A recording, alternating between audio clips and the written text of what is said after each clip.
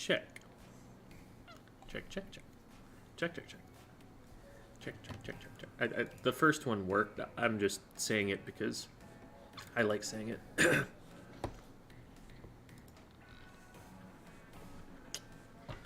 Hello there, Devi Doovie. Devi _ Doovie. Hi. And Pick Pig. And Twee Basilisk, who was actually third, not second. And J.R. Hyde. And Leaf Puff. And, yeah. You got it right. And Woomy Quackity. And, oh my god, the names are going by too fast. And, Benny and Ben Lancaster? I can't tell if that's an L or an I because of the font that's on this site, but... And hello, Hydro Airplane 7, and Gracie, and Ubuntu, and Dragonstar, and Atlas, and Control-Alt to Frost, and Whistlewind Wolf, and Lumino Life, and Weege, and Skogvetter, and Senior Knee, and Rob... Excuse me, Robin Butterfly, I had a piece of rice in my throat, and hello. And Ryan Crafter, hello, and Ram Zabu YouTube, and iMiso, and Eli, and Superstar ZX, it's an L, okay, just Ben, we'll go with that, and Folly F12, and Cheeto MD, I like that, and Mint Zero, and Capfee, hello, and Magnanimous Milk, and Chiluna, listen to your stream in my last hour of work on Tuesdays become a role of, aw, thank you, I'm glad you're enjoying it. And hello, PG7, and JR Hyde, and Brad X, or Braid X. Why don't you play Blaster anymore? I stopped playing V-Blaster because it wasn't slotting into comps very well. Every time I ran it, it was forcing someone else on my team to play differently around it so that they could make it work, which I didn't like doing that to my teammates too much. And hello, Algebraic Pizza. Just got enough points to do a rank up. Content is a big part of what helped me. Ah, thank you. I'm glad you're enjoying it. And hello, NA, and Nastio, and Yippity, and Dragonstar 912. And, wow, that's a long time to not be able to play Salmon Run for. I'm sorry to hear that, Whistlewind Wolf. And hello, Angel, and Dimitri, and Nah. You're playing in a joinable pool. I will not be doing that because there are hundreds of people who would like to play. And... we only have room for 4, so we tend to have to be selective about that sort of thing. I used to do private battle days where we'd like have a really strict rotation of getting people in and out and trying to accommodate as many people as we could, and it just felt kind of forced. Like, for me, right, I think about, like, you go to, like, an amusement park, right? And you wait in line for 2 hours, and then you get to ride a 45-second ride, and then you go and do it again. Like, that never made any sense to me, and that felt like what this was. It felt like I'm giving people 2 games, and then that's it. That's all they get. It doesn't have the same vibe as when it's a small stream, and people can just jump in and out and, like, already have a spot ready to go. So, that's why that is the way it is. And hello, Ghostfly. Is opening Gambit on dually class weapons a new possibility for team comps? I am still not convinced about opening Gambit. Maybe people start running it and changing my mind, but it is a Gambit, I think. A gimmick, something that's you can definitely look at and play around if it's not like solo queue or something and people are actually looking for stuff like that. And hello, Femi. And hello, Ducky, and Smidge, and Atlas. Might have said Atlas already, sorry about that. And Neko the Cat, hello. And hello, Peepat Attack, and Phoenix, and Mr. Anonymous the Goat. Thoughts on Stamper? Still a very solid weapon, got nerfed a little bit, so we'll probably see less of it. But, and hello, Reedwallen as well. Convince your team to enter paddling pool? Let's go. Nice, nice. Glad you guys are enjoying it. Oh. Food. Okay. I'm going to go and grab our VOD reviewee for today. I say one, there might be a second, but Neo has not responded. since I gave them the reminder and asked for footage to look at yesterday. So my hopes aren't super high, but we definitely do have ManMan here. They have shown up both in the chat and, well, I mean, they're here in the waiting room too. Hello, ManMan. You are now live in front of some number of people. Would you prefer that I use the tag ManMan or Bren or Brenvilles or whatever? You can call me whatever. I'm not picky. Bren is probably easier to say. And all right, whatever. Got it. Thanks, whatever. So we're gonna no. We're gonna get started with our Anarchy Open here. Devi, there would be a need for an extra. And hey, Femi, if you're down to play video games, you're down to come and play the squid thing, the game of squids. It would be lovely and helpful. And we meet again. Congrats on the team again. All right. I'm blowing off a scrim to be here. Oh my gosh. Great start to being on a team. Oh, that's a great thing to tell your teacher. No, I get it. Oh, shoot. Wait, the cats are not big enough to cover it all the way. Hold on. We can fix this. Okay. So here's what we're going to do. Big kitty. My switch on. Oh. Large kitty cat. Oh, it's Baby Dash. My controller is dead. Everyone appreciate Dash. This is one of the 2 cats at home, and if Jem like scoots it over to the right a little more, you will see cat number 2.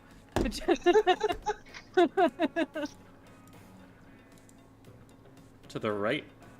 Yeah. This is the edge of the picture. Well, Pearl should be in the bottom corner. Oh. There. There is other cat.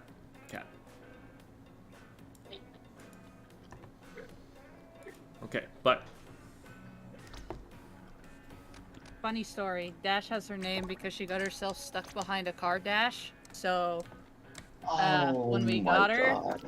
So, it took 3 hours to get her out in one of my dad's friend's shops. So, that is why she is named Dash. Oh my...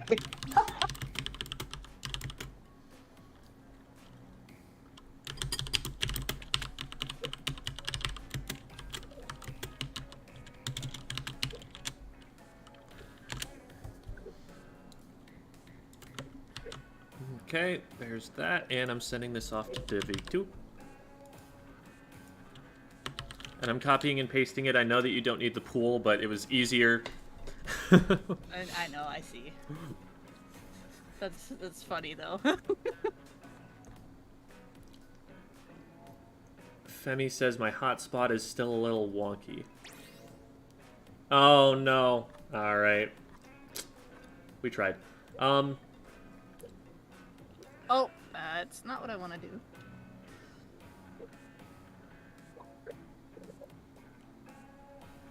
We may just go and play with 3 for now. Okay. I'm about to sneeze. Cucumbers. Why cucumbers? It's just something like throughout my grade school days, whenever someone had to sneeze, someone would yell cucumbers and they would sneeze.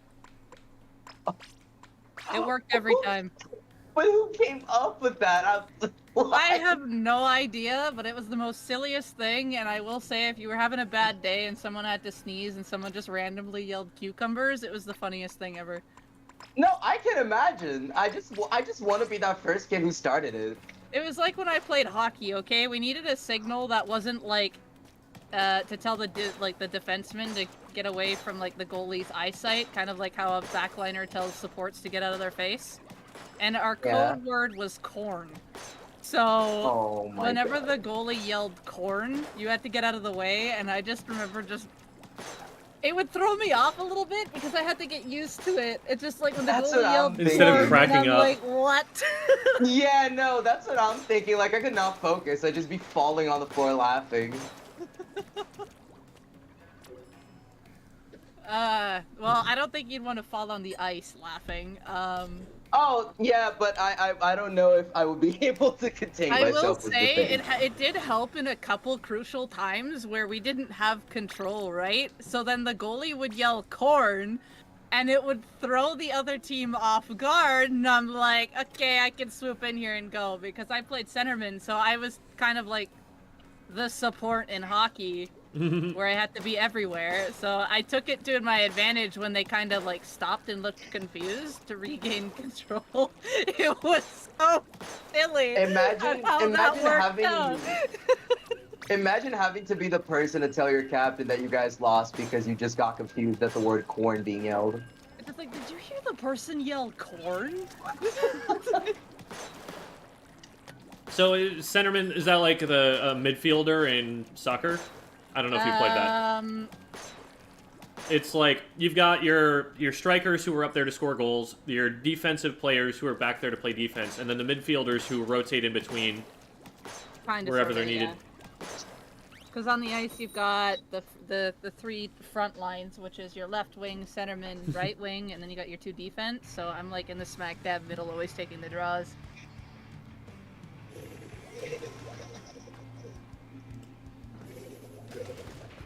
Glad to hear it, 3. I mean, I didn't put a cent towards that. Like, that was all y'all. I just gave you an opportunity.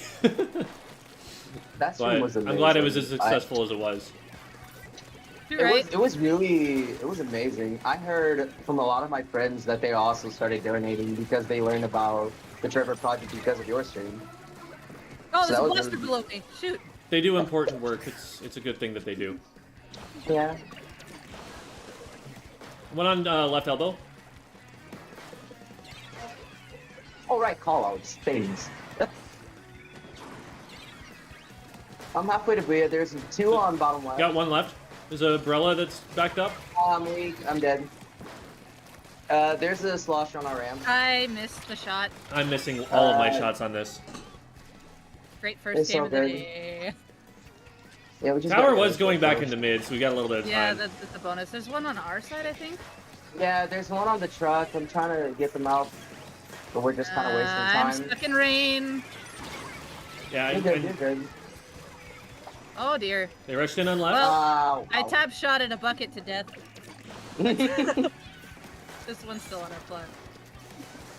Yeah, I'm gonna try really quick to get a plane here from the Bria. Rushing tower. Got one. I'm down. I got one. Ah, but the the Brella's Brella still there. shield. Man, I'm surprised my shot didn't take the shield out with the player. Brella is like really inconsistent, and either that means that your shield just tanks like 18,000 damage in one shot, I even or it have just object doesn't do shredder. anything. That's the funny part. That's the... Yeah, no, you probably dealt like like 10k damage to that, and it just didn't do anything. It literally needed like a single shot, and I think the shield would have went down. Yeah, and it just didn't because Brella be like that.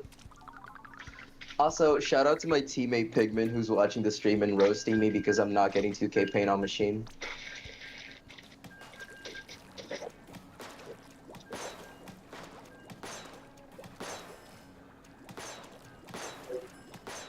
High 4? Alright, Pigman.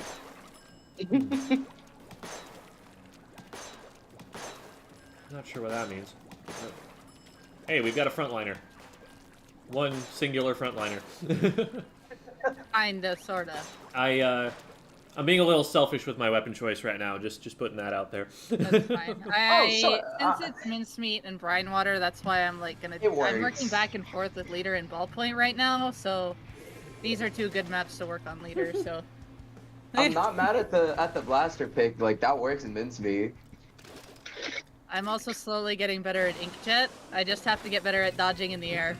I wanna see you keep going on the splash journey. Cause that was hilarious to me. Why?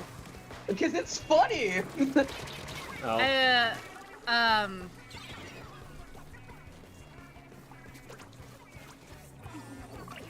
I don't. Yeah, I'm gonna try to push, but I might die. If they drop here, I'm kind of dead. And I'm dead anyway. There's a zipcaster gonna come behind me. Oh, someone Yeah, got they're that dead. one. I'm halfway to Booyah. There's one in middle. Be careful, Debbie. There's a zip I going to you. am going away. The zip is on me. I got him. Clearing tower. I got another one. Jetting into their spawn. Their leader's where the clam spawned their goal ramp. is. I think they went a Nice. little further. Zipcaster I'm down the again. leader. They're weak. Zips They're on still me. there. They're still there charging. I'm gonna back off and Booyah this. If you might be able to cancel the jump in mid somewhere. If it's I on got- the I right, got I don't one. know where it was. Good. there's Stamper sponge. is weak. There's Nice. still the Stamper on Ram. Yeah, They're Stamper's behind. coming They're left. on the left. They're on Yeah, the yeah. left. Ooh. Got him. Nice. Where was that bomb? What? On towers. No. Nice. Oh, I'm gonna move up with this. Nice. I got another one. All right, There's just one on the Stamper. Stamper weak. Nice. Nice. And now we just sit here. I'm just here. Yeah. Oh, I got one. Bomb. Get on, Ooh, please. Thank you. I'm right here. I was like, there's a bomb. That's why I said bomb. So I dropped for a second, waited for it to explode. Because if I went to the right, there was also a Stamper shot that way, and I was weak to it. And I'm like, yeah, I have to drop. So. I had anyone to else space having- accordingly. Was anyone else having similar trouble to Whistlewind Wolf with Salmon Run? They say they've been queuing for 40 minutes and have not found a match. Straight up or what- like repeated queuing? What level? Yeah, just they've been trying repeatedly for 40 minutes and have not gotten a game. I have never had that. Lucas If it asks, takes what longer than a minute. Lucas asks, what is the role of Rapid Deco? How should I use it? This is a skirmisher. It's a particular kind of skirmisher. The idea is that you hit people from where they can't hit you. And yeah, you're not going to do that much damage right away, but what you will do is threaten them enough that they have to react to it. They have to move, they have to respond or something. And you're at a long enough range that it's hard for them to just like get on top of you if you play your positioning right. So you make yourself annoying enough that they can't just do whatever it is they want, and something has to deal with you before they can move. And then when they try to deal with you, you know, they reveal themselves, they set themselves up well for your team to do stuff in response. Good follow-up with chip damage. Angle shooter buff is really good. Good follow-up with chip damage, and there's basically no angle that this weapon can't hit you from. Because it's got... Every aspect of its kit is able to hit around walls and stuff.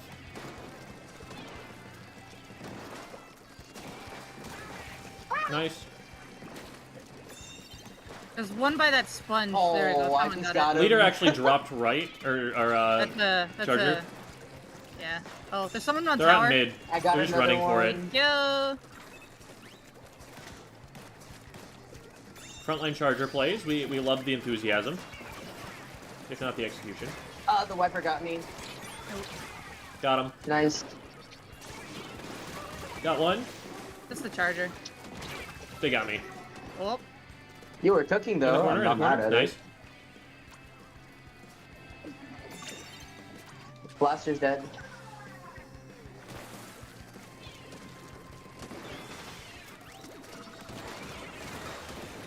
I got one. two more on the top. Two more on the top. Oh, there's someone on tower. That's a hammer. I got the stamp.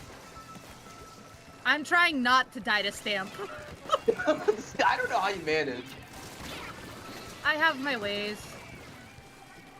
All right, we're three down. Okay, Okay. your ways don't extend that Stay alive, stay alive. Let's just unfortunately. say I had two other teammates around me, but they also died, so it didn't exactly go Yeah. very well. Oh, this sounds like a great time for me to back off and just get booty. That's a vacuum. Yeah. Jetting out. There's this wiper on the right. They They're dropped not there anymore.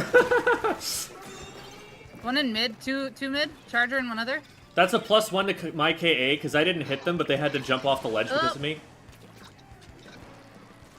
I got the charger off the tower. Nice.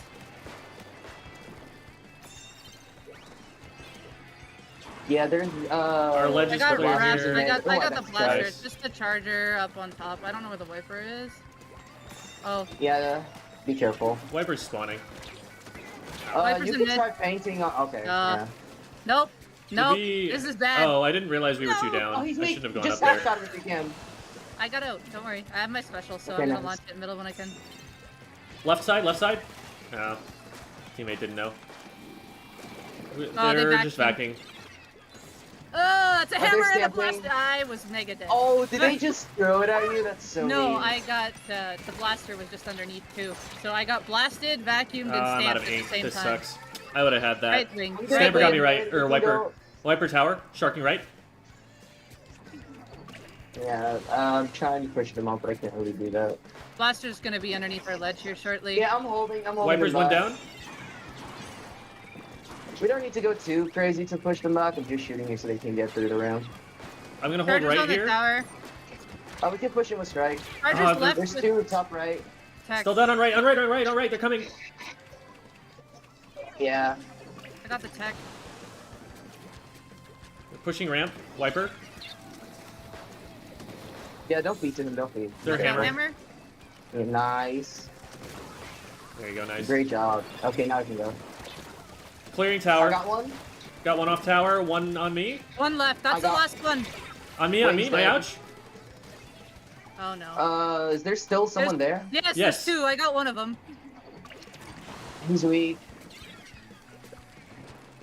Careful Blaster's out there, still it's on just the you. right. I'm dead here. Yeah. The T-Tech Blaster's- is still top Blaster right. and They're, Viper- they're all we- top right. You have to clear out the right corner from the three. Our teammate is going in alone. I'm Got one. gonna try to go in with them. Wiper There's one pushing on the me. ramp. I Traded got them. it. Nice. he's One dead. more right. One more right. Sharking. Two more actually. Two on right. There's the charger, yeah. Oh, they got me. I couldn't drop. They're That's vacuuming. a really early vac. It is an early vac. Remember, they have to get to 4, so just let the vacuum waste itself. Yeah, I'm literally just gonna wait until the tower's past me and then drop in behind it. Okay, going. Tower's clear. One on right. Two on right. I That's died. one There we down. go. Blaster weak. Nice. Nice. Last one is on tower. Nice. There you Beautiful. go. They're gonna probably drop right, at least one. Yeah. I'm here. I'm just gonna. I'm I'm watching just it. gonna get through Got here me, if I too. can. I didn't see the charger come back yet. Mistimed. Charger's Okay, watching me there's- right. One gonna drop right, and one's still up where the charger was. I'm just gonna stay Charger back down. to that Bria here. Yeah, just get on tower. They're not even gonna push it too much. Yeah. Yeah, we're good.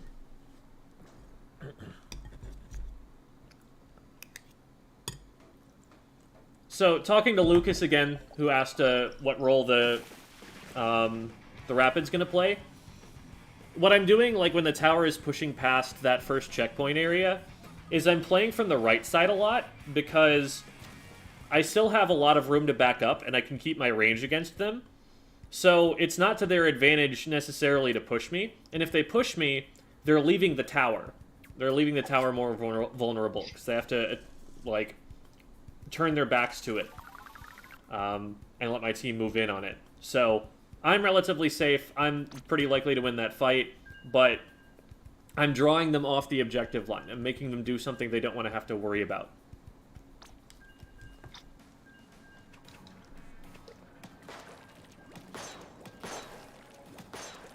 It's also really good for poking over the top of ledges and, like, making it so that backliners can't just attack your team, because you have really good range and the ability to hop over ledges to do that. You saw I was harassing the charger at the end.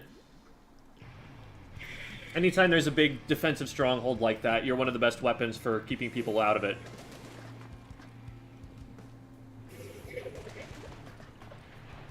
Oh my god, that's double roller. Cool. Just gonna be a paint bot and they can't do anything.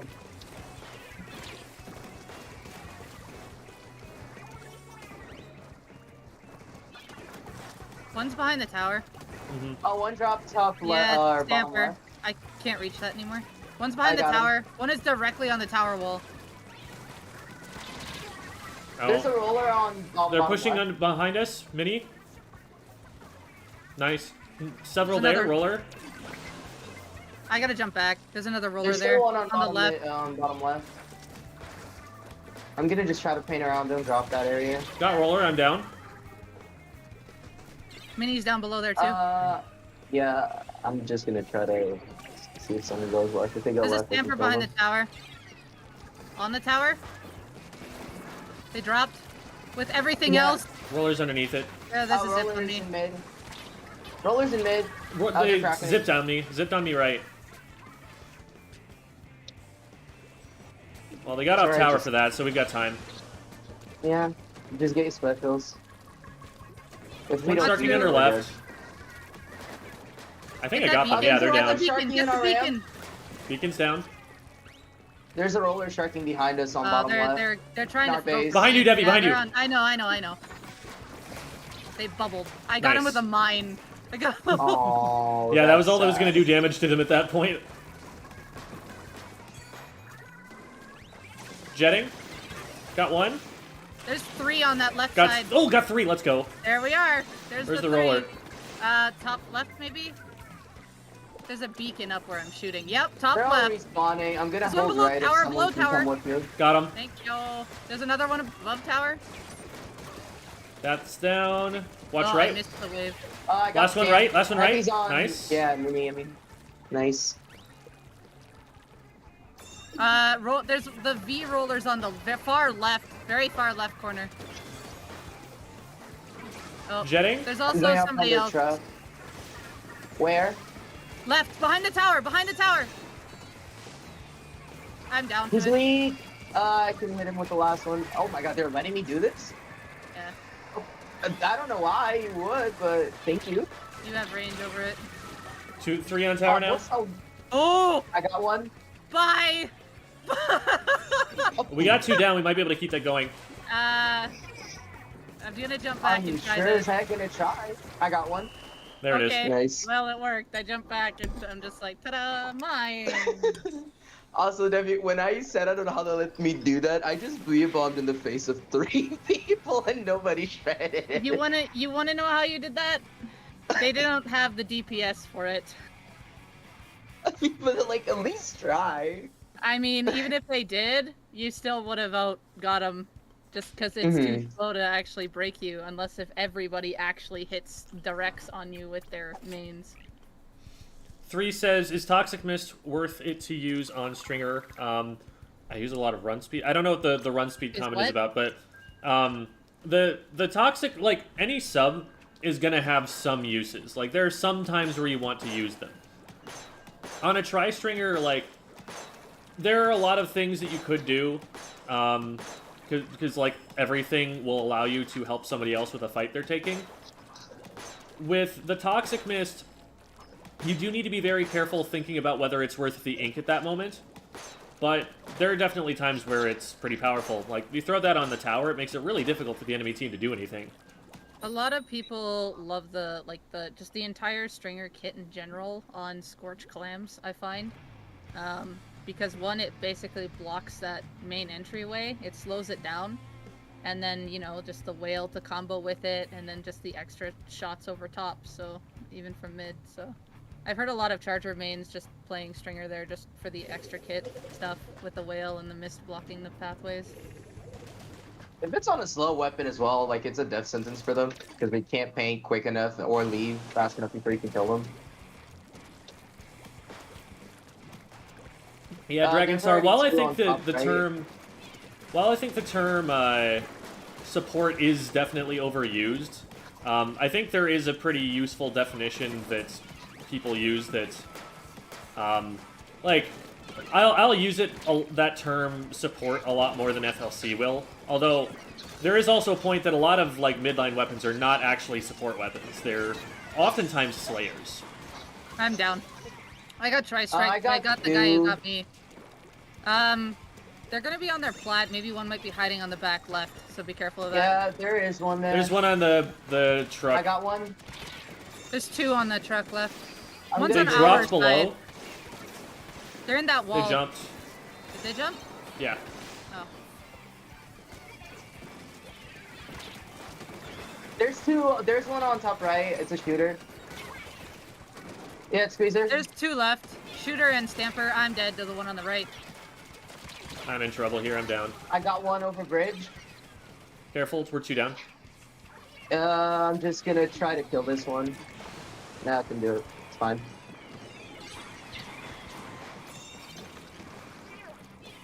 They use Zuka. Charging Yeah, they're jet. Zuka's Oh, over. they got me. It was not Just over. Oh, wasn't? Okay. No, they had one more shot. There's a Stamper in our There's plot. Be one in- careful, Jen. Be careful. They're There's one zipping, behind yeah. you. They're weak. They're weak. Just shoot them once. Nice. I got the tri-striker. Nice. We can go in. Jetting Another tower. one. Charger got me in return. There's still Tower's one on our down, ranch. last one behind there's- tower. Yeah. On tower. I got squeezed. They're down. Paint up. There's one on top right. One back Stamper's right. in mid. I'm gonna back up in Booyah. One on top I'm gonna left. Booyah left. I'm gonna Booyah top left. They're gonna get me out with strikes. The one out with strikes is on the top left. Stamper is on right. Oh, I got him. Nice. Leader's watching on the top right there. Careful, Yeah, Bren. they're trying to shoot me. I'm just gonna not stay there.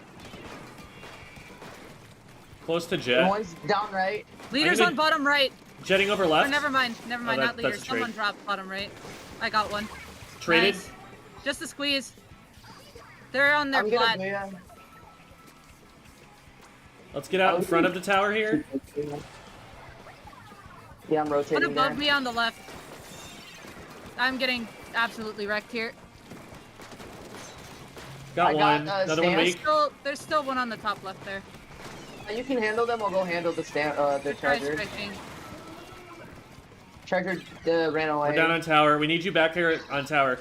In I'm front of I'm gonna jump out. I don't have any ink. They're after me. the place we need you to be covering there, Bren, is actually the left-hand side. That's where they're going to attack the tower from. In front of the tower is for, like, after the checkpoint. I was a little bit unclear with when I said in front. Oh, that's a bomb. I'm dead. Oh, I just went after the charger because I saw there were 3 people on handling the left side. Yeah, the charger wasn't. Well, their prepared for entire most of team the was time. handling the left side, so we still needed that. Yeah, Oh that's boy, fair. this is a bad place for me to be. I can't get the one on tower. They backed up. Where should I throw this? Oh, they're suping me. I might be dead. No, I live. Bottom right is where one was. There's the second one, and the leader's on the right. There's gonna be 3 on the right, 1 left. T-Tech's the one on the left. Everybody else is right. Yeah, leader's right. Let's try and play off left. One around the corner left. Trying to see. Yeah, there's one on top right. It's Stamper. I'm gonna try to be under the ledge. How are they not down? Oh boy. Yeah. We're I'm 2 gonna down, we're 2 hold here down. because I have Bria. Oh, there's one on top. Bomb I'm left. gonna die. Yep. If I Watch can left get elbow, Bria- someone's over there. It's the squeezer. Okay, they're not there anymore. They backed up. They're zip casting on our plot. Yep, they are. Don't focus on them too much. I got him already. Nice. Squeezer still left. Zuka's has 2 shots. There's still. one in our One ramp. more. Oh, that's gonna get me. Sweet. Oh, that's T-Tech. It's just the leader on tower. There's squeezer there. I can try to get. Don't go in, don't go in, don't go in. That's fine. Oh no. Yeah. I stayed behind that little block to try to get them, but they just threw a like burst bomb at me or whatever. I think it was just a regular bomb. Yeah, there were 2 there. Would have been better to wait for it to come up behind the cover a little the bit. the squeezer was sharking in the ink in the tower. I didn't see that. They threw a wall and they splatted me already. Yeah.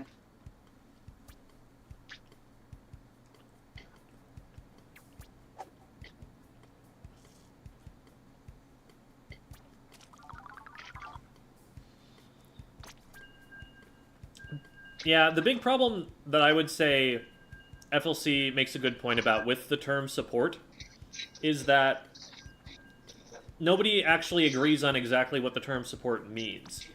The way that he puts it is that the way that most people mean the word support could be charitably interpreted as pretending to be useful. That's his colorful way of putting it, but there's a very valid point there that when one person says support, that doesn't immediately transfer to somebody else what you're actually doing. It's not a specific enough term.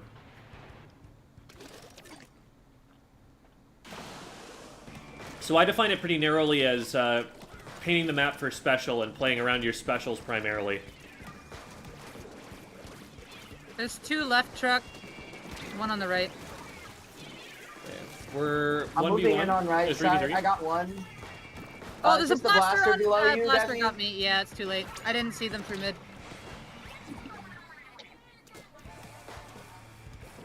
Please don't rush in, teammate. No, he did.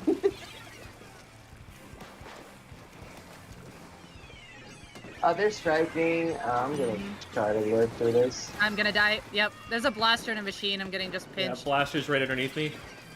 I'm just gonna jump up and they're gonna start rushing, and I need to stay alive for Booyah. Blaster's left. I've got jet ready, but I need to play safe right now. Okay, I have Booyah. I can use it here. Jetting. Got one. I got their Booyah traded. The machine. Another one tower, another one tower. They're so weak. Got him. There's a Nice. jump to Good tower. jump. Got him. Nice one. Keep an eye on our right. I don't know if anyone's lurking over here. There's, I'm just gonna they're paint over there. backside of right truck. They're not on our side. Okay, I didn't know it was just our color. Yeah, there is Oh, one there on is the someone right. back there. I thought they There's a were machine backed in up. Maybe mid. it was somebody else who backed up. There's a blaster on top right. Got the machine. There's another one top right. There's a jump on top right. They're moving to the top There's left. 2 left. There's one below the ledge here. Whatever this one below the ledge is, if it's a blaster, I can't push it. I'm down Oh, on no, left it's a shooter. truck. It's a shooter. Two there, two there. Yeah, I backed them up. Our Oh, friend this is might down. be bad for Back us. I go. Yeah. There's one below our ledge in mid. Be careful. I don't know who it is. I'm They've gonna got a bait them. bubble. I'm just trying to shred it. I'm gonna throw it after the ink strike is done. Alright, you can go in, you can go in. Got one in mid. There's another one Roller's backed up weak. in mid. Nice. I got one. I'm down to blaster. They're in mid. I can't see them. I jump in. They backed up. They're sharking. I got one. It's not the blaster. They're still Oh, there. It's, just, I it's still the didn't see the blaster in bomb. mid. I can't push that. They backed up all the way back to like the second Yeah. checkpoint. I'm trying to clear the Don't go left in. truck. Don't go in. Roller in front yeah, of I you. got pinched.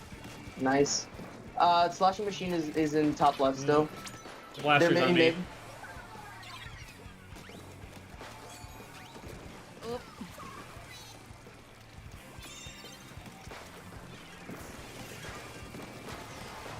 Oh, They're booyahing. Oh, we could have shut it. Never mind.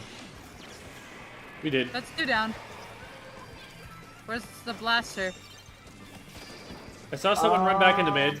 Someone's all the. Oh, the blaster's way back on their plot. We can push, yeah. I'm gonna hold this. I'm gonna throw it on left, top One's left. going right, and there's 3 left. Yeah.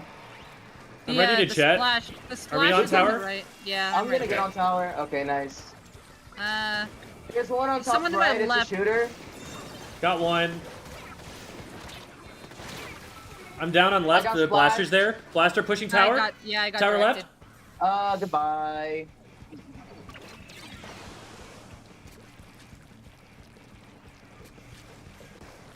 I'm gonna try to hold, but Two on left. there's one on top left on truck. One's behind the tower with I got bubble. one. Roller's Nice. behind the tower with bubble. I'm gonna booyah him. Yeah, booyah the bubble. They bubbled on tower. I did it. I'm gonna try to hold under the ledge. There's a jump there. I'm trying to hold the right side ramp. We need the left side cleared. Jetting left. 3 on the right behind the block. I know There's they 3 dropped on the right. Oh dear, I dropped.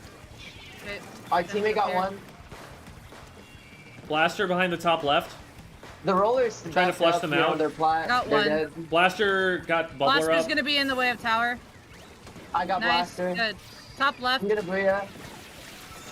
Tower. I got Down. him. Gem, go forward. I got one. There's The a roller blaster got there. me. Blaster, Get the blaster. Got one. Please, teammates, no. Okay, hit stop. We need more DPS, so I'm gonna go back to my Hydra. And I'm gonna go to Neo Splash. Oh, well then, I almost don't even need to change, but I'm gonna change anyway. I'm gonna change so I can be aggro and also get more paint. I don't even think I hit a shot that match, not even gonna lie. I actually had, no, I canceled the Booyah Bomb drop. That's what I did. I did hit something, but otherwise I just missed the drops. Hey, actually playing well? Insane. Yeah, no, that was rough with the blaster camps if we didn't keep an eye on it and just like, oh, wait, what? I got so sad at the end. I got like 3 people and then I just hear the blaster direct and I'm dead.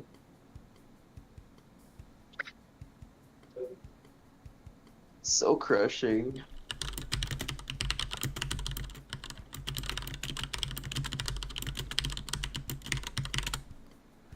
All right, we have our 4th here. Hey! So it was a good time for us to stop anyway. Oh, cool. Who do we have? Neo. They go by Neo or Alex Rod. All One of the right, two. cool. We'll see what they prefer to be called.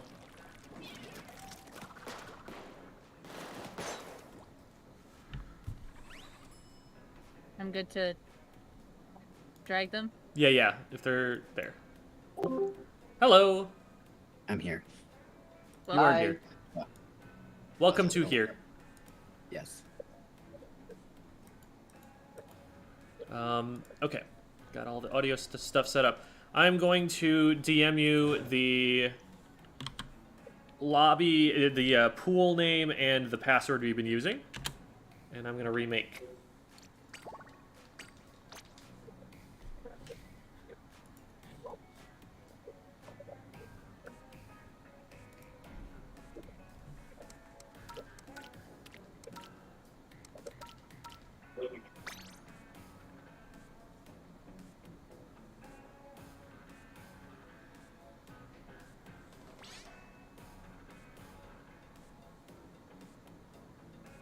Same password, right? Yep. Okay, cool. So let me know when you are in the pool. Should I call you Neo? Yes, Neo.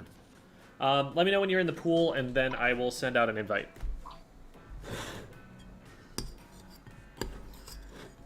I don't know if I should play my more utility build or if I do the aggro one. I'm just gonna do utility because these maps are so tiny. I can just spam bombs everywhere. Lol. Okay, I'm in the So goofy.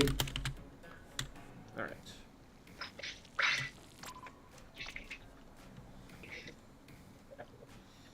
All right.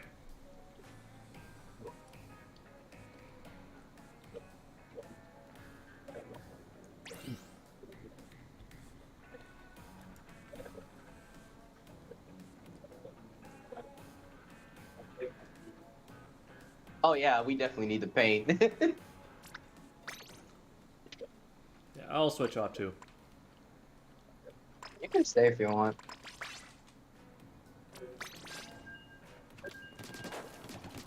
Okay, yeah, we should be good.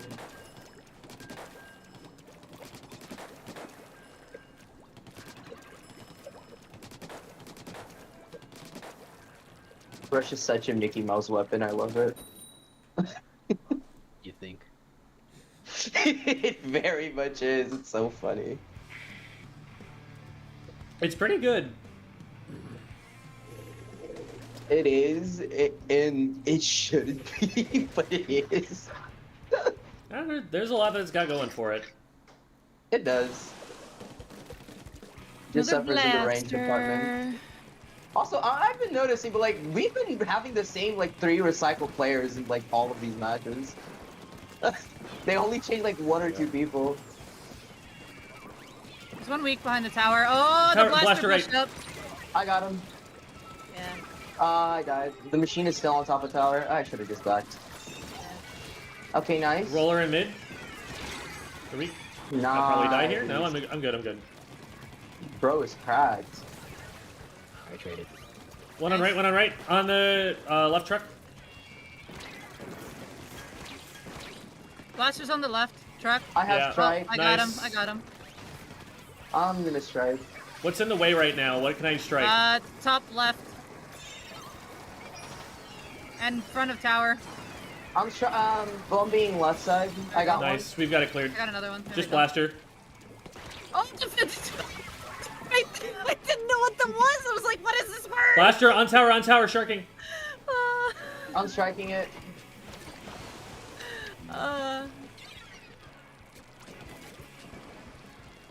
Still truck, blaster.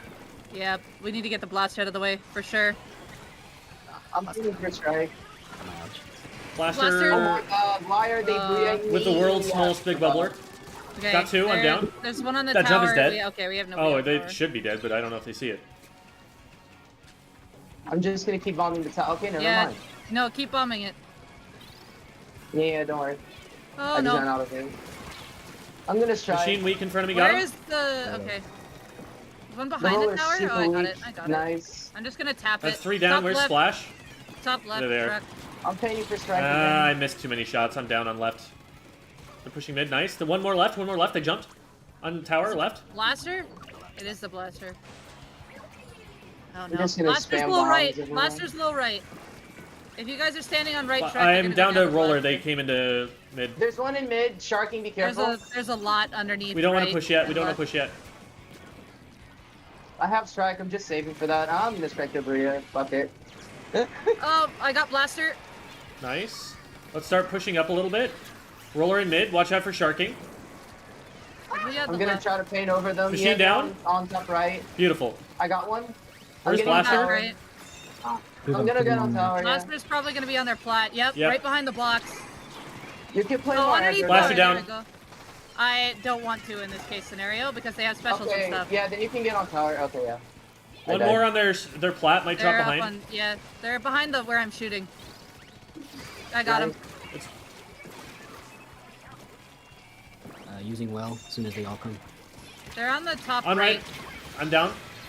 There's one on left. I'm trying Nice to keep check. them back with bombs. One drop. We might need to get off for a sec because nobody's Yeah, in front. move. Blaster. Behind. Left truck. Oh, I see it. I'm gonna try to strike for you, Desi. Just back up Oh, if you can. I can't see. Yeah. Well, they were still there. I couldn't get out because my feet were painted. Blaster got me left. They're pushing over the truck. I got blaster. I got two. 2v2. They're I'm just jumping gonna the keep tower. bombing the. Yeah, I'm shooting the bubble. Roller's Bubble's one. over. Roller's one. Probably healed. I got him. There we go. Blaster in middle. Got him. Top left truck. Painting ahead. Watch right. That's the T-Tech. Got him. Machine on the They're right now. striking. Machine on the right Machine now. down. There we go. That's right, got me. Oh, blaster on the low right. Under the tower. I got him. There we go. I'm not near tower right now. Roller is on top right I'm gonna snipe. try- Not for long. I got him. Machine weak. Top left machine.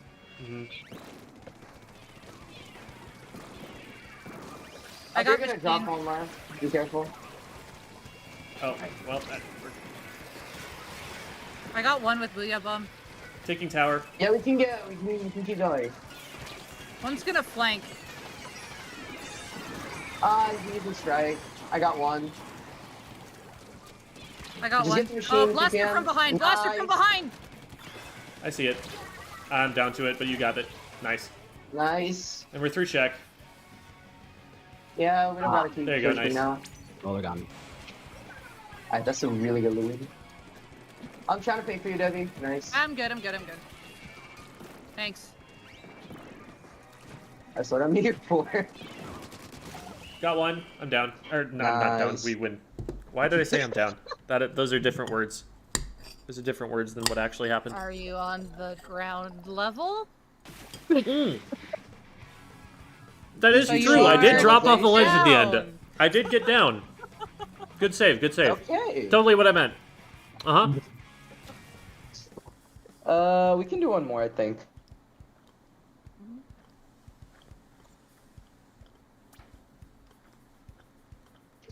I'm not good at callouts. All good. They are difficult.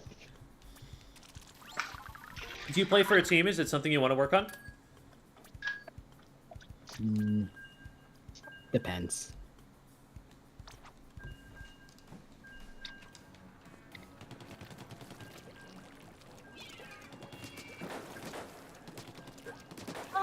Oh, the splash that was playing with us before we got Neo,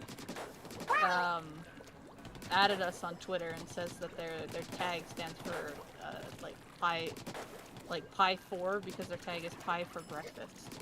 So they said- Oh, that's cool. They couldn't fit breakfast in there? Breakfast is BRKFAST? really long. They probably That- could no, have, that- but that- anywho. I don't think that would have fit. No, The name it is very would. limiting. Pi 4 and then BRKFAST. Oh, I thought That's you meant the 9. full word. Either way, we found our rando.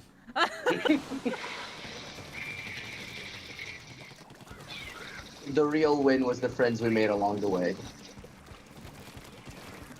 I'm halfway to strike. We're one down, careful. Yeah. I have strike. I'm gonna strike mid. Stamper's one on me. No. Got one? Oh, sorry. There's someone on the left. Charger's looking at me. Yeah, they got me. You might be dead. That's fine. Got Stamper. That's what he called. You're alone. You're alone. Didn't realize there was a Just live. bucket Yeah. there, too. You had strikes there. They're striking. Don't be too close to me, Bren.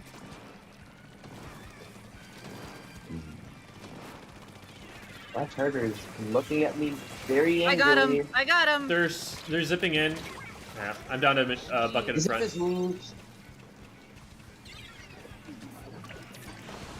Got Jed, but The Stamper and Bucket are together. One on the right side, one bottom I'm left. striking. They got Tacticooler. There's only one on right. The others are separated.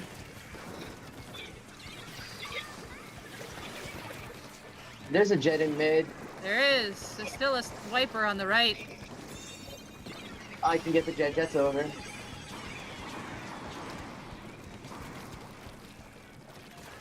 Let's get this right corner cleared out before we try pushing into mid like that. There's a Stamper on me. They got me. Drop. The focus on the drop on the right corner. That's where they jumped.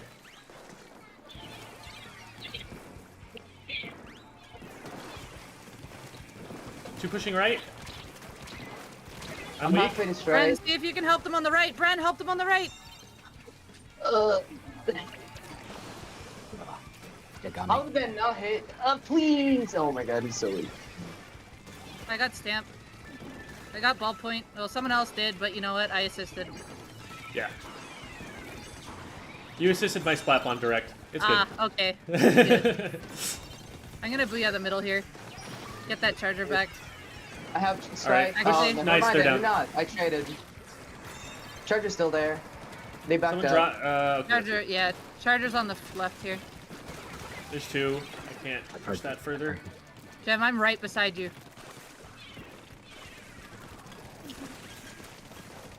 I got one. I died to the bucket though. Got the one. Da. Got you. Oh wait, I don't I'm have ink gonna get on yet. That was a tower. bad place to strike from. Brent, I'm gonna jump to you and you go, oh No, you're fine, you're fine. I made them Okay. back up with strike. Nope, the charger's there. Okay. Nice. Whew. I'm glad that missed. And I've used that. I shouldn't have used my well. Okay, Ballpoint is up on the ramp. Charger's gonna be there as well. Tries down. I'm half to Striking. booyah. Bren, take tower from me in 2 seconds. Yeah. There's one on me. Yeah, Stamper. I backed it up. It's by. Oh, Charger dropped right. Flanking Charger. Stamper I couldn't down. pay my Oh, it's feet just me. because the pole was in Not the way. gonna That's so lie. sad. Bravo, Charger, to adjusting where the ballpoint was. That was actually a pretty solid play by the Charger. I don't think they know. No, they don't. There's one on our They do plat now. already. Well, I'm with you. I'm gonna just try to paint first strike. I'm with you, Neo. Pushing the charger. Nice, they're down. Nice.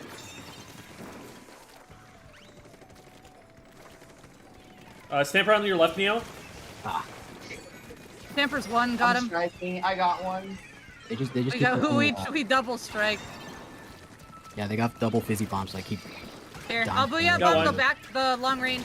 Charger weak. Oh, I didn't get him. They dropped I'm right. going back to pink for strike. I'm Oh, just Charger dropped jamming far right. bombs on the Charger's gonna side. flank again. They're trying. Stamper on the left. Watch You don't need to watch fight that, this Bren. You jump can in. come and help us with tower instead. I'm just making them waste time. Yeah, they went back to our base. I'm not going further than that. Stamper's on the right here. Is the charger trying to spawn campus? What is that wall? I don't understand don't it either. know. I just left them. The Charger's pulling a me. But in a They're more striking. odd fashion. I'm halfway to strike again. Stamper. Yeah, Stamper's I in got the their right charger. corner. Nice. Good. He's hiding there. He's hiding there. Oh, I got strike. I'm coming Oh. back. Bucket. Oh dear. Zip That's is Stamper. down. Cool. One I'm jumping just the staying left. alive. Oh, Charger on the left. They're weak. Nice. I hit him Jared. twice. Oh my god. Okay, got him. No. I'm down to Jet on left. They not have tower. They don't have tower. Yeah, no. We have Just insurance. We Bro, it's always so funny when I just run in at the last 3 seconds and they look at me instead of the tower that they need to be on. People in solo queue sometimes can have such tunnel vision. Like if you just shoot at somebody when you're in the perfect spot to kill them, they'll still run into you. It's like you're taunting them. Yeah. I punish people by doing that a good amount of times. Yeah. Yes, punk rock squid. I was displaying the difference between cover and concealment. See, concealment is still effective. It's just less effective than cover. I love how you can tell that I am literally just a paint bot. Ah, yes. Almost 2K. I picked this build up from Landon because, bro, he will consistently get 3,000 paint. It's insane. Yeah, that's pretty good. I've been actually averaging usually 1,000 paint on with the amount of booyahs I can get as long as I can stay alive. So. With machine Ari, gun, Just it's 10, like but we're good. Ari, concealment 1,000, is something that 500. blocks their vision of you. Cover is something that blocks their shots. And no, I'm not taking this from any text son on games or anything. This is actual firearms stuff. Anyway, so I've got Alex Rod's replay code. Do I have one for ManMan? you don't because I saved them like 20 minutes before I started. Okay, I can send them to you when you need them.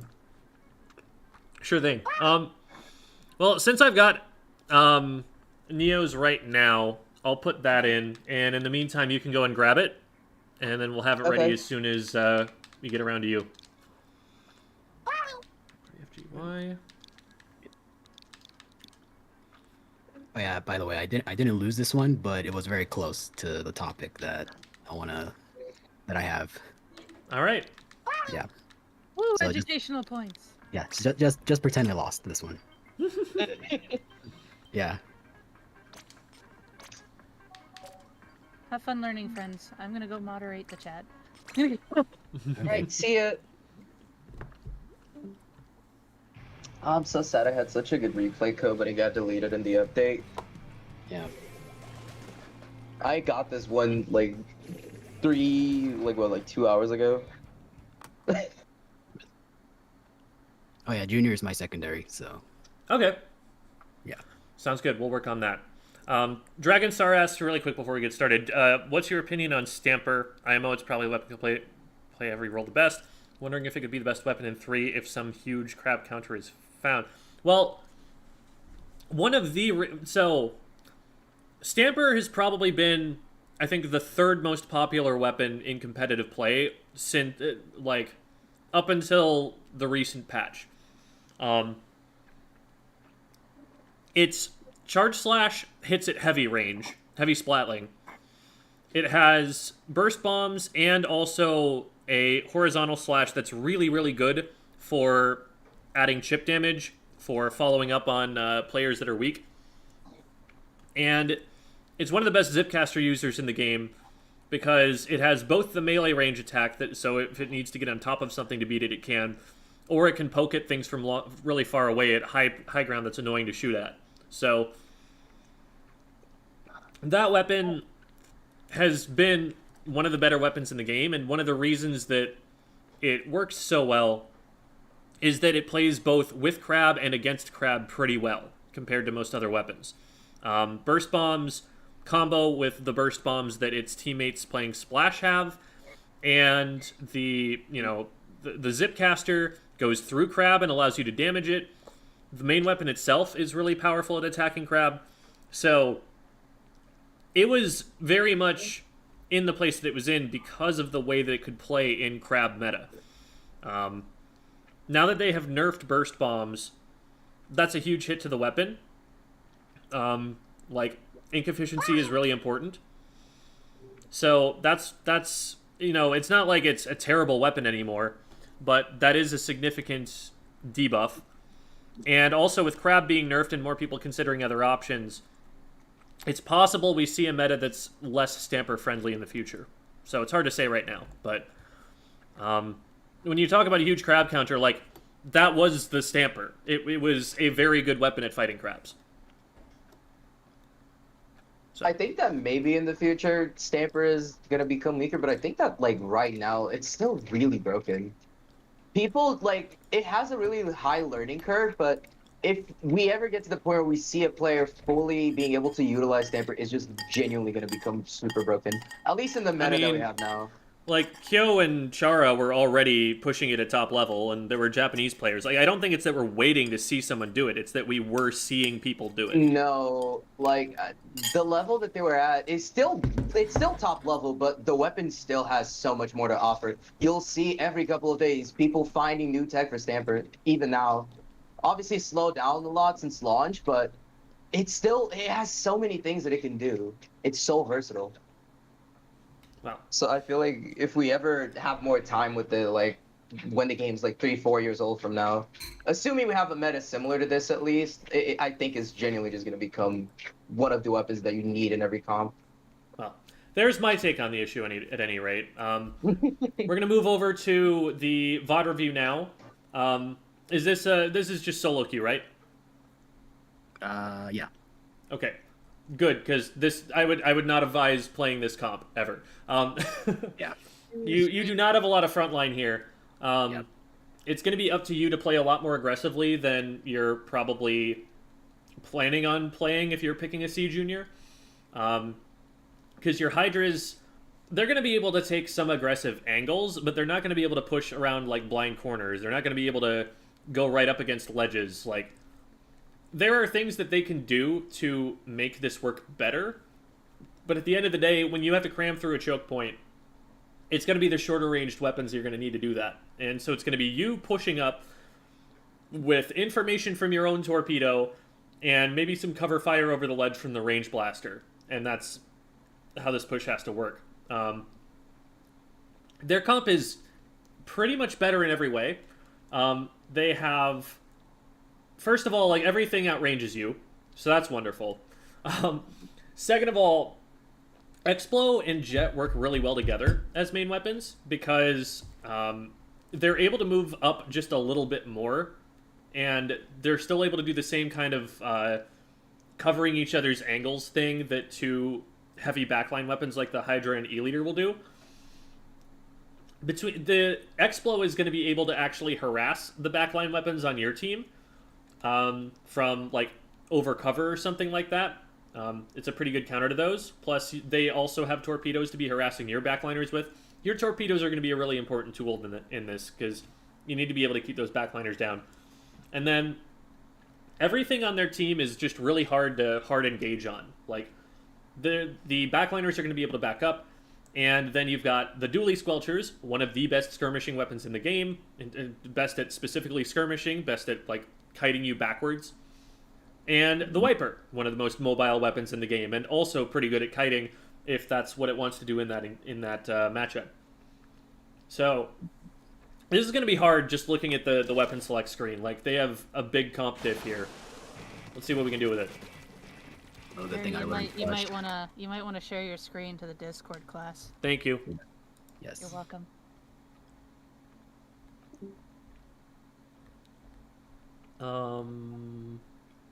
OBS, hello?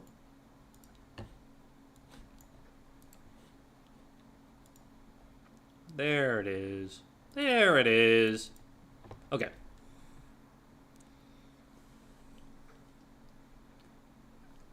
Yeah, it's a good thing I learned brush, because that's my main weapon.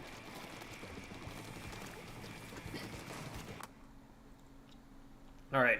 One thing I'm concerned about here, we're making a pretty aggressive play, just like diving straight into mid.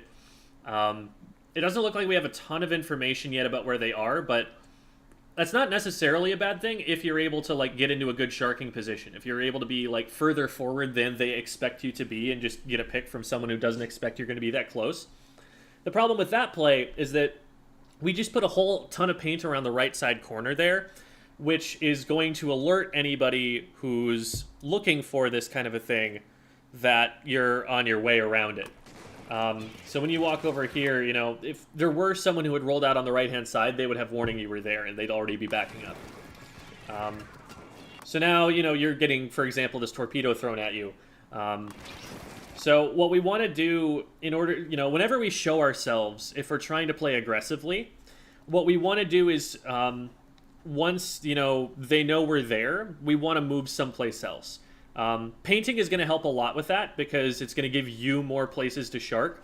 And the more you paint, the more your blaster can also work around and shark and stuff. So I would recommend getting yourself a little bit more paint on the back side here once you see there's no like immediate sharking play you can make on the right. Get yourself a little bit of territory to work with and throw some torpedoes and try and spot people out, and then go for more sharking plays once your position has been more obscured. Paint, but then shark. And if you do that, then they won't know exactly where you are, even though they saw you painting earlier.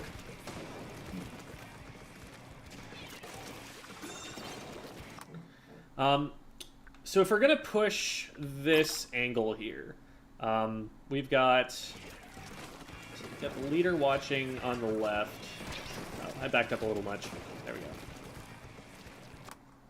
So if we're going to push this angle here, we throw a torpedo, but that's the only source of damage that we can add currently.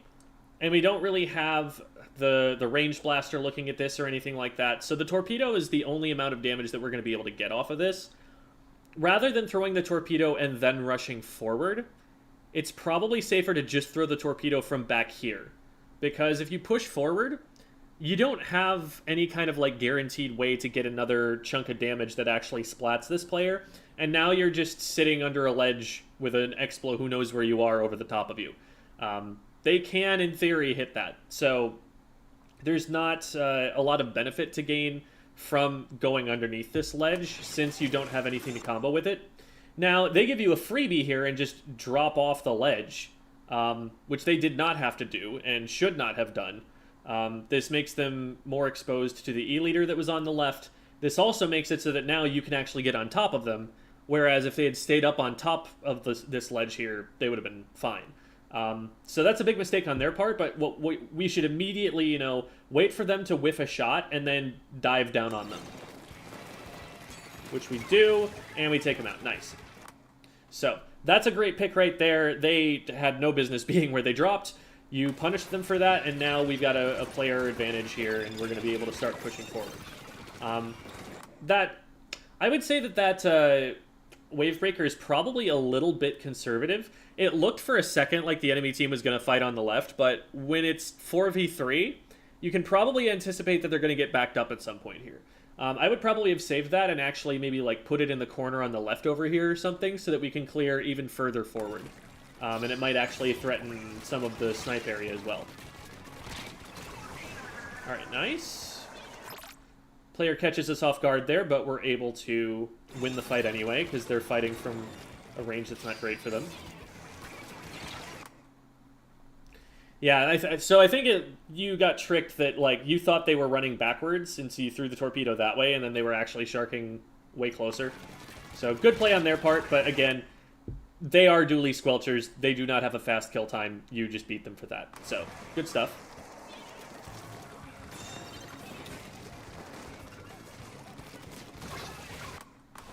So, a little bit of trigger discipline stuff there. Man, why is it everything coming back to gun safety? I don't even fire guns or anything like that. I've just picked these things up from like YouTube videos. Anyway, this is also a Valorant term, and you know other shooters call it this too. But so right here, first of all, we jump before we've actually got the wall painted, and they're like, oh wait, we've got to paint this, and then we paint it. So the process there, you know, just making sure that that's a little bit smoother, that'll come with time. But here, you drop on this player before you have your aim on them. Like, we can see that right up until you're actually dropping off the ledge, you don't actually have your aim set. Take that time that they don't know where you are to get your aim set first, and then drop off once you know your shots are actually going to hit. Because what happens here is you start aiming at where they used to be, but they've already moved. And so if you sit there and wait a second and figure out where they're going, you'll be able to predict where they're about to be and actually paint in front of them and have a better chance of like leading your shots and hitting these. So they ended up getting splatted anyway, but you gave them more warning than you had to on this fight, and if they hadn't been distracted by your teammate, there was potentially a way for them to escape this and have a better fight.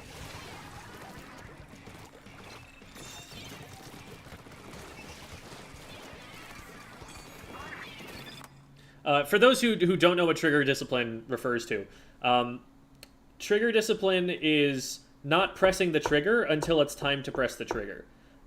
So in this case, that's making sure your aim is on first and then firing, because if you fire too early, then the opponent is going to know where you are. They're going to like get alerted that you're actually doing something right now. And if that shot hits, then, you know, you're still shooting them as fast as you possibly can.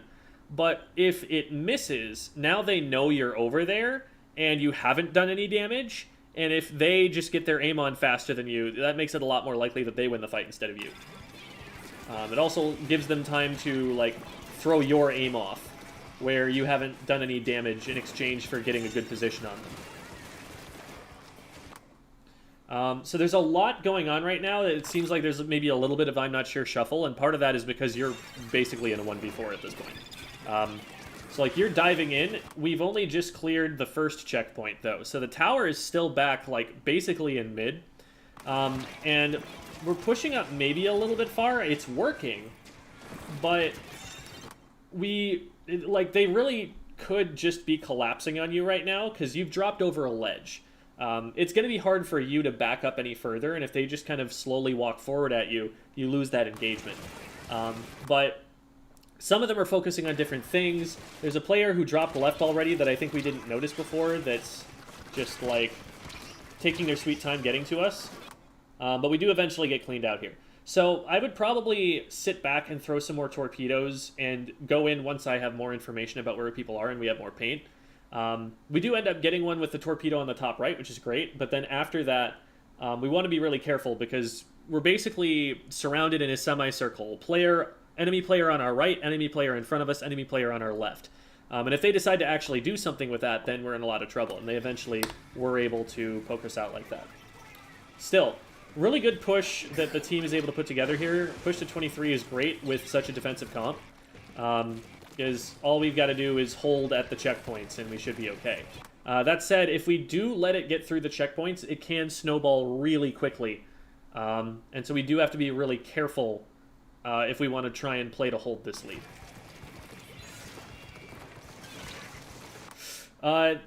So when the hammer's coming up here, the response is to get out of the way and especially to not be seen by it. Just let it kind of hammer harmlessly around and not have anything that it's aiming at, instead of having you to potentially aim at. Because you're the first player respawned right now. Like, you're the only player that anyone's looking at for the first few seconds here. So if you, like, make yourself known to this hammer here, there's not really a way that you can do damage from this position, and there's a lot of threat from them. They probably could have kept that going and just splatted you with the indirects.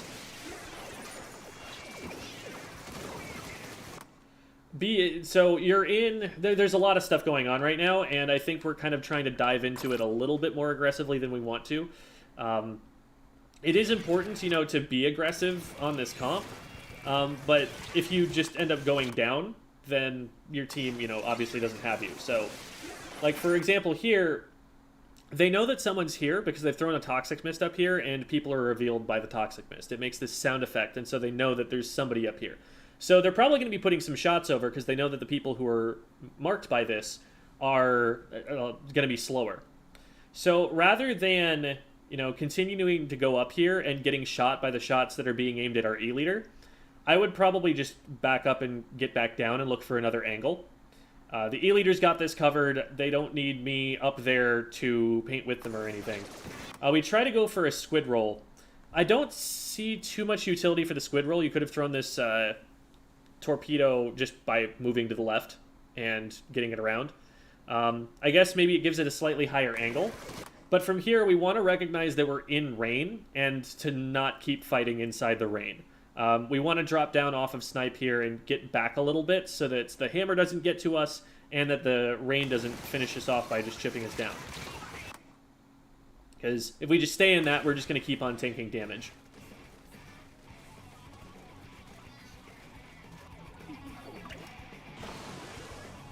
In general, if you ever get the sense, man, there's a lot going on right now, backing up and, like, getting to a safer place is probably the right idea.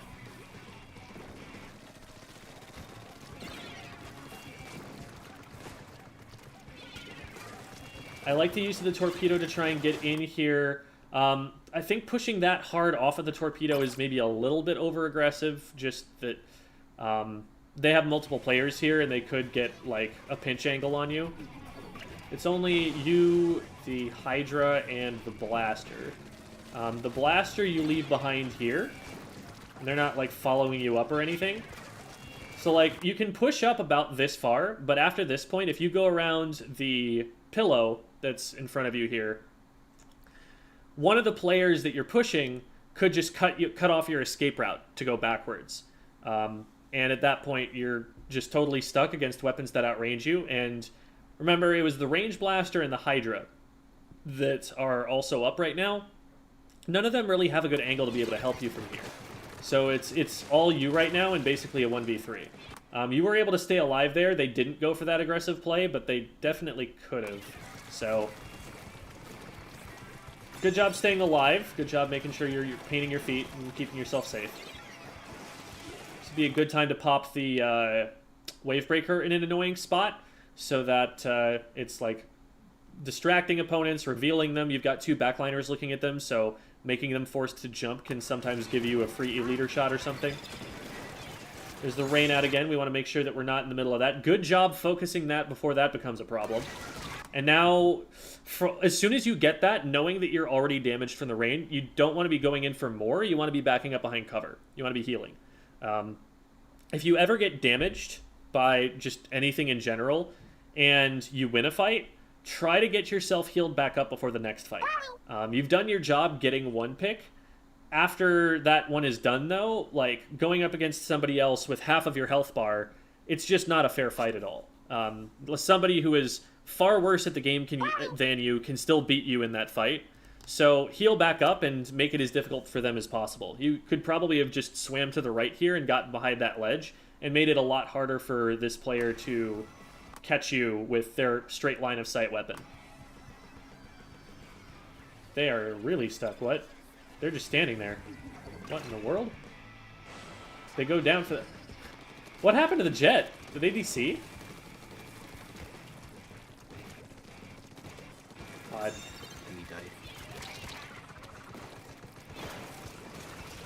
Nice. That was well played. You didn't push in too far past the pillow. You recognized you were damaged and that you didn't want to go too far in. You just threw something longer ranged at them. They couldn't get away from it. That's the pick. And now you heal up.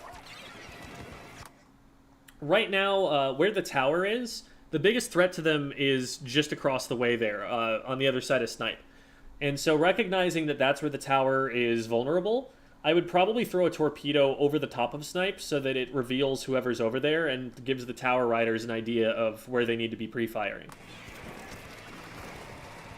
Yeah, we see that there's a player back there. Oh, nice. I think from here, we might have actually been able to push for more space. Back up for a sec. Okay, so yeah, we get this player.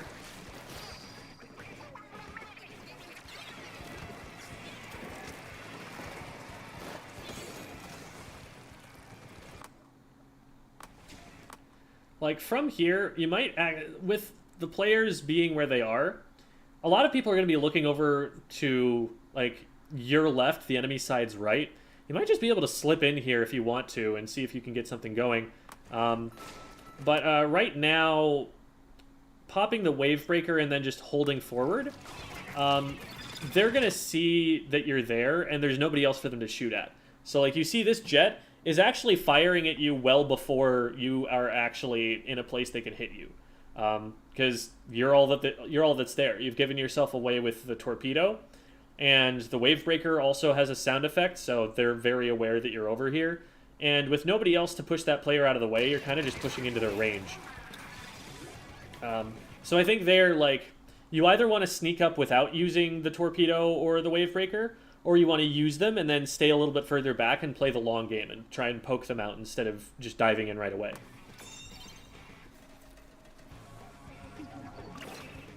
Nice. Love it when you get a splat from the respawn platform. Wavebreaker things. One thing to be wary of right now is that you are marked. I would not be dropping out in a place where there's no cover from any angle on the enemy team.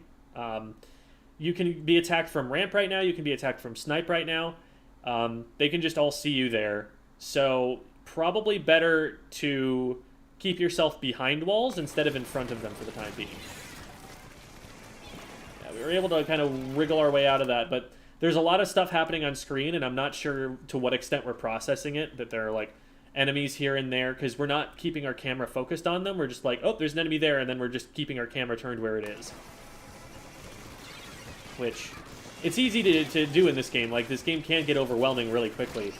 But basically, like, if we're feeling like we're playing the game in crisis mode, where we're just constantly like running away from something for 3 or 4 seconds at a time, that probably means we mispositioned somewhere. That probably means we aren't acting on all of the available information. So anytime that you start to feel like that on like this short-range shooter play style, where you're like, I gotta get out here, there was a mistake that was made along the way. Because everything that you do should feel kind of deliberate, should feel very decisive, should feel like, all right, I know where I'm going and I know, where the threats are, and so I'm going to deal with them here, and I'm going to keep my camera on them so I can keep an eye on whatever's going on. There's a little bit of information that is either difficult for us to get, or that we're like actively denying ourselves with our camera movements. And either way, like, it's really easy for us to get in over our heads. Now, with shooter mechanics, you can, to an extent, wriggle your way out of those sometimes, but that will only take you so far, and if you stay a little bit safer, you'll get more value out of the mechanical skill you have than you will just kind of, like, holding forward and realizing where they are once they start shooting at you. Okay, team needs to clutch up here to be able to stop the tower. There is no checkpoint in the way. This would be a great time to spam the tower with torpedoes. This would be a great time to be coming from an off angle from the tower. If you try to engage from right in front, everyone's going to see you coming. If you engage from the side, it's a lot less likely, and you're more likely to also be able to get the tower rider from around their cover. Like you see up on Snipe right now, that player, I think you're Hydra, they're going to be able to shoot at the tower from the side rather than the front. And that's a lot more likely to succeed than running at them from right in front. Something else that's really important to always be thinking about is how much information you're giving the enemy team about where you are.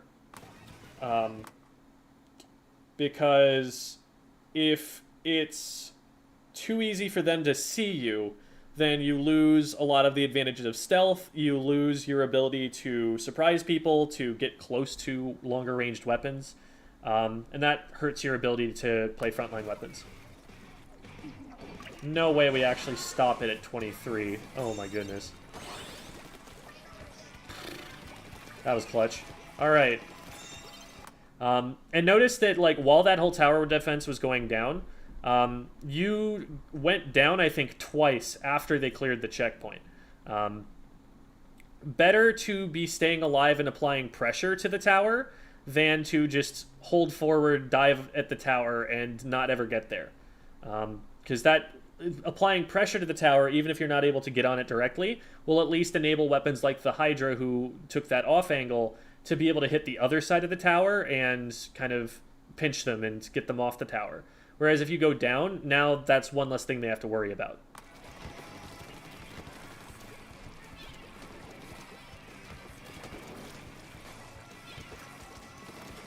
Okay, so there's a couple people dropping out of the left-hand side. You turn your camera away from them a little bit, but it looks like we're focusing on them now. I like that torpedo. So we throw that torpedo at one player, but then we run past that player to go to another player.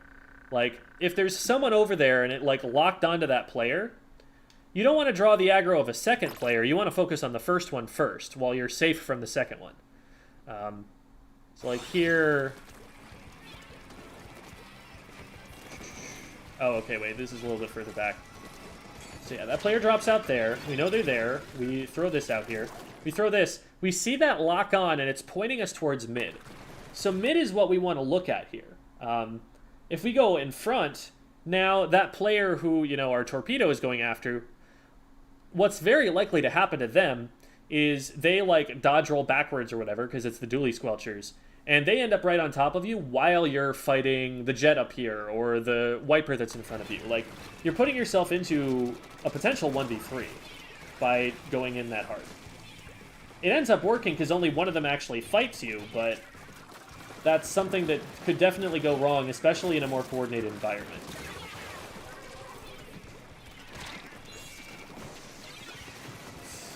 Oh boy. Once that hammer goes out, and once we're damaged this much, I probably don't even want to shoot at the hammer. I probably just want to hope that it doesn't see me and runs past me. Are we marked? We're damaged there. They see us, but no, we're not marked. Yeah, at this point, if you keep shooting at them, I think with the improved turning radius, they might actually be able to just turn around and get to you. So I would probably just, like, let them breeze by me there, rather than trying to go back in. Oh boy. Another factor here is that we're very close to the end of the game. And at the end of the game, you want to make sure that you're alive for the final defense. Like, taking a risk right now, on, like, say, going after the hammer or whatever, or, like, being off the objective line, is really scary, because if they do, like, splat you here and start staggering the team, that's what leads them to this winning push. Better idea, honestly, might just be to super jump back to spawn and set up for the endgame push here, because you'll save a lot of special charge, and you'll have that wave breaker by the time you get to the tower, and you'll be able to use that for the fight. But here, you fire shots in front of the tower, where the enemy team is probably looking, and get the attention of the hammer at the same time. You're, like, a lot of these things are drawing multiple players to you, and you really want to take, like, isolated fights if you're isolated. Like, the most you ever want is a 1v1, and a 1v1 where they don't see you.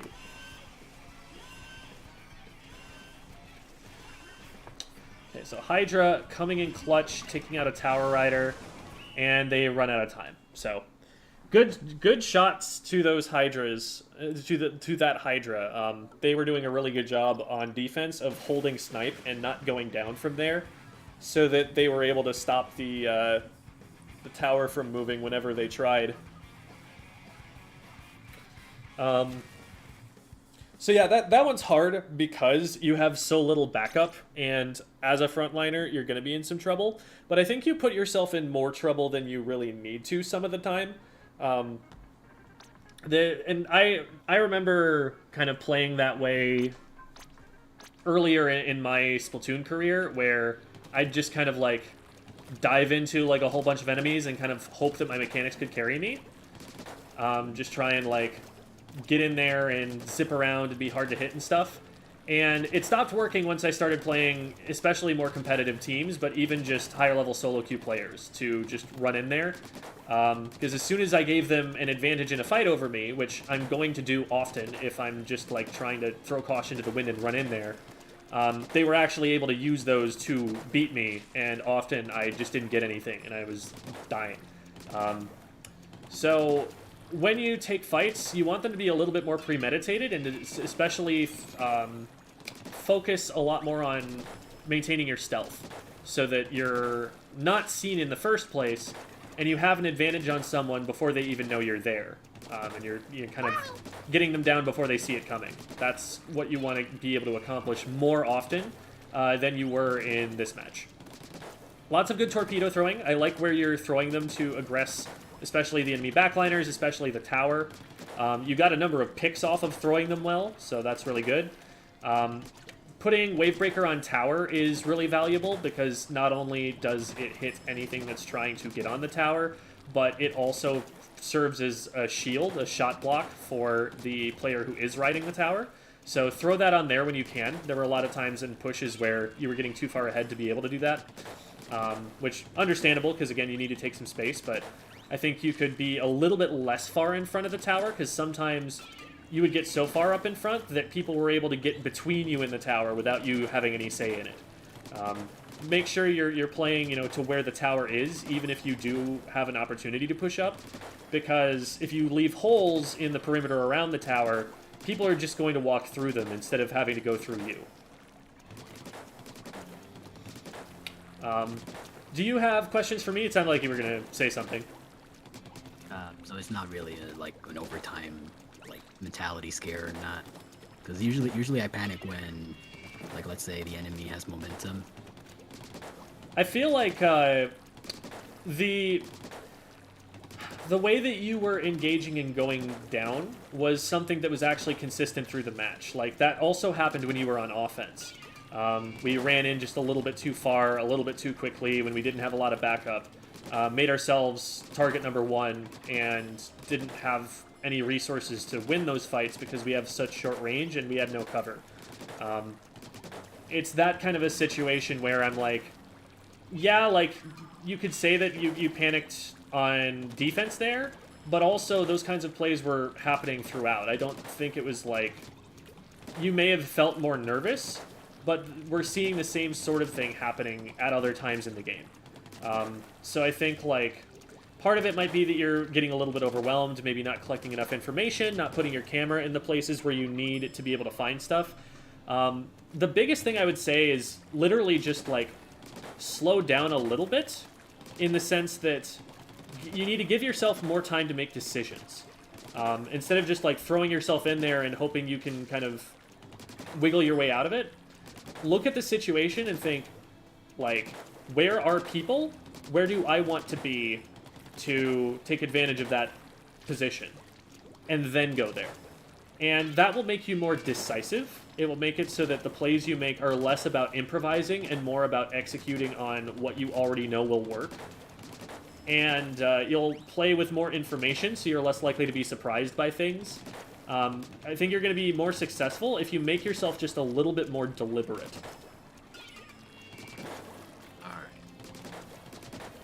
And that's going to take time.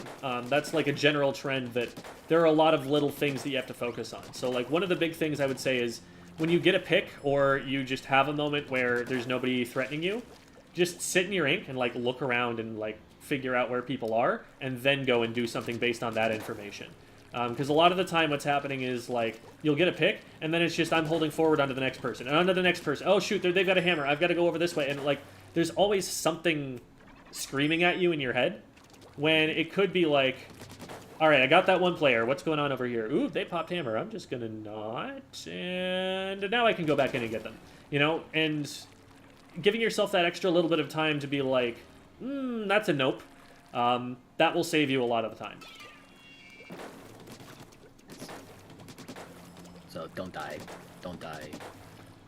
And the way that you're going to not die is by collecting a little bit of information while you heal after a fight that you won. When it's going to be when, like, you're swimming into mid and you have a second or two to check the map or to look around. It's when nobody's in range of you and you're just using your camera to kind of figure out where the hotspots are on the map right now. It's very specific things that you want to develop the habit of doing so that you have more information, and then when it is go time, you don't have to be spending that time collecting information and deciding what to do about it. You just already know roughly where to expect people to be, and you have reactions that are going to be better tailored to what's about to happen. So, if you have any questions, I'm happy to answer. But if not, we can head over to ManMan next. No, not at all. I think I got what I asked for. All right. Yep. Well, Thank you. best of luck in your future solo queuing. Mhm. And we're going to head over to ManMan now. Oops, sorry.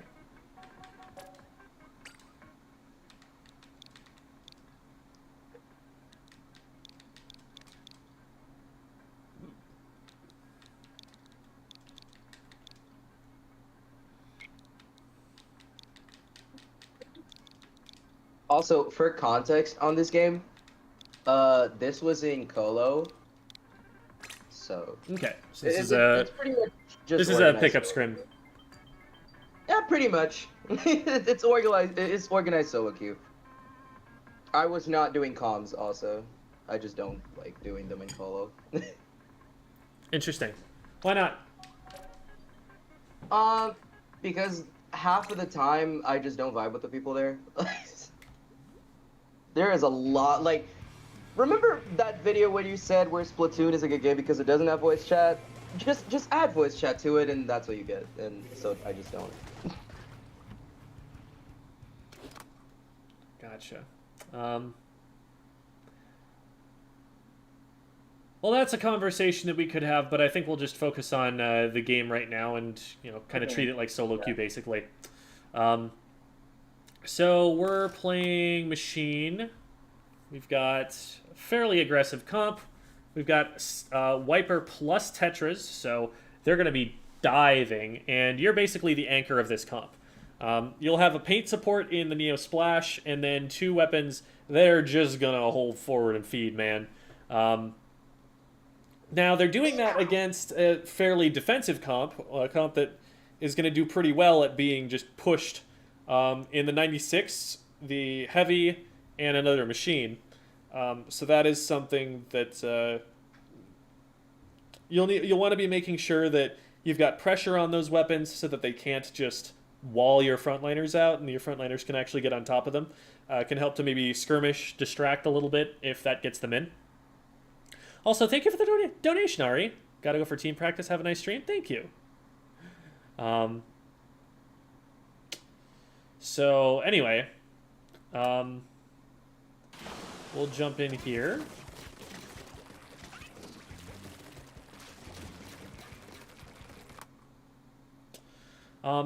So, I'm curious, what was it that made you pick this particular match? Because you're on a team, aren't you?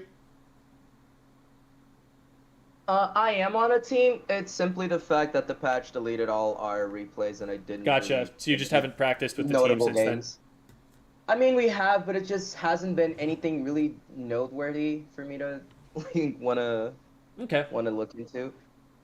Because the other matches we did have, I did have someone else look at them already. So. Hi, Sam. Shoutouts to Simply Sam29 right there. That's a former teammate of mine and really, really cracked player. is gotten a pretty high X power. I think like 2900, something like that on Nautilus. So very solid player to watch if you want to go and learn more about the game, and a very chill human being. Why is Neo Splash being used more than T-Tech on a lot of team comps? That is an interesting question, because I personally feel like T-Tech is probably a slightly better choice, but it might be that a lot of people are still used to the mechanics of the Splash and they miss the move speed and the accuracy and stuff. Splash was a very popular frontline weapon back in Splatoon 2 as well. And like at that time, it was seeing a lot more use than T-Tech. So it might be a comfort thing. It might be that players are actually finding that the movement is more important than the kill time and the range. But I definitely think that for some matchups, I would prefer a T-Tech. I think it's also kind of niche that like different map modes will favor different choices in that sense. But that is something that I've been thinking about and, trying to figure out what the reasoning might be. I at least, because recently I've been basically just maining Slosher, but also flexing to Neo. And the reason that I pick Neo over T-Tech is because, number one, like you said, that movement is more important for me. But number two, the way that I play it is that I play utility. So having suction bombs for me is more annoying than having splat bombs. Because if I have two suction bombs and I can throw them out like both at the same time, because I just have a lot of sub efficiency, I just lock out like an entire area of the map, and it just stays there. Whereas a splat bomb can kind of roll around. It's a very minor difference, but I just prefer it. It's not like I'm getting into a lot of close-up fights, so the range doesn't matter for me that much. So it's just that like two small things. That's not a strategy that I've been seeing from a lot of top-level players to run the double bomb suction bombs, but it is something that you could probably do, because I think the splat bomb takes more ink than the suction bomb does right now, so it would be easier to run. Probably reduces your pain output a bit much. Like you're gonna get fewer tri-strikes running that sort of a play style, which is why juniors wouldn't do it in Splatoon 2. But it's definitely a possibility, which you wouldn't probably have with the T-Tech. Yeah, in the open match that we did, you kind of got to see a little bit of how I like to play it. I just stay back, spam a lot of bombs, and paint up to get strike as much as I can. My usual goal for games is like 13 strikes and 2,000 to 3,000 pain, and just spamming a lot of bombs. So I'll usually end up with a KD of like 10 and 4, and then like 13 strikes. So it's very supportive, I guess. So your teammates just have to follow in with you. Mm-hmm. Pickle That Drums asks, should Tetras or dualies in general just jump in for kills or hold back and take in info before going in? It's a very aggressive weapon. I wouldn't say that you should always hold forward and feed. The answer is like usually hold forward and go for a fight, go for a trade. But there are some occasions where it's just kind of pointless to run in there. Like if you're going into a 1v4 and there's very little chance of success, just wait a second, let a teammate come up and maybe then go in. Like you're going to have very high death counts. But if you're able to just kind of continue to get them engaged someplace else on the map, if you're able to make it difficult for them to move forward, then you're still doing your job. And your team should be able to follow up on that once they are in position to do so. I wouldn't say, like, take every single fight, but you're going to take most fights. Okay. So, moving on. Starting off by controlling this right side. Oh, we're just going for an early flank. Yeah, because basically, while I don't VC in Colo, I still listen to what people say and basically just called out, yeah, just go flank right. And so that's what I did here. Okay. Yeah, it ends up getting a trade there. I'm surprised they're calling this because they're not in position to support this at all. Like, good on you to follow the call out for sure. But, like, look at their positioning right now. They've got 2 on left. It looks like one actually dropped into left alley. And they're going... So there's, like, nobody to follow up on this with you. So that's a surprising move. I would think that if you were going to try and flank right, that they would try to push mid and try and support it that way. Because flanking left and flanking right at the same time just means that you're isolating both of those players away from each other. You end up getting the trade, and your teammate doesn't even get that. So now we're a player down because we split the party a little bit. So, yeah, I'd argue more against the call-out than, like, anything you did there, because, like, you heard what they wanted you to do, and you went and did it, and that's all you can ask of a teammate. But that was a really weird call to make. Maybe they got their lefts and their rights mixed up, and they were like, all right, we see that we're set up to flank on left, so we're going to go do that now. Maybe that's what they were trying to communicate, and they messed up and said the wrong direction. Yeah, I just heard, like, at the very start of the game, someone said machine flanking right will be godly right now, and I just said, okay. All right, so that's 2 down on our side. We got backed up into a corner. That player who got themselves cornered on the left, it would have been good to call for them to be jumping out if possible, but, man, we keep ending up in fights, too. Like, Custom is in a really advanced position right now, and with our splash going down, it's just kind of you if the Tetras trade here, which is a very likely outcome. I wanted to follow up on them because I saw them going there, so that's why I push up here. Yeah, it's not a bad idea to at least get some attention here, because what we'll see what's happening here is the Tetras go in, and they're going to draw 2 players away from the tower here.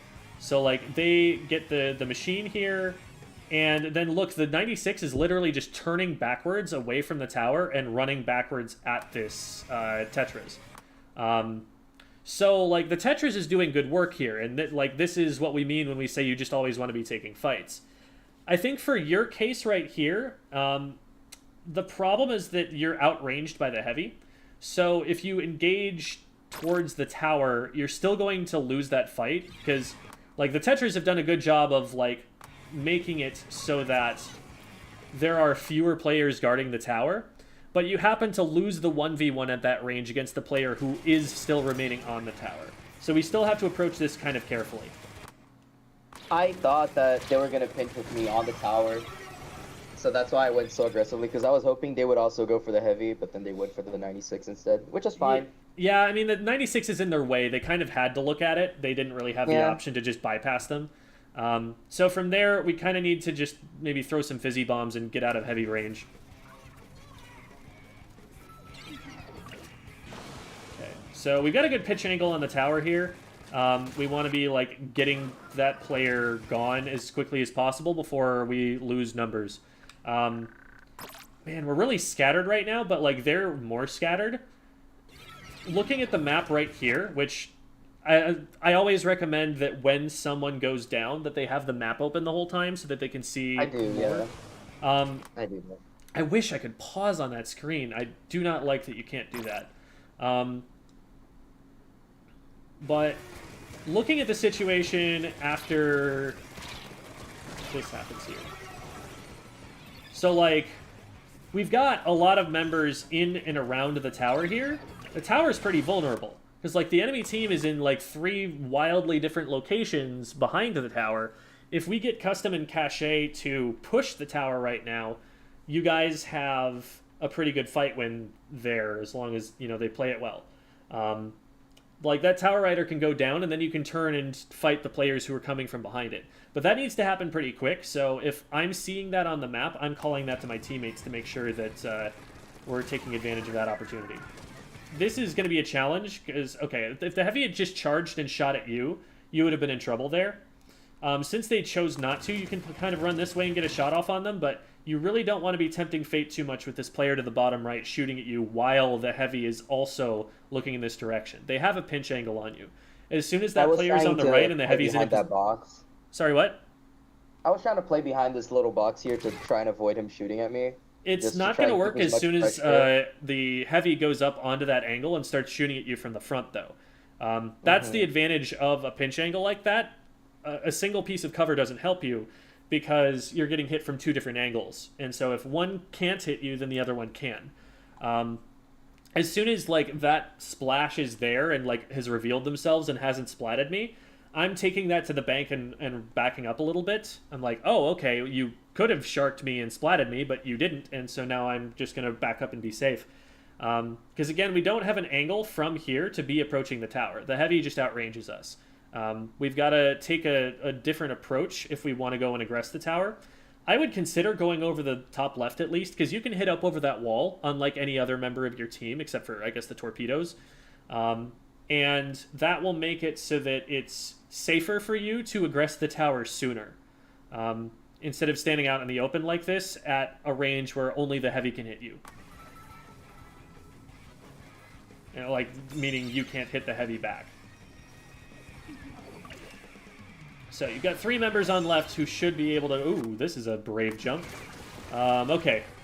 Yeah, if that player were, like, camping your jump, that could have been a problem. But they ended up being too distracted to, so it works out. But from here, going back to that... Ooh.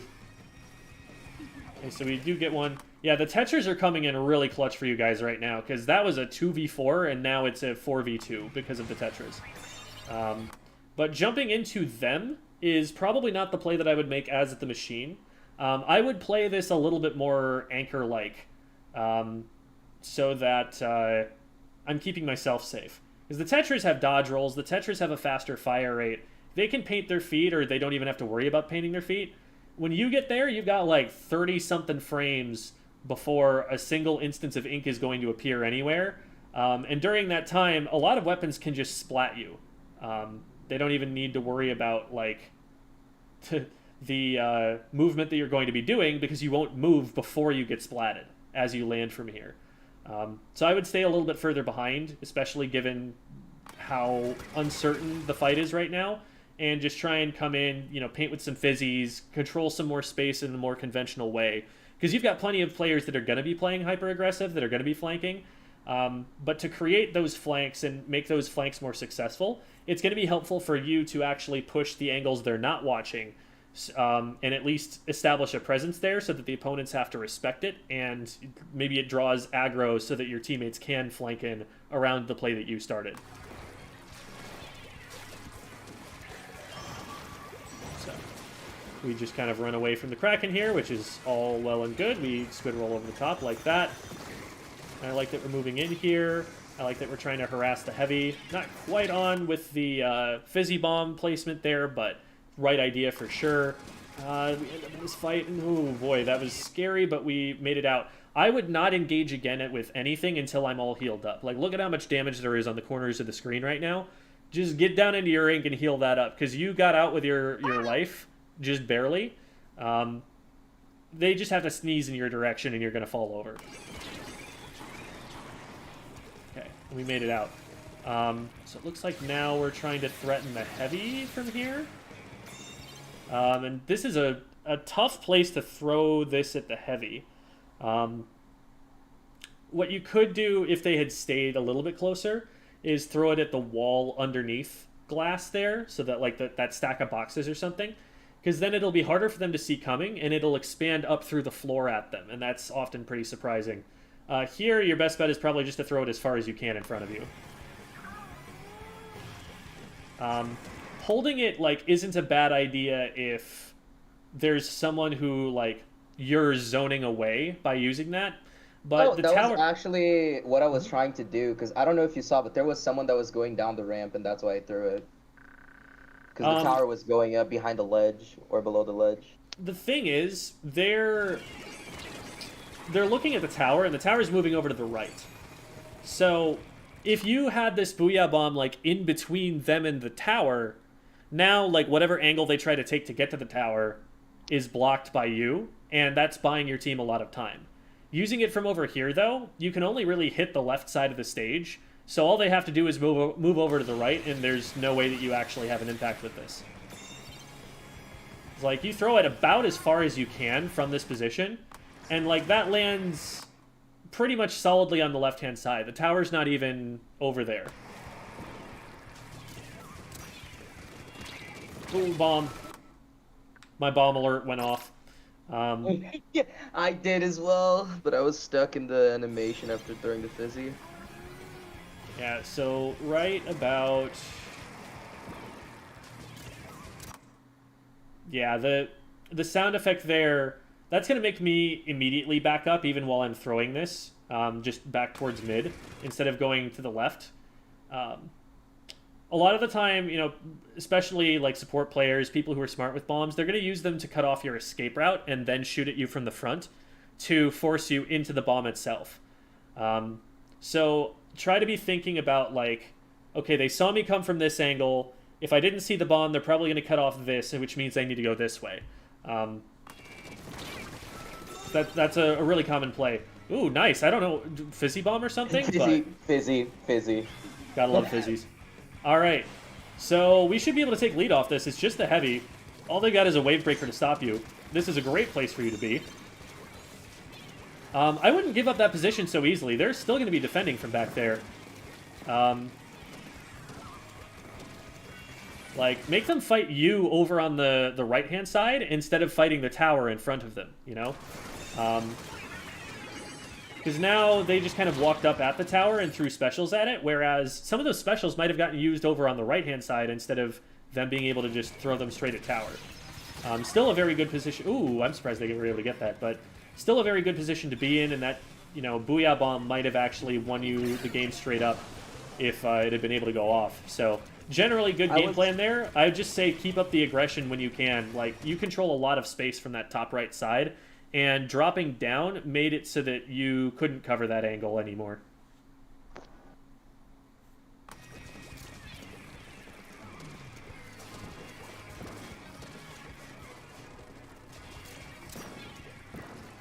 All right, playing very conservatively here. Look at how far up custom is. I would start walking forward a little bit and seeing if I can get some players to at least look at me. Because they know that these fizzies are coming from this far back, and so they know what your max range is. If custom comes in from the left and gets spotted too early, they can completely ignore you because you can't reach them with anything and just focus on custom.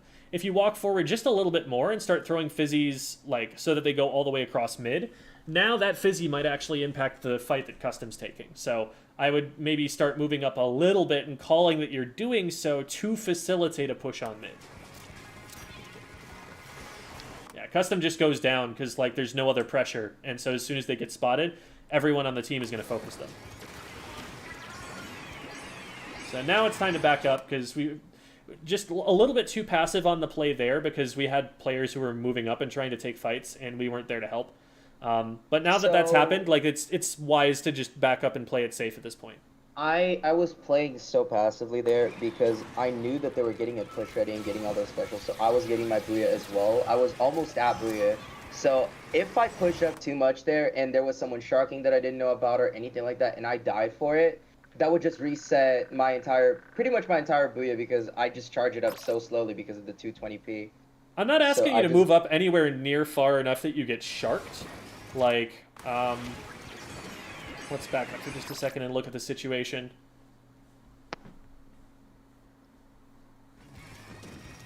So, see where custom is right now? I think that would have been a good place for you. Because you've got the whole area in front of you painted up enough that nobody can get close to you before, like, you're able to put some shots on and back up. But that also means that you're able to throw a fizzy bomb far enough into mid that it's going to actually impact what custom is up to. I think that's probably a good position to have gone to. Because from back here, there's not even anything more to paint. Like, we're not going to get our special as quickly because there's no blue ink that's close enough to us to get anything from. So we get it eventually, but that's like throwing fizzies at max range right into the very edge of the ink. I think we could probably do that from a little bit further forward. And, you know, if we draw aggro and we end up going down and, like, lose our Booyah, but custom is able to get 2 for that, I'd say that's worth. Especially with your other teammates pushing in on the right, putting pressure on that side. Like, this can definitely be a good collapse if it's coordinated a little bit more. It sounds like we just didn't go all in at the same time. Like, the idea is definitely there. Execution didn't really work out. Not just on your end, I think. Yeah. I try to play this a bit more like solo queue and less like a scrim because while we do have callouts and everything, number one, from my experience at least, people do not give callouts like as well as they do on teams, unless the person like I've played with people who've won majors in this, and they actually do give good callouts, but like these people were not doing necessarily that good of callouts. So a lot of the time, I just try to play this like it's solo queue, just prioritizing myself living instead of doing risky plays with teammates because I do not trust them to get anything out of it.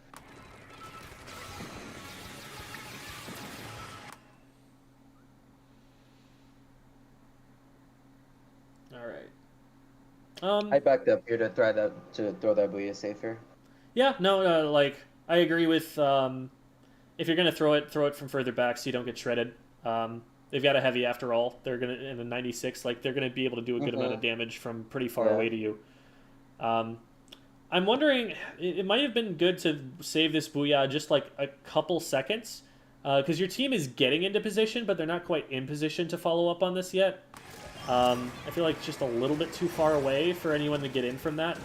Does zone someone out and they're able to get splatted and you go in and help custom here. I'm a little bit worried that we don't know where the Kraken is right now. We just like don't have them on screen. So that's something that like could just come and get you in the back because you don't really know exactly where they are unless you have callouts telling you. But works out. We get the fight. And yeah, I like the amount of paint we're putting down. This is making it easier for us to stay here. I'm a little bit cautious about the player on the left. Like, we don't want to invite aggro from multiple players at the same time. If there's a player on the left, we want to kind of harass that player, focus that player, not make it, like, too clear that we are on this spot and give them an opportunity to, like, isolate us. But I wasn't particularly scared of that because I had so many ways to run away, so... I think if you throw that up just a little bit further on the ledge, it probably catches them better. Because, like, yes, they'll see it coming from further away, but they just don't have as many places to run, also. When it's down that low, they can just back up into the corner and know that it won't hit them. Whereas if you hit it up over the ledge, like, they might just have to, like, drop off in front or something to get away. So, placement could have been a little bit more threatening there. I think we just missed the tri-strike indicator there. Happens. Oh, I actually got it, but the fact that I was in the shooting animation trying to get that player, I couldn't swim away far enough. Nice. That's huge. I'm not sure. Let's see, where did that jump land?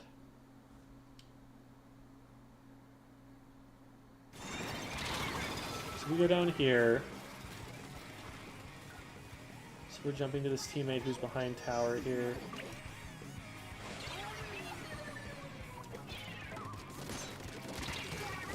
Yeah, a little bit of a hot jump, but I think it makes sense. Like, looking at the map and where it was, like, that seemed like it was going to be safe.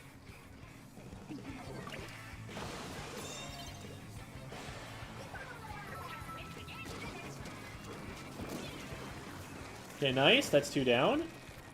So now we can scoot up. They don't know we're here yet. I would focus on that player on the left. Like, we don't know if there's someone on the right, and... Oh, I actually looked at them as soon as I went back here. So here's what I'm getting at. Like, we don't know for sure if there's someone on the top right now, and also we don't know that even if there was someone on the top right, we don't know for sure that, like, the slosh we put out there is aimed to hit them. But then this player on the left, we know for a fact exactly where they are, because we can see them from here already before we've fired any shots. So I would focus on that player first. And, you know, that's a target that you know is there. Because when you go after the right side, when you slosh over there as a precautionary measure, this player notices where you are because of that. And they start shooting at you after that. You had a little bit more stealth, a little bit better of an angle, if you had just gone for them straight away, rather than going for the right side. Or just backing off because, you know, you didn't have your teammates right up there with you right that second. This is good. This is a good place to kind of harass them from.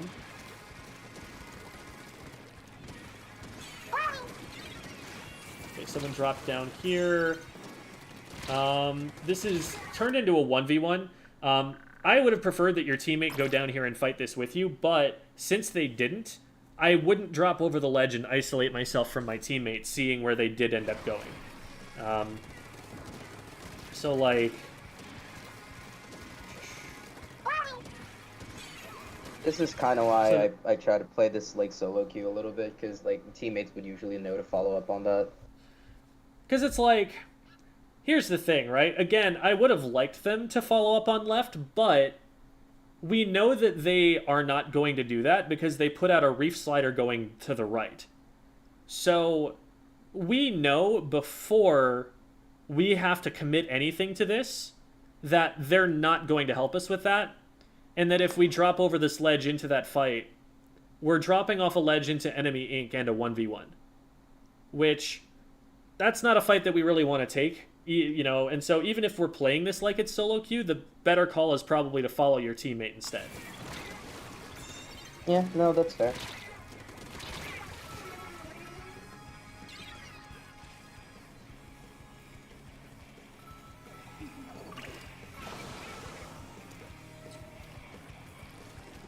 This way paying was to kind of let them know that they were still behind. I'm worried about that slosh that you put out on your way forward just now, because that might give them the information that you're still there. They know, you know, you're in that rough area, but they don't know maybe you're flanking. Maybe, actually, I don't know if they. Okay, they know that you're there because of those two things happening. But at this point, they don't know if you've backed up off switch. They don't know if you're flanking right. You know, you could be in a lot of different places right now. And as soon as you put this slosh out that barely paints anything, get basically no special charge out of that, that goes around the corner, and now they see that this is where the machine is right now. They know that you're right around that left-hand side for them. And they're already, you can see they already put out a hitbox around the corner there. And now they're watching this. So all of this is happening with the enemy team's like full information. And it ends up working out. You get a trade, and there's like 4 seconds left, so they really didn't want to be fighting on that side of the map. So there's something to be said for taking the fight there. But I think just avoiding that one slosh makes all of those plays work better because they don't know you're there yet. Alright, we're able to just clean the tower and get that taken care of.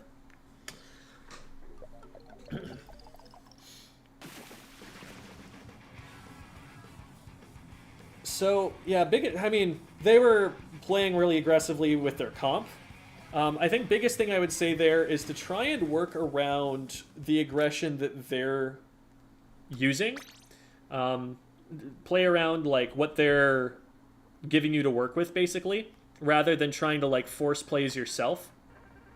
Because they're going to be going in and making a lot of plays. Like, I was pretty impressed with the way that the Tetras handled themselves. The Wiper was getting a lot of picks. And so they don't need a third person that's going in and making, like, flank plays. What they want is for someone to apply pressure to the angles that will make the flanks succeed more often. And so that's what I think you want to focus on. And that's something like, I even look at that in solo queue. You can create coordination in solo queue environments, you know, even when you're not trying to call plays together, that you're still going to be more successful if you play off what your teammate sets up rather than trying to do everything yourself. So that's an approach that I would take, especially as a weapon that's basically going to be the anchor of the group. I would definitely, like, try to play for that win condition when you're the, you know, least aggressive weapon on the team, to just try and support the aggression that they put out instead of trying to put out your own all the time. We talked a little bit about some booyah placements. We talked about some, you know, mechanical things. Certain 1v1 matchups you'll want to be more careful about. Like, if something outranges you, you want to make sure you're not just kind of walking at it as though it's a T-Tech that you can outrange and bully out of the way. Like, the heavy, if it's got charge, is going to be able to stop you, and so you got to watch out and make sure you're not on sight lines with it. But that would be the biggest macro thing, at least, that I'm seeing there. Do you have questions for me? Not particularly, no. All right. Awesome. Yeah, Whistlewind Wolf says that double trade was nice, though. I agree. That was a good play. Okay. I've been getting a lot better with my machine aim, so I've been more confident about fights like that. Glad to hear it. Glad to hear it. So I'm gonna do a couple of things now. I think what I want to do is first actually play a game on the weapons that people played today. We've got a little bit of time to do that, and I also I've been meaning to for some time go and do kind of a retrospective video where I talk about other videos on the channel. Because I think some of them have aged better than others, and I want some of my perspective out there on what I still stand by and what I think is maybe a little bit out of date. And so I was thinking of pulling up the YouTube channel and going through and looking at those and talking about, you know, where I stand on some of the opinions I've shared and, you know, how well everything aged since then. You have a lot of Splatoon 2 videos, especially from the few series that you had at the time, that I think would be really interesting if you talked about them now, especially in the context of Splatoon 3. Yeah, like, because I think, honestly, a lot of the Splatoon 2 stuff just holds up really well. There's very little that's actually that different. But there's also some stuff that I've put out more recently that has not gotten a lot of attention, where I've been like, okay, that is literally like the most helpful video that I've made on the channel in a long time. And then there's other stuff where I'm like, this feels a little bit too clickbaity for my taste, or like this feels like something that got people mad and that's why it got big. That like those are the ones that are doing the big numbers. So I wanted to set that record straight and also just kind of talk about like, hey, if you're new to the channel and you haven't been around since the Splatoon 2 days, here are some videos that I think will be really helpful to you that I made back then. So. Any case, I'm going to get going on the C Junior game first, and then I'll do a game on Machine after that, and then maybe we'll go over to the YouTube channel and start up with that stuff. Mm-hmm. Alright, so let's go, let's see, it was tower control for both of you guys, I think, right? Yeah. Mine was tower, yes. Unfortunately, that means we're playing tower, Mahi, Mahi, and Wahoo, but you know what? We run I feel those. sorry for you. I am sorry for you. And I'm going to try and play this as a fairly aggressive custom junior. That's, you know, not quite its optimal playstyle, but I want to kind of show off the fundamentals that we did talk about in Neo's VOD review today, when he ended up on a team comp consisting of a Hydra, an E-Leader, and a Range Blaster. Sometimes you just gotta step up as the junior and be the big boy frontliner. Well, clickbait the good stuff, Jim. I try. Alright, let's see what we got here. They've got double blaster. I am gonna want to be a little bit on the aggressive side here, even just for this comp. Depends on how the machine plays too, but we'll start by just harassing them with a bunch of torpedoes and painting up so that they don't see us coming from whatever angle we try to approach from. That's one of the nice things about having a frontliner that paints really well, that it can create these kinds of sharking opportunities for itself. You can see there that the leader never knew, or the charger never knew I was coming, because everything was painted blue, so like what in particular are they supposed to be looking at? They don't know. And that's something that you can do with these like supportive weapons that you're trying to play a little bit more aggressively, is like make it so that there's just like no way that they see you coming because you paint better than anything else. That was a bad decision on my part to throw the torpedo because it alerted the charger I was there. I was in rapid deco mode trying to set up a torpedo combo, and that's not how this weapon works. I don't know if you even did it on purpose, but the fact that you threw that wave breaker on top of his head dealt like 20 damage to him. And again, they're not watching this because I just keep painting it. And there's the charger. So this player knows that I'm here. No, they don't. They actually have no idea. I'm lucky to be alive. Okay, I'm not alive. But we're going to get the checkpoint off of this unless something really screwy goes on. Very nice. Okay, well, that's unfortunate.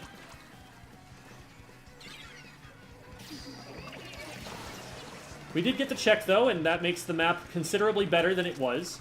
We see this player on the map behind our teammate, and so we're going to just try and push them to the point where they cannot aggress them. And we cut off all of their places they could stand, so we were able to just get in and use that Junior's really good kill time.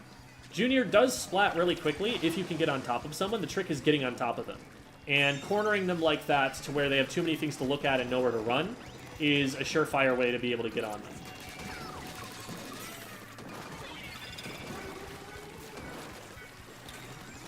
Is that a charger behind us? I think they're behind us. Well, fine by me. They did not see where I went. I need to back up off this, though. This is dangerous. Okay, they missed. And chargers on me, which is fine because they're not on the tower. Ah, I didn't move fast enough. I could have dodged that, probably, but also probably not a safe push to make. Probably should have just kept their attention and stayed there. This was an ideal kind of competitive environment. Oh, boy. Woo, okay. Someone on that, and they're not moving. Yeah. At that point, I'm just happy to get the wave breaker off. I've already gotten 2, and I've ended up myself in a position where I can't DPS that in time to win. So we're coming from a different angle from the torpedo, kind of creating skirmishing for ourselves by putting it out there, giving them something they have to deal with, and making them look in a different direction. And there we are.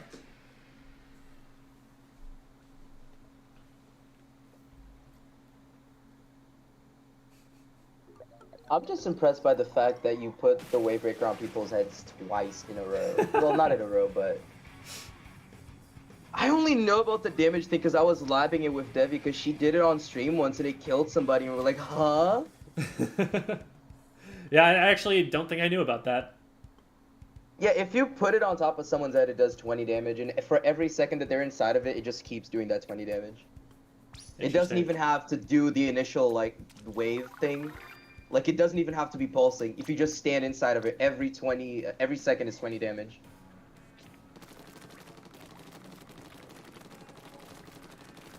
Yeah, I'm thinking, like, does that combo with anything? It probably doesn't, but...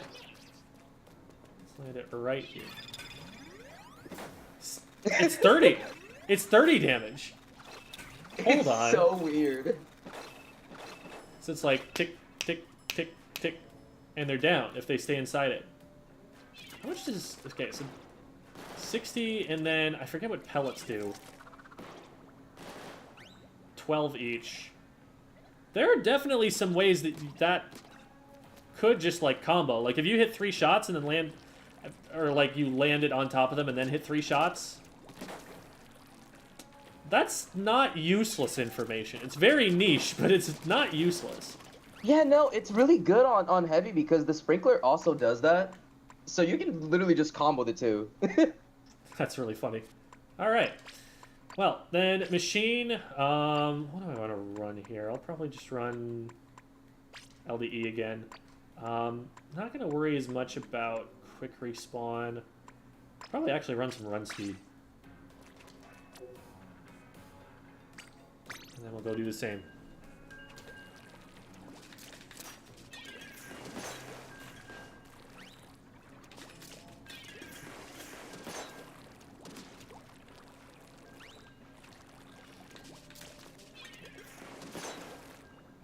Problem is that an Inkling isn't going to stay inside a wave breaker because it's a solid object. I believe that 30 damage is still there.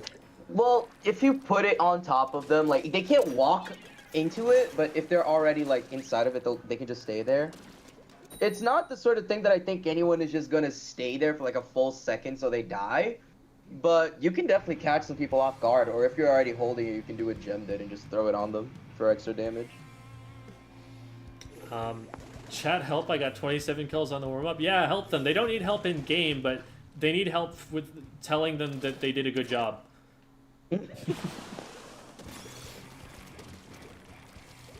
Sprinkler will annihilate the enemy if they landed just right. Yeah, no, like for every second, Sprinkler does like 20 damage, I believe. So if they just stand there for like 2 to 3 seconds, they die.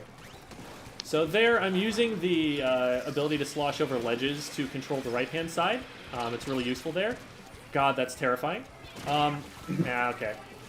I was thinking we were pushed up a little bit more than we were there, because we got someone on the right, and it looked like things were collapsing on the left, but bad awareness on my part. 2v2 situation there on tower. I'm the only one up. I'm just going to wait for a second, because I don't want to have to push this by myself. I get one. I was trying to maybe see if I could get some extra damage chipped onto the players that were jumping in, because I didn't want all 3 of them to just be able to get there uncontested. We got one, and then teammates were able to clean the rest, so it works out. Not an ideal situation, but we're in there. Now we're just going to try and make it miserable to exist on this plat.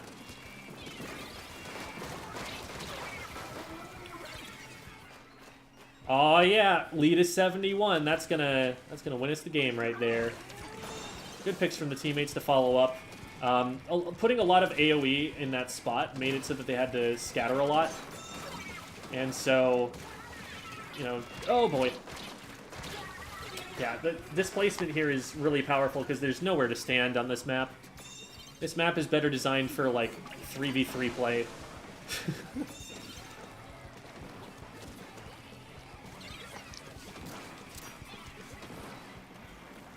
I'm telling you, bro, whatever tricolor layout they do for this, I see potential. I'm just going to do this right up front. They're, like, squid bagging right there. I'm just going to do this right up front and stall for time. I got them anyway? Are you kidding me? How long was I holding that?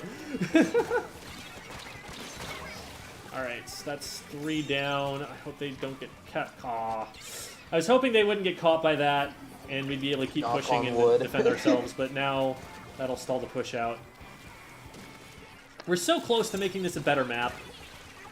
Can't they just, like, let us, for the sake of having more fun playing the game?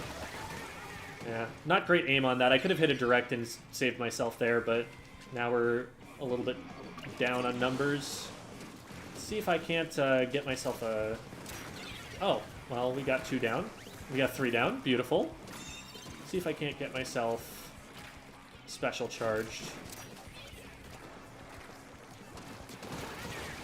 Alrighty.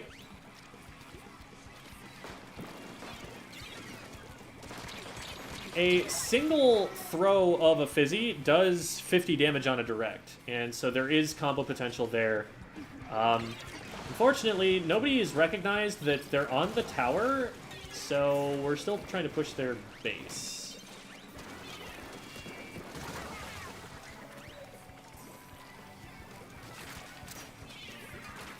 Yeah, I don't know how they ended up being able to get to the tower and all that, but I need to not play exactly the same spot as my teammate here. There's a blaster behind us, and I don't know what they're doing, but we got them. And we got the checkpoint, too. Oh, there's a beacon over there, that's what.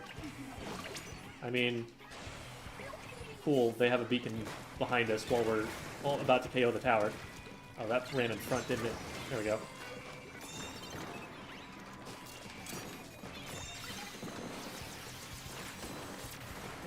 I'm more concerned about this right now. Nice. Beautiful. Okay. Somebody in chat asked, how do you charge the fizzy bomb so fast?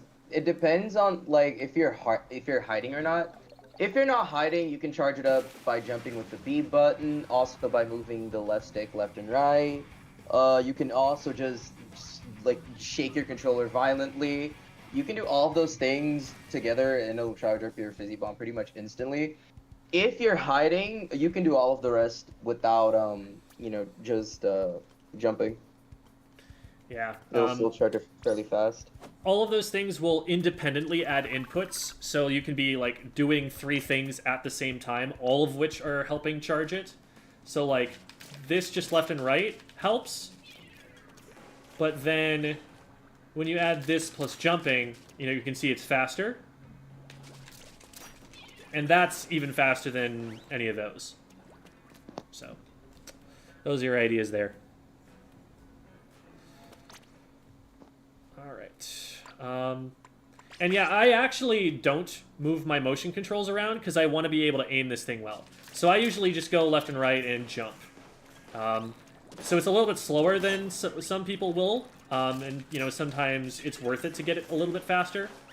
But I've never had so much trouble that I really need to get it out that fast. Usually a fizzy bomb is a pretty premeditated thing that you're doing, so I don't mind the extra time lost myself. It's a minor enough difference for such little loss in terms of like your aiming. It's not worth it in 99% of circumstances. And there may be some who less disagree. You know, there are some situations where you might need it, and some situations where being able to do it is valuable, so it's good to practice even if you don't need it in that moment. But I don't really main this weapon, and for my purposes, this has always been enough. It's enough even for me, honestly. I've never felt the need to just shake my whole screen violently to get it out. Usually you don't even want to be using Fizzy Bomb that much anyway. Like, I saw you doing a lot of trying to combo with it. The reason you don't want to do that is because Losh already has so few uses of its main that if you just throw out that sub, you lose half of your shots. More than half. Like, you can only throw out, like, 3 Fizzy Bombs with with main saver. Or a sub saver, actually. So, if you just, like, keep doing that over and over again, you're eventually going to get to a point where you die because you don't have enough ink. So, alright, so we've done a couple of games, one on each of those weapons. At this point, I'm going to hang up on the call, and we're going to switch over to YouTube mode.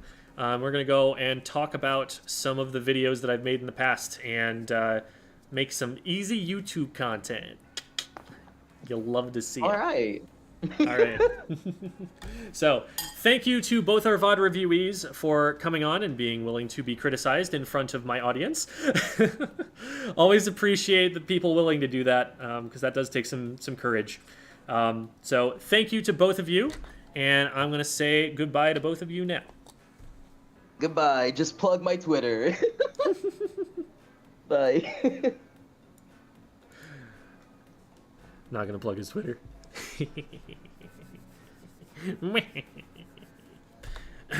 Anyway, I'm gonna pull up the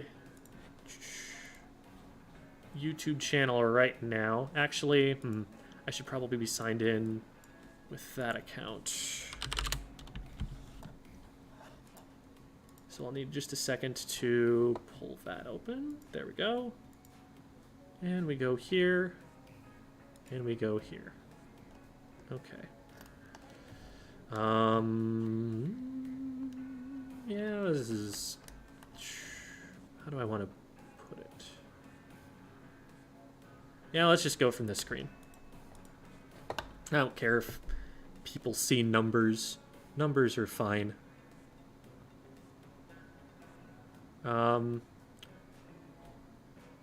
Check this and make sure that that screen is showing what I want it to. Yes, it is.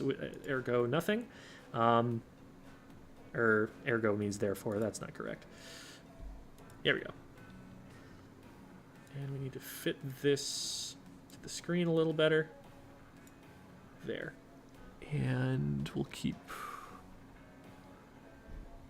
so it's 1, 2, 3, 4. That's the date. That's the views, and that'd be the comments. Okay, so that's fine. Boink.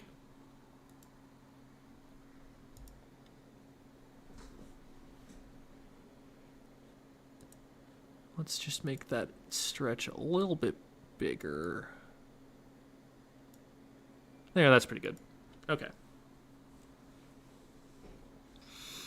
So this is the back end. This is what it looks like from my own screen. Numbers are great. Editor's note, I'm numbers. So this is the screen where it shows all of my videos, even some of the ones that are not listed. So some of these will be like individual lessons with people that I just post of recordings of lessons that I've done for them for after the fact. That people can't go and find, and that you will not have the link to be able to see. So some of those, you know, we can skip over a little bit, but that really what we're trying to do here is we're trying to go over Can I sort by view? Ooh, I can sort by views. That makes this way easier. Oh, wait, but it's going to... Ooh. It's also going to make it so that all of the ones that are at the top are shorts. I think we'll just scroll through this until we find the actual videos. Because I want to talk about the ones that are most popular. I think that's important to do because, you know, those are probably the ones that people, you know, people will sort by, like, most popular on the channel. And so these are the ones they're going to find.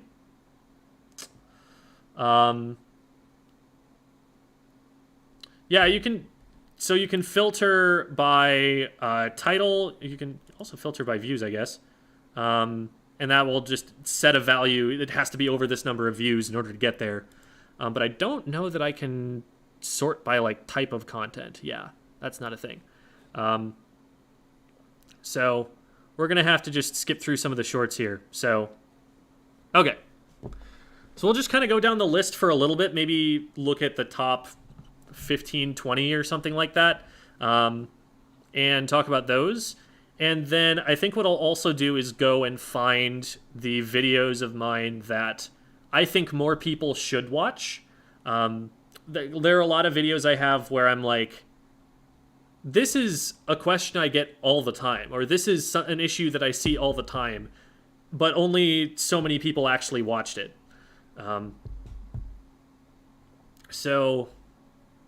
All right. So the What Am I Doing videos, those are some of the videos that I stand by the absolute most. What Am I Doing and the How to Get Out of Ranked series that came before it, which is very much similar content. Very long form. I spend a long time on those scripts and I spend a long time on the editing of those. And I try to make them pretty airtight.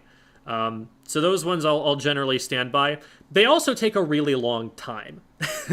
Like, you look at, like, the time frame in between the different installments of the How to Get Out of Ranked series. We're talking, like, 4 or 5 months in between each one sometimes.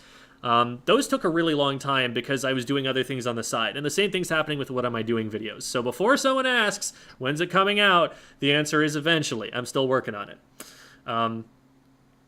The Splat Zone one was the best. Yeah, it's actually not called the Splat Zone one anymore.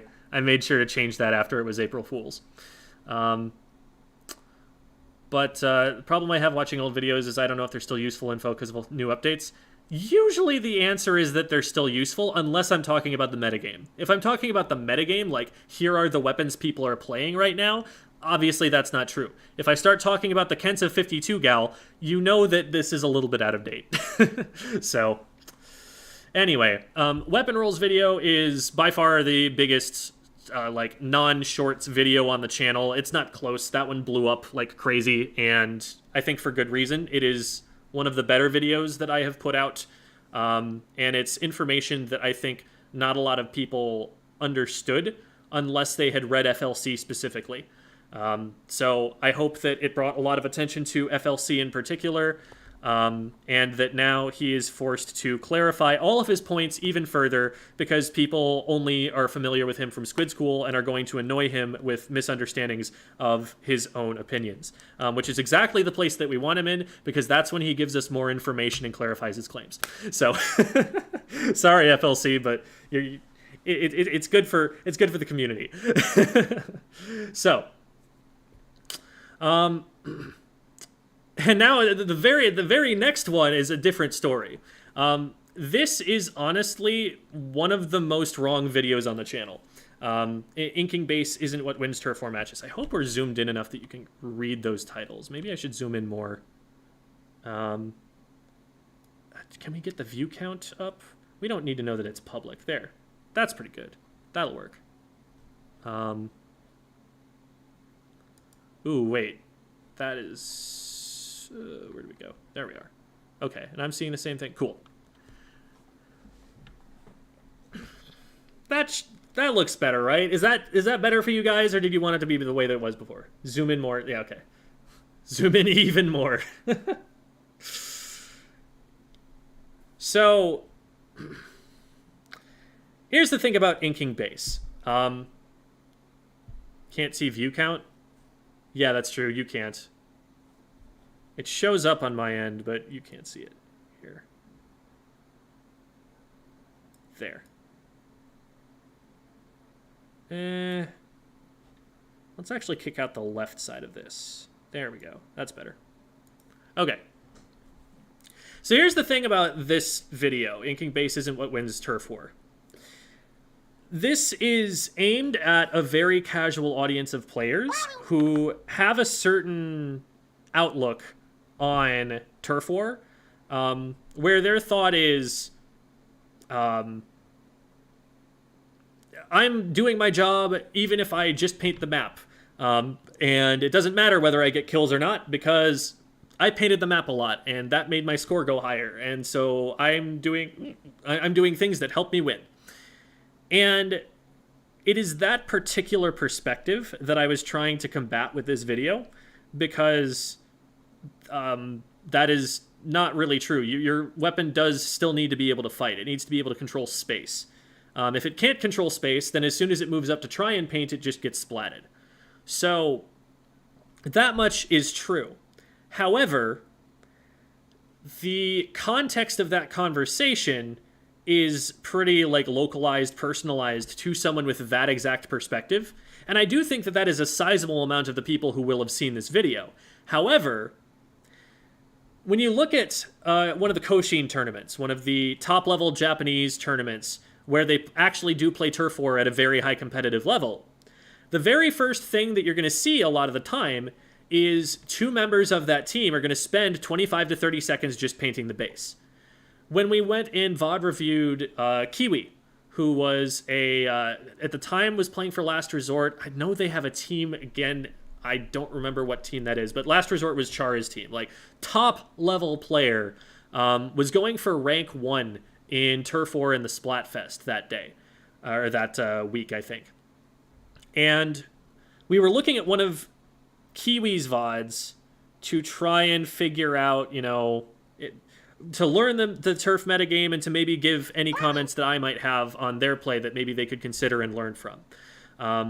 And one of the first things that Kiwi does is paint up a whole bunch of the spawn for special, which makes a lot of sense because he was playing Splash, so wanted to get a crab tank really quickly, and also wanted to make it so that later on in the game, they don't have to go back and attend to that spot and spawn. Because a variable that I had failed to consider at that time was that in Turf War, the time spent painting your base isn't time spent controlling the map. And that is a problem. However, it's more of a problem if you have to paint the base closer to the end of the game. Closer to the end of the game is where it matters more to have map control. The way that Kiwi approaches it is that about by like 1 minute 30 seconds left, they want to have map control in mid. But that means that if they want to paint the base, they've got to get it painted fairly early.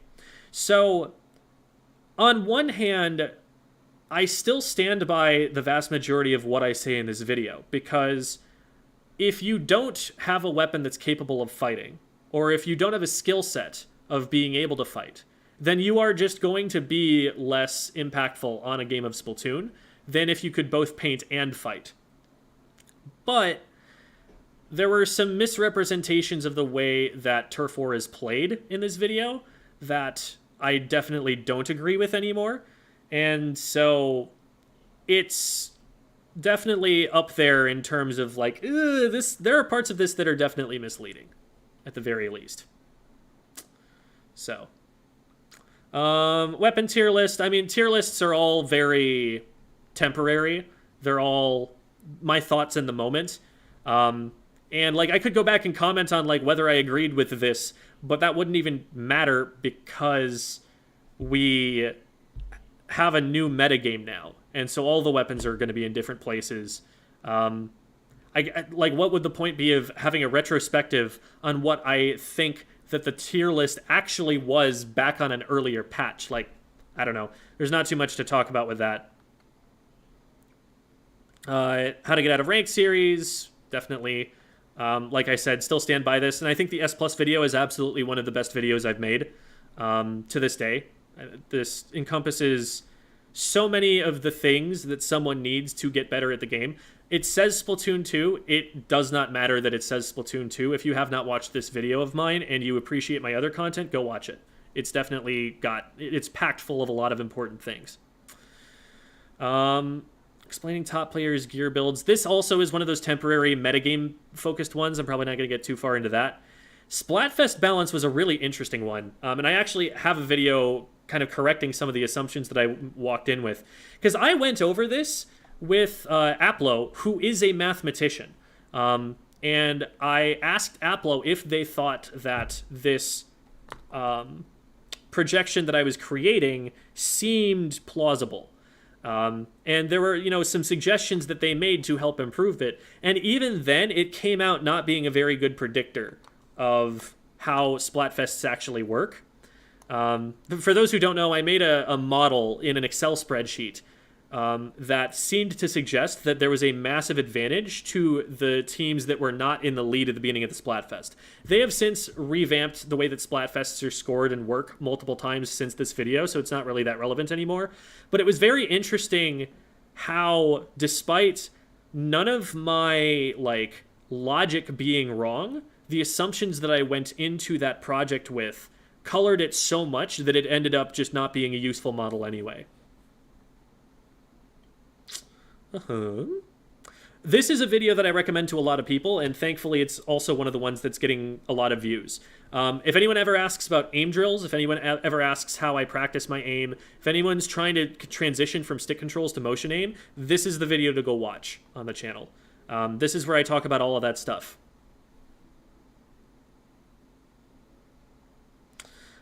This video I also still very much stand by. A lot of these videos are kind of like...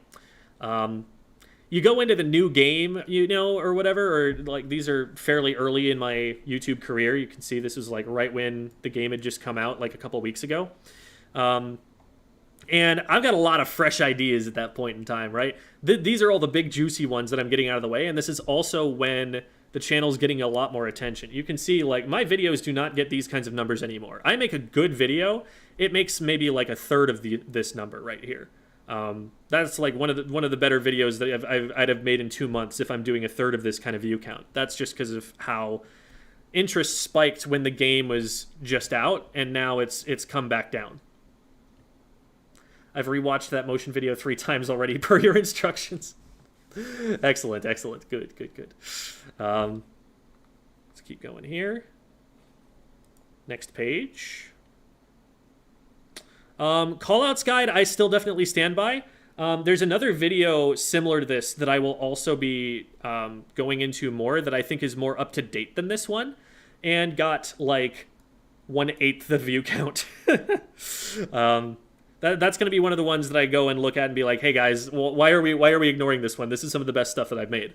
But this is a pretty good video as well, talking about especially the social side of how to handle callouts. I think I cover pretty well in this video.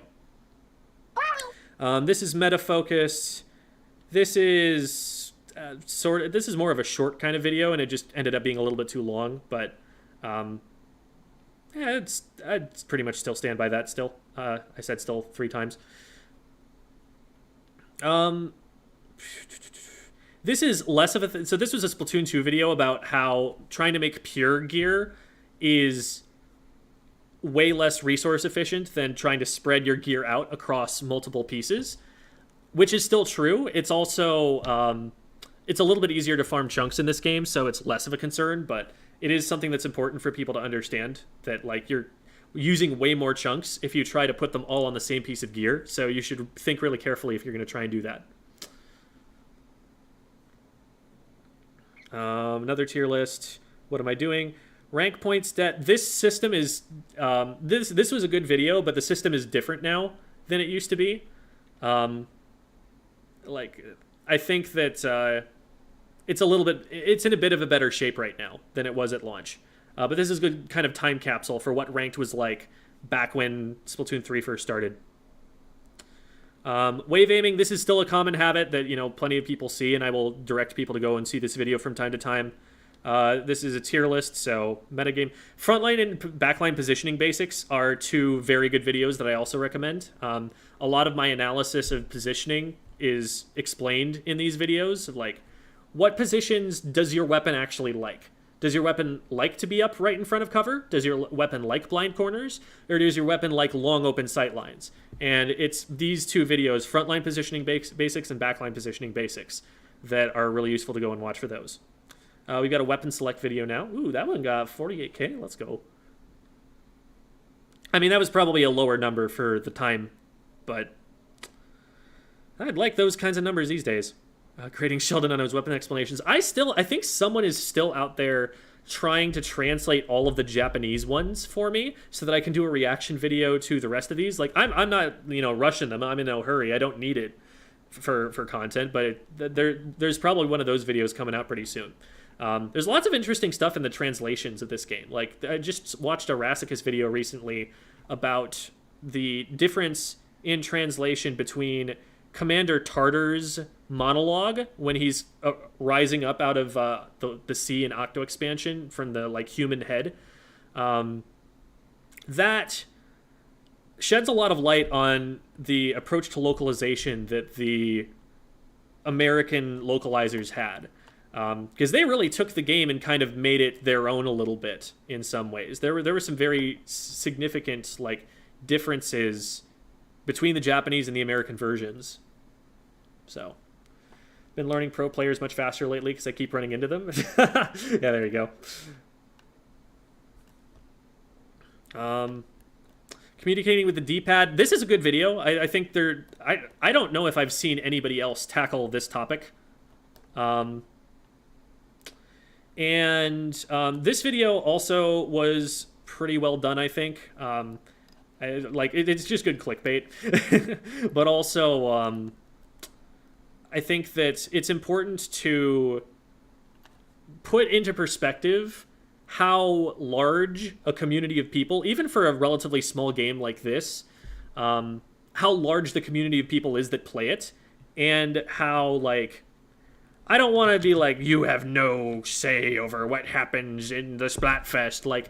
You have your one vote, But it's important to understand that, the win rate that you have in your head of, oh, I've been noticing my team has been winning a lot, so we're probably winning the Splatfest. That's not how that works. You are a very, very small amount of what happens in the Splatfest. And so this is just a good video about statistics a little bit. People really liked the super jump safety quiz. I think that was a pretty valuable one. There are a couple of those jumps where I'm there are probably some people who might have different opinions on whether to take those jumps or not. But I think for the most part, it's a good way to get you thinking, and it helps explain a lot of my rationale for why to jump or why not to jump.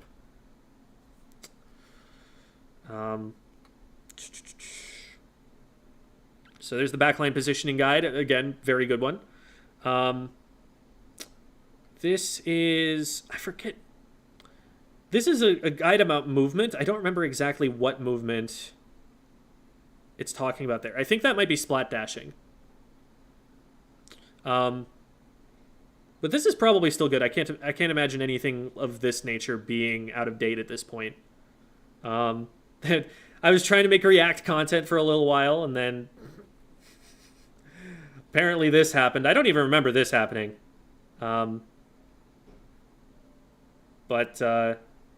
Yeah, whatever. People did not respond to the React content a lot, so we just ended up kind of burying that a little bit.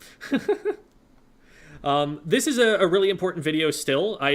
It's not up to date for all of the maps right now, because Umami wasn't out, for example.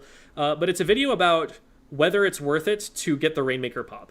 Because sometimes it's not. Look at this thumbnail says it all. On Museum, it's only the top of the spinner that you're going to paint with that. It's not a lot of useful paint. It's not going to get you very much special charge. So it's valuable to know that sort of stuff. And once you've seen the video, you can probably go and figure out, with all the new stages when they come out, which ones are good to get Rainmaker pops for. Have you considered posting your video reviews as abridged videos? VOD reviews as abridged videos. They're really good to learn mid-level concepts, but it's hard to watch something that long. The problem with that is that the amount of time it takes me to edit one of those things down is more time than it would take in a lot of cases to just make a fresh video. And since the content is already there online and a lot of my audience will just have already seen it live, I'm going to get less viewership on that sort of thing. And so it tends not to be something that's I can, it's not the most efficient way for me to teach people things about the game. Better for me to just leave that live and have people skip ahead to it than to worry too much about trying to get it edited for folks. But that is a good question, and that is something that I've considered doing before. Like, way earlier on in the Bravest days, I actually did try doing that a couple of times. And the time commitment was just too much with all the other stuff I had going on. Trying to get the notes without going to class. Oh my god. So, this was a video about Kraken when it was like introduced. I think it wasn't out at the time that it was there. But I should definitely talk about the Kraken video. So that should be pretty soon here.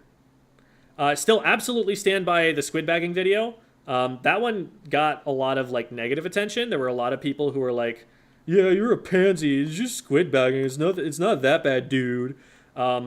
Which I vehemently disagree with.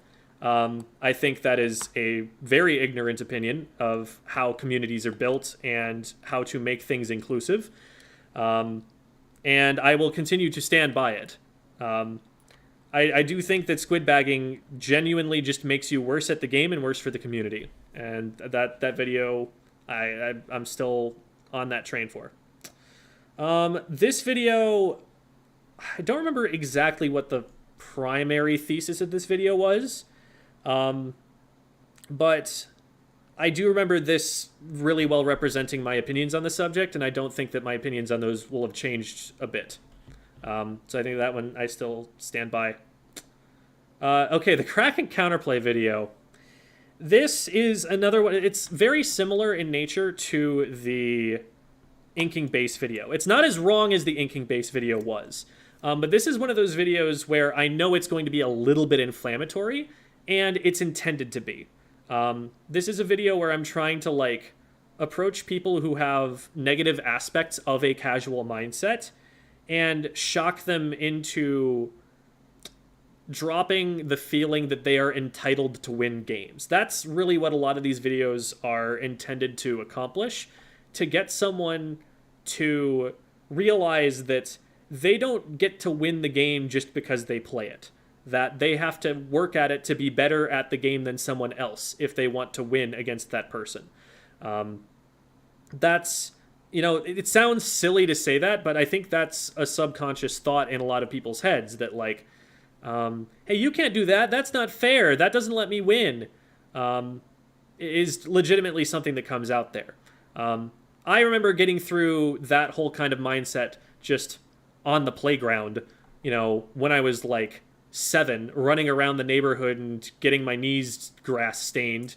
That's something that got beat out of me by playing with a group of boys who were not great human beings all the time, and who I had to learn to negotiate with, and who, a lot of my sense of maturity and competitive fairness and everything is kind of informed by the mistakes that we all made as kids in playing games of tag and whatnot, and trying to warp the game in ways that we are able to win them because it takes away advantages from our opponents.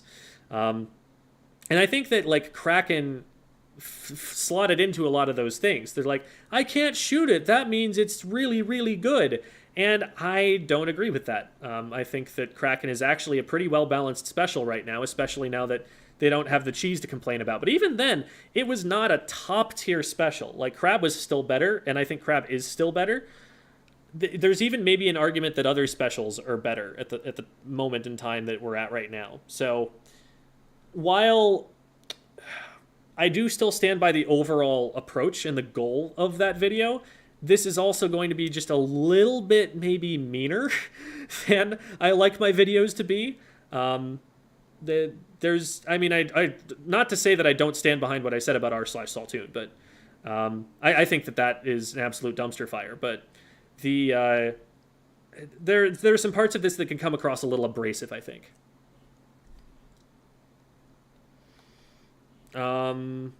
Fish. That is all I have to say about that. Yeah, this is a video that, you know, looking back on it now is kind of there to combat racism. That's really what that video is about. Like, there are some people who have some ideas about Japanese players that I don't think are really based on their actual understanding of the games that they've played and are just kind of based on the reputation or something. It gets a little bit uncomfortable when you dig too deep into where that's all coming from. So, that's what that's about. Choosing a competitive main is a pretty good video. I think that's helpful because that's a topic that I get asked about a lot, like how do you choose? And that's kind of a way that people can have to help with that. I'm going to do a few more and then we'll probably switch over to the reverse side and look at the videos that I think should have been hits but weren't, basically.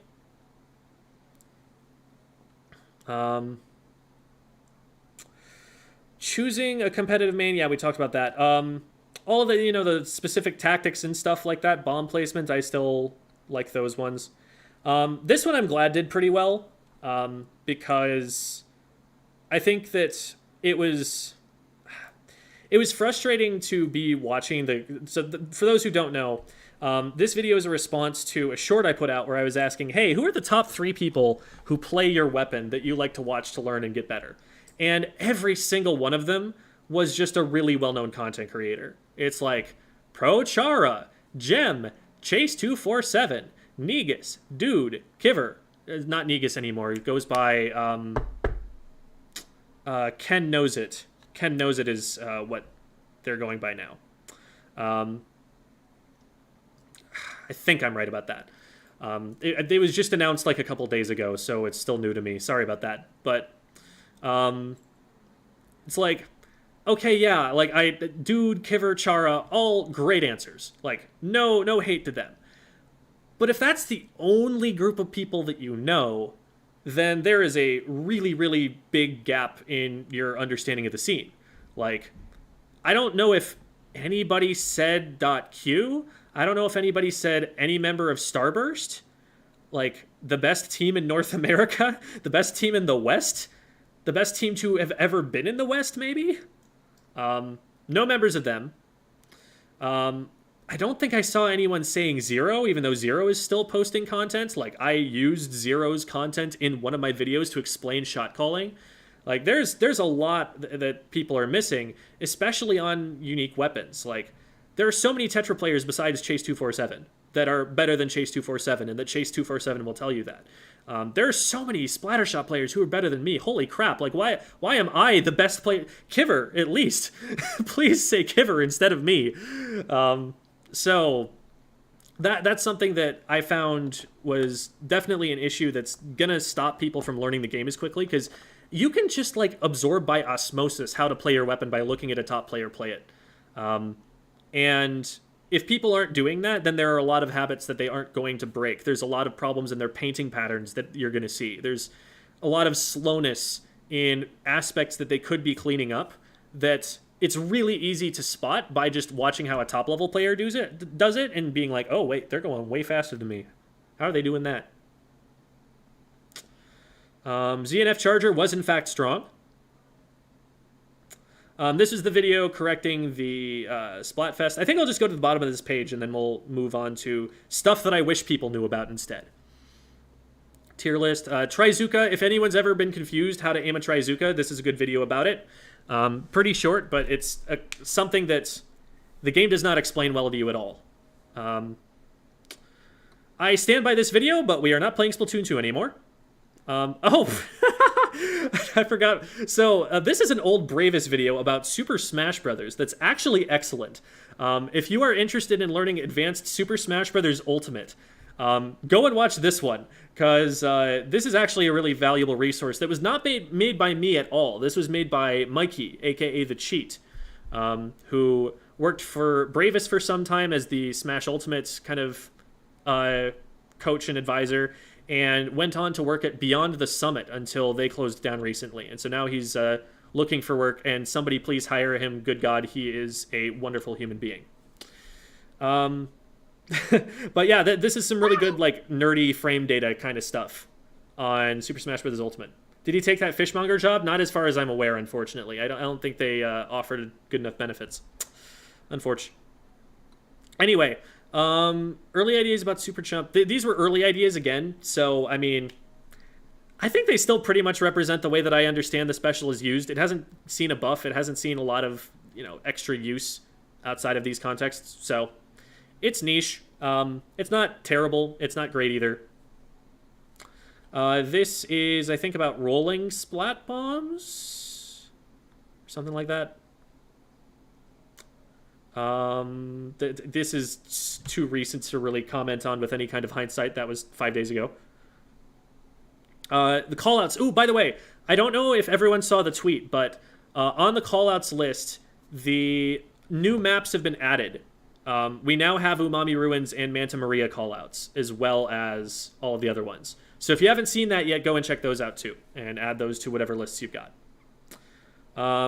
Finding your team is one of the best videos I've ever made. That is actually the source of the "this is also dating advice" meme.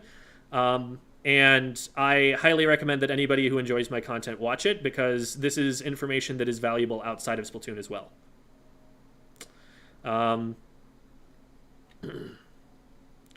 First impressions video.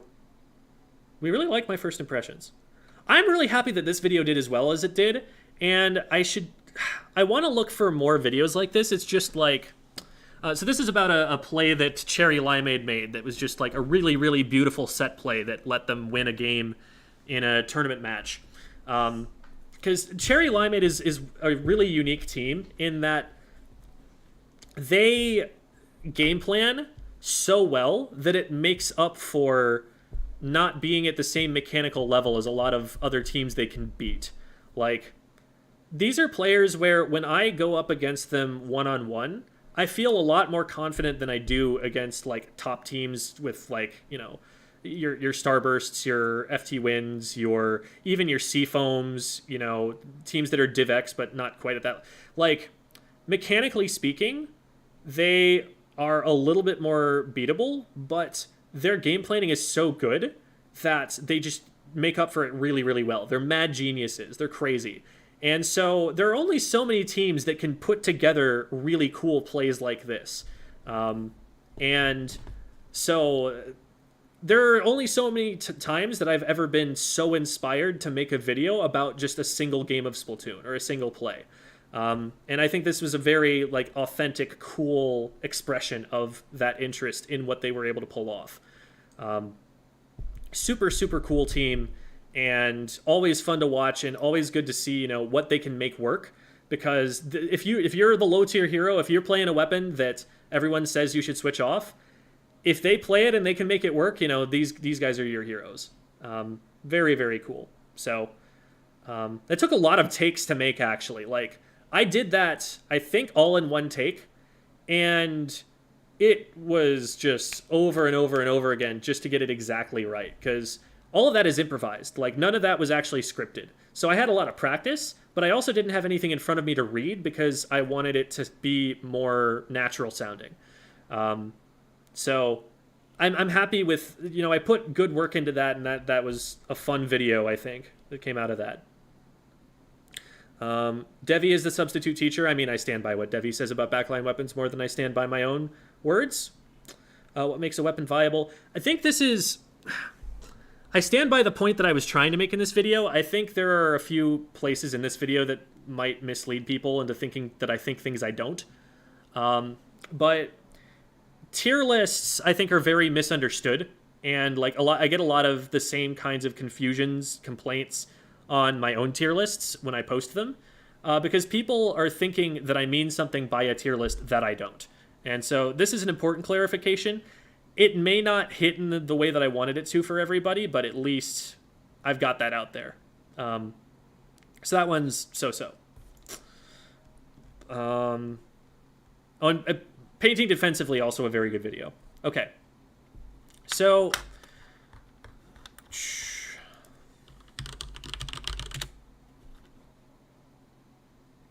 This video right here, this actually just came out like 2 days ago. This video is most of what I talk about when someone gets a team lesson. Like, anytime I'm working with a team, I'm almost sure to be talking about something that I go over very briefly for the first, like, 15 minutes of this video. And it didn't do too hot. Maybe it was just a little bit too long. Maybe the thumbnail wasn't as catchy or something. But, like, this is one of the more important videos, I think, for anybody who's playing on a team. I highly recommend that if you skipped this one or didn't get it recommended to you, you go and give it a watch. Because anything that I'm going to say about callouts to someone is probably going to be here. And this is what I was saying when I was talking about the callouts video from before. Like, this one's not bad, but this one is more up to date, I think. So if you have any problems with callouts, if anyone has ever told you that your team is uncoordinated, or that, like, you're not using specials at the right times, you're isolating each other from each other, you know, you're not in positions to help each other, you feel like you're making, quote, solo queue plays, this is the video that will help you fix all of those things. And that is, like, the number one problem that I find in any team that's below, like, low ink winning caliber. It's always that, because that's the thing that solo queue doesn't train you to do better. So definitely give that video a shot if you hadn't seen before. Then let's see what else. There's a how did the video on Jump Tech do? Is that still? This is a big number for when it was posted, because this was back from 2021, so this is when the channel was way smaller. But this is about, for any of the Dually Squelchers players, if you don't know what Jump Tech is, watch this video. What else is something that I think didn't get... Let's just, like, do the reverse views here. Okay, wait, this is just going to be a bunch of unlisted videos. That's not going to help. Let's just use a filter and go down into, like, the let's see, greater than or equal to, let's say, like, 5K views. Greater than or equal to that, and then we'll just reverse it. Okay. And then we'll go up from here and see, because anything lower than this was probably either very old or did not do well at all. So we'll go and look at this and see if there's anything we can pick up this way. Because there are probably like 5 videos or something like that that I'm like gonna hit myself after this and be like, wait, I should have recommended that one.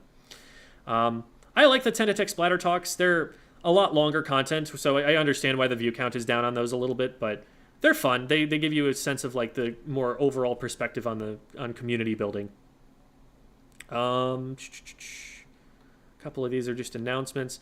Wow, this is an old video. This was the original video where I announced that I was going to do streams like the one we're on right now. So, like, the Tuesday before this video aired, I did the very first Squid School VOD review for the coworkers that I was doing the stream with. And when that did well, I put out there, hey, just contact me for VOD reviews. And that train has been going since March of 2021. It's been more than 2 full years now. And we're booked out to June. It's not slowing down anytime soon. So that's cool.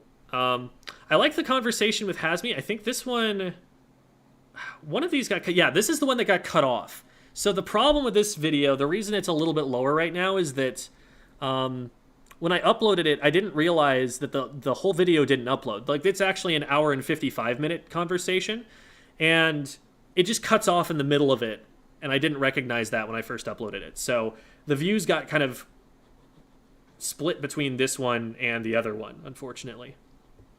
It's interesting that this short is this far down. I know I wasn't commenting on shorts, but, like, this was one of the biggest shorts that I put out on TikTok, and it got way fewer views here. TikTok and YouTube shorts, like, those algorithms work pretty differently sometimes. Like, sometimes it blows up on TikTok and just nothing on YouTube, or vice versa. This was an April Fool's video. This is really old. This is from, again, 2021, so I imagine that's going to be a lot of the videos here.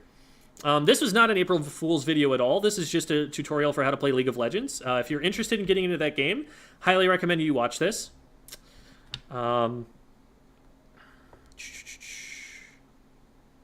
This one was interesting too. This was from the a conversation I had with Kiwi, top level player, about Crab Tank. I think it might have just been a little bit too long, but I think it's a lot of my understanding of how Crab is played at top level kind of came from this conversation. So it's interesting that one underperformed as much as it did. It's not a necessary one to watch, especially since Crab Tank is nerfed now. But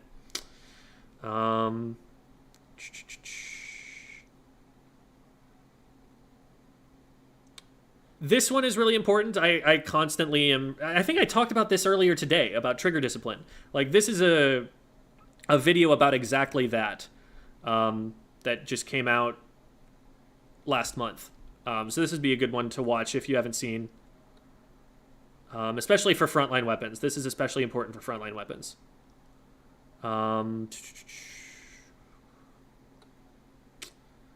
Skipping over some of these.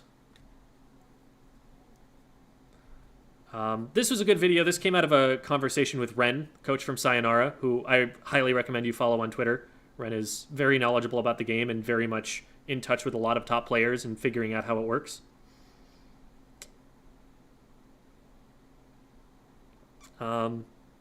This video is very off topic from what's typically here, but it was one that meant a lot to me.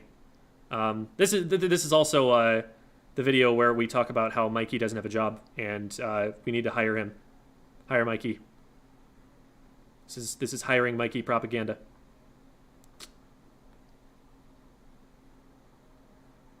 The crucial Splatoon tip for Boxing Day was don't forget your capture card when you're traveling. Yeah. I think it was something like that. The mailbag episodes didn't ever go super well. I think this is the biggest one, which is interesting because like Q&A is such a big part of my stream a lot of the time, but it ended up not being so much a part of. And I say that, and I forgot to put restream on, so nobody's been seeing the chat this whole time. Very cool. Good job, Jem.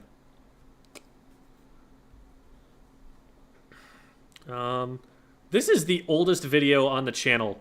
This came out in 2019. I think this is the very first, like, video game content-related upload that Bravus ever posted. There are still some things that are applicable. There's a lot of, like, Splatoon 2 specific stuff that's in it, though. Like, we talk about how certain specials can be used to get to the basket. And, like, Bubble Blower's not in the game anymore, Baller's not in the game anymore, and those were two very major specials for Clan Blitz.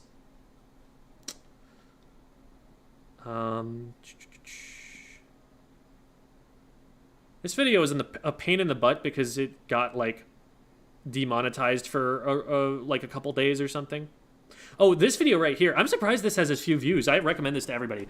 This is I'm not sure shuffle is something that I bring up, like, it feels like every other VOD review I do. If you haven't seen this one, especially if you're like a short range shooter player, definitely go and check this one out. How to Tell When You're Being Indecisive is the name of the video. We'll go one more page, and then we'll probably call it there for this segment.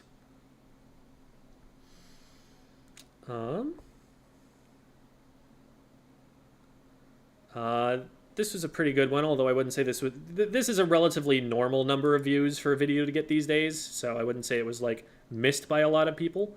But this is something that I'm bringing up a lot in VOD reviews right now as well.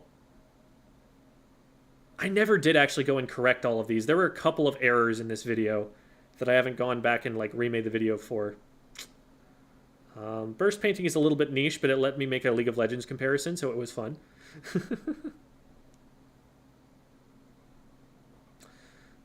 This is a really important topic, I think, for mentality. So if people haven't seen results-oriented versus process-oriented thinking, I think that's a really important thing to understand about how to improve at the game.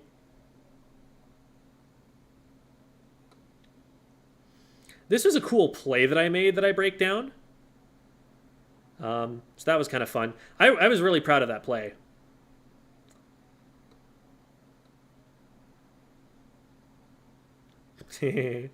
I like this thumbnail. This thumbnail makes me happy. How is this only 13K? I've recommended this to so many people. This, if you're looking for What Am I Doing Clamblitz version, a lot of that stuff is just going to come from this video. You're pushing wrong in Clamblitz. Yes, it's, you know, showing Splatoon 2 stuff, but all of this is still absolutely applicable in Splatoon 3. If you have any trouble in Clamblitz, if you don't like Clamblitz, if you're vaguely, you know, thinking there might be something more to learn about Clamblitz, please watch this video. This is a video that, like, it addresses a lot of extremely common misconceptions in how Clamblitz should be played. This is probably one of the videos I would put in, like, the top 3. More people should see this. So that one is something that I recommend all the time, because there are a lot of people who just haven't analyzed Clamblitz to the point where they understand that this is how it works. This is all just life advice. This has nothing to do with Splatoon, per se, but, I mean, if that's what you watch me for, then that would be a good one to see. This one was fun, because, again, working with Ren from Sayonara, so a little bit more of a top-level understanding that we're getting from that. I still absolutely stand by... Wow, this one's pretty low, too. I guess this was just from an earlier part of the channel where we were, you know, this was a lot of views for us at the time. But this is also a really important mindset thing that I still think a lot of the community needs to get over. That's, like, people ask, like, is this good? Hey, I got, you know, X power of 1700. Is this good? And the word good doesn't mean anything. And I explain more about that in this video. This is another one that I think is, like, one of the important classics that I just keep going back to and referencing, even though it's like 2 years old now. I recommend weapon compositions to a lot of people. That one's a lot more recent, so you're a lot more likely to have seen it. Wow, only 13K. This is a video that I reference all the time. Like, this is, again, one of the more referenced videos that I have, that I talk about in actual VOD reviews. So definitely go and check this one out, too.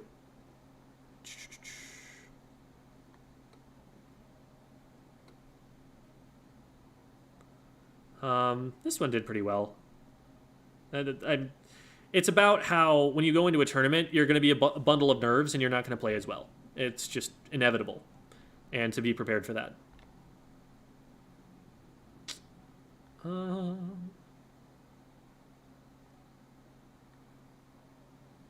This is actually still a pretty good movement tutorial.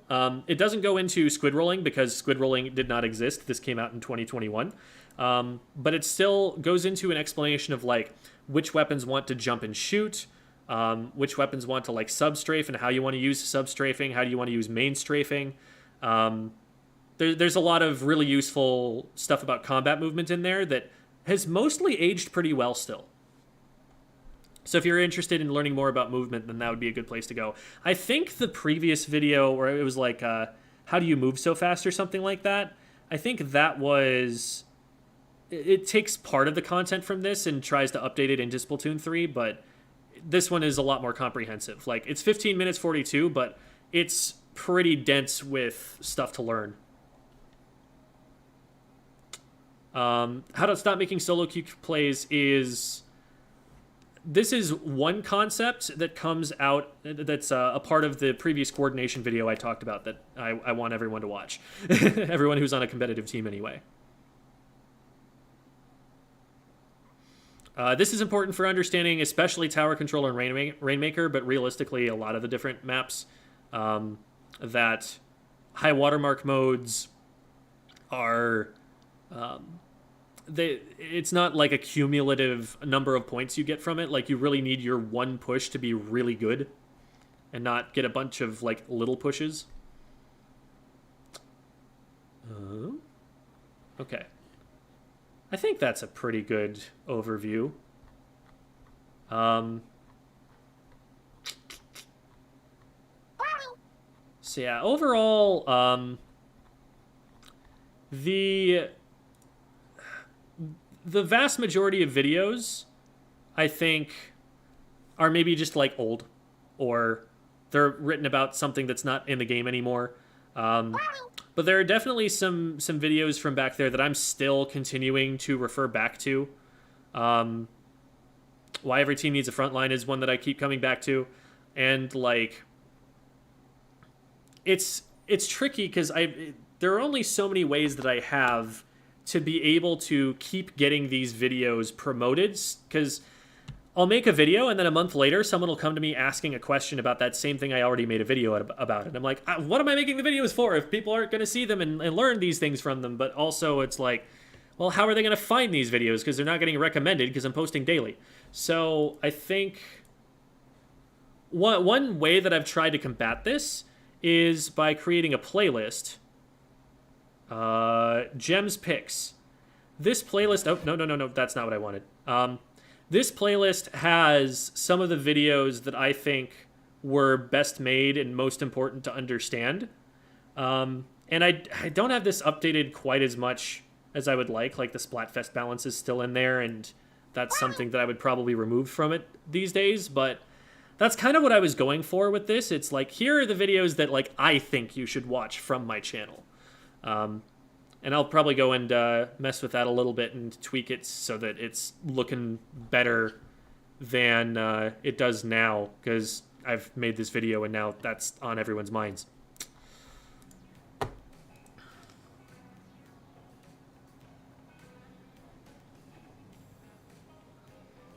Got a stick of butter out of it? Oh my god.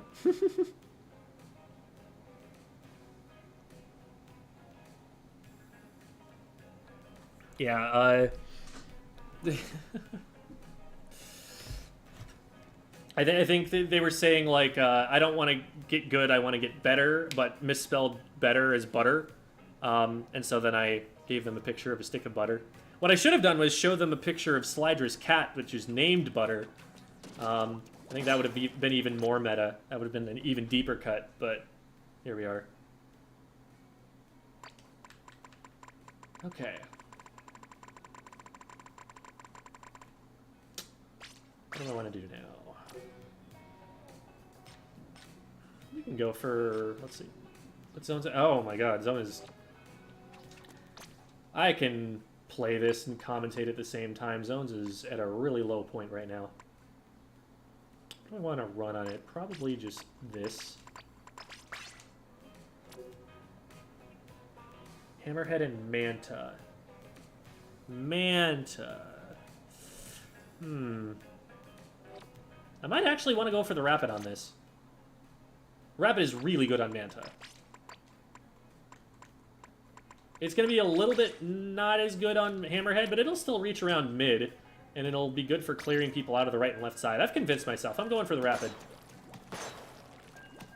I've been in love with this weapon since the Inkjet got buffed. And again, I'm not sure that it's something that I would actually want to run in competitive play, but I'm having fun, and so I'm going to play the game that way.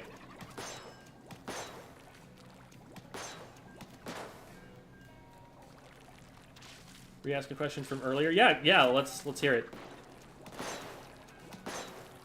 I don't mind you guys, like, repeating your questions if I don't see them. Just, like, don't get to the point where you're, like, spamming the chat, you know?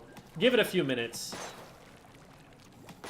Or, like, try to time it at a point where I'm actually looking at chat, like, in between games and stuff. Personal challenge where I play splatter scope, move to front line, play for kills. Not a winning strat, but I'm aiming better. Yeah. There you go. I mean, your teammates might not like that you're doing that, but it will definitely get you better at aiming, that's for sure. What are these comps? They got triple backline, and then we've got 2 backlines and a rapid. T-Tech friend, you are very important to us for a lot of reasons.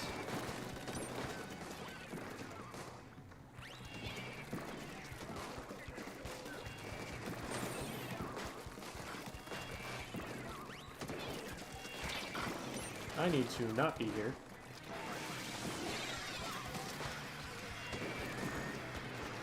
Man, this is annoying. I, like, can't really move forward. If it was just one backline, I'm fine, but I don't paint very well, and I'm getting zoned out of the match by things that are longer range than me. T-Tech just went down. Oh, man. Great minds think alike. Okay, that's the Expo down.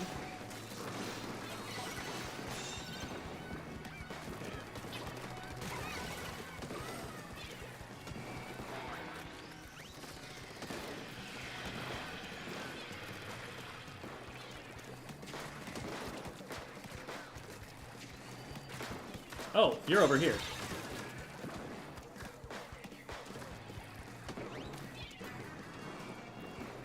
They just jumped out, okay.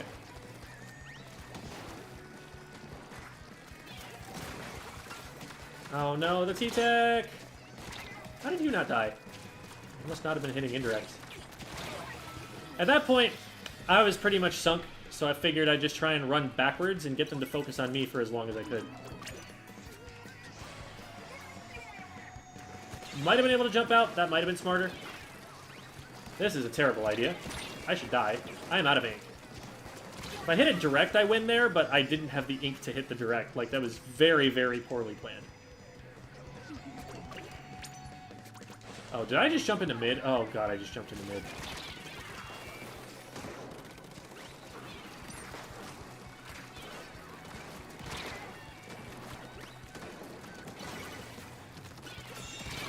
Of course it's the dualies. Of course it's the one frontliner that's back here.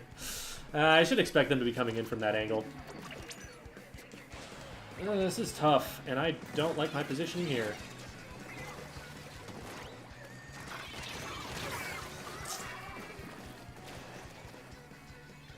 All right.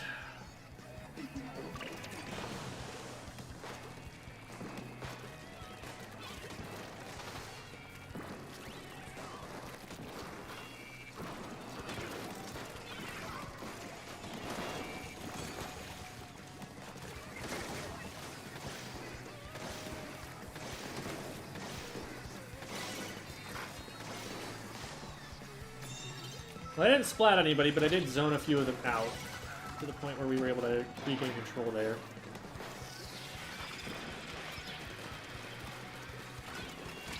I keep getting hit by this, and I'm not ready for it. Like, I don't want to have to count on myself to hit that direct. It's cool, but it's a low percentage play.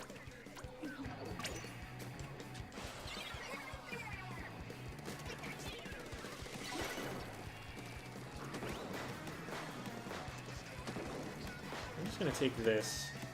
I don't care that they know. I'm drawing their aggro over here.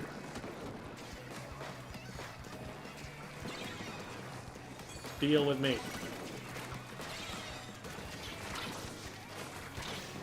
I can jump over that now. Oh man, I had the window right, just didn't have the timing. Still, we got two, and we should collapse on the dualies here, unless... Oh wait, we can't, because we don't have front line. Oh boy. At least the dualies went down eventually.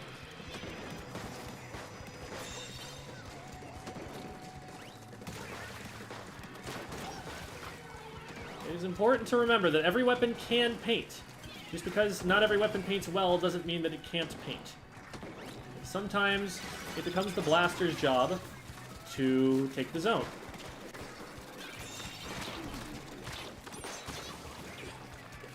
They're gonna get me here, but I got two, and if we can stop that Explo from neutralizing, let's go.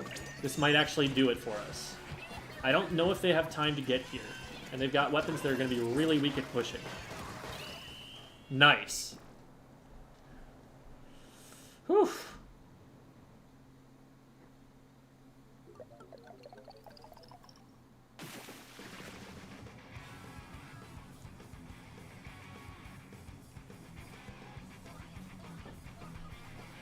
Yeah, Explo is a pretty good zones weapon. It can be really difficult to exist on the map against it. And if it doesn't have a target, it just paints the zone, and it's fine. Went to Big Dapple this past weekend. Super glad I did. Awesome. I'm glad you had a good time. Yeah, lands are very cool. They're very, very cool. And it's so difficult, right, to explain to someone how cool a LAN is until they've been to one. Like, it's one of those things, like, you can tell someone, oh, you just gotta be there. But you never trust people who say you just gotta be there. You know? Like, it's true, but usually when someone's like, oh, you had to be there, the joke really wasn't just wasn't that funny. Oh my god, thank you so much for the gift memberships, Valimar. It's really kind of you. Congrats on 60K. Thank you, thank you. Yeah, we did hit arbitrary big number.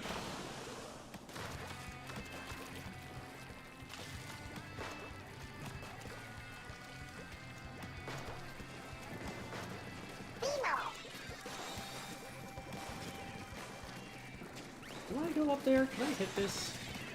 That's not a good idea.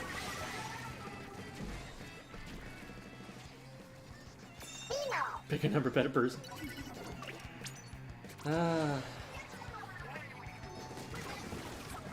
Just keep making Ludwig references. You will continue to make me happy.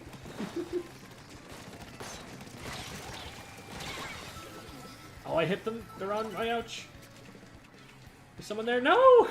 I ouch pinged multiple times! Darn.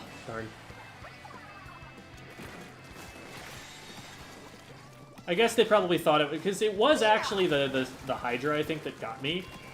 But I was trying to indicate that there was someone on the ouch, so I could understand that being difficult for them to understand.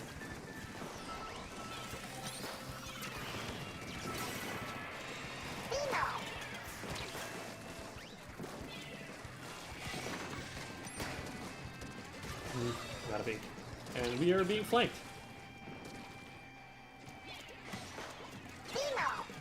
I am close to an inkjet here, so we can probably try and use that to open things back up again. Maybe a little sooner than expected, but here we go. Very nice, very nice. I was looking at all the VMOs because I was like, wait, that's got to be more than 10, right? No, I'm just not used to their... Oh my god. That's a lot of VMOs.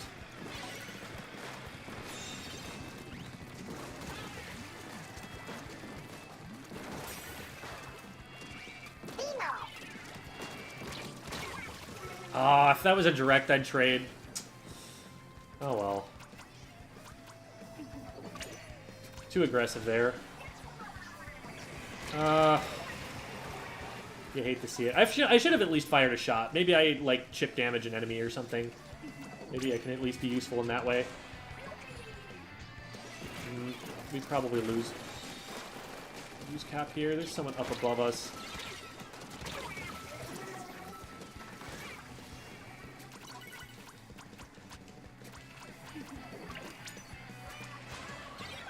Yeah, a little bit discoordinated there, or uncoordinated there. That's not a word, discoordinated.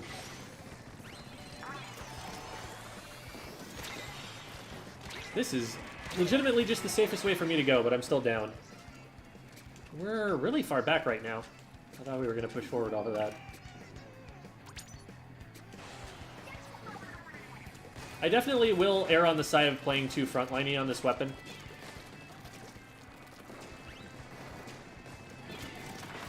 Oh, you are so going down here. I'm out of ink. Okay, so we got one. Let's move up here.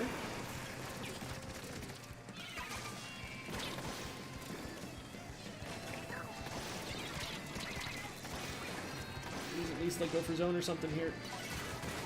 Need something. Oh my goodness.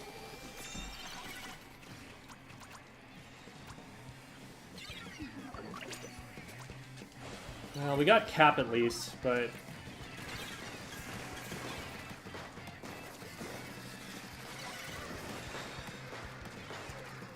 I'm a little bit nervous. If we can get cap here, that'd be really nice. That'd actually help a lot.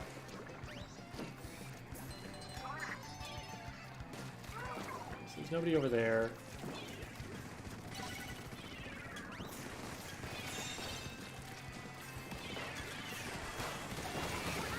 that'll help. Probably die to this. Oh, no, we're good. Just the X-Blow. Oh, and your escape route is cut off. You are in trouble. Honestly, well played. And why are we not running anybody up here? We've got a Tri-Slosher. That's where we want the Tri-Slosher to be. Ooh, nice. They got 2. I feel like we could have gotten those 2 further forward, but we got 2. Yeah, we just got to keep the zones at this point.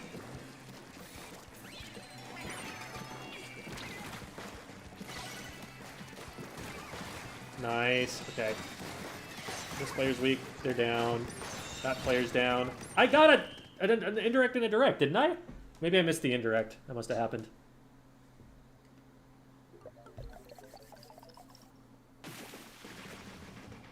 Early reviews are mixed? Okay. That means I'll have to go and find reviewers that I like and trust their opinions instead of other people's opinions. Asked FLC what the ideal squeezer kit would be. He said point sensor inkjet and run opening gambit.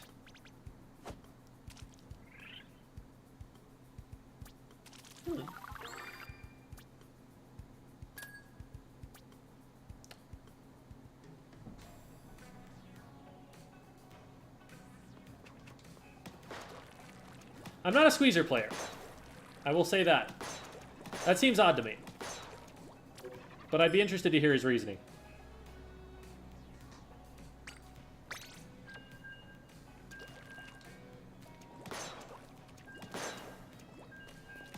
Dually Squelch was stalling you out of ink.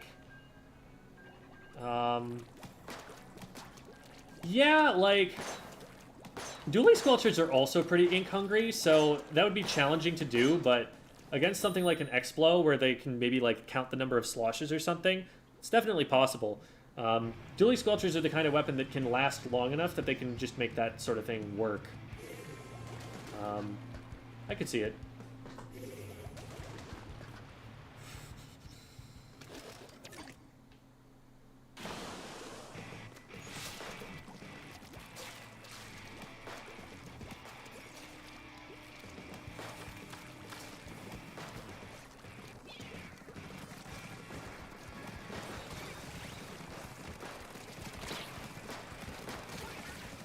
Oh, that was not who I was expecting that was going to splat.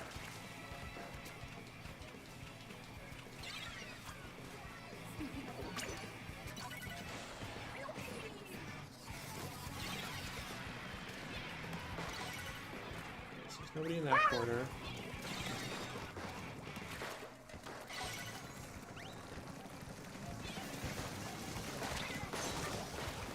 There's one of them down. Oh.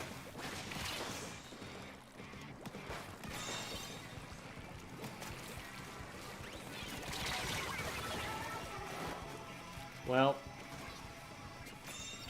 hey, we got the assist. We're gonna lose the zones immediately. Oh man, we did not back up even though we were getting rushed by 2 players.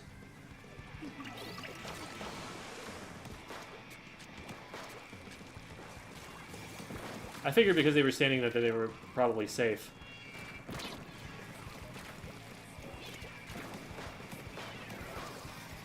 They know that I'm up here. What if I'm instead up here?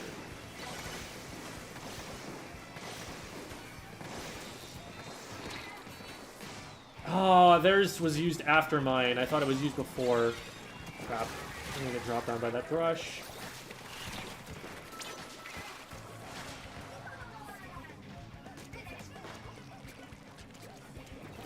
Please don't go in by yourself. Well.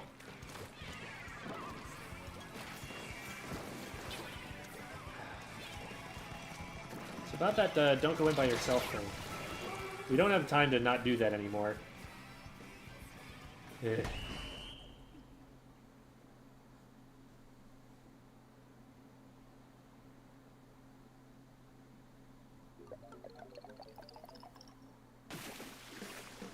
Was playing Nova with opening Gambit for the point sensor assists. Yeah, I mean...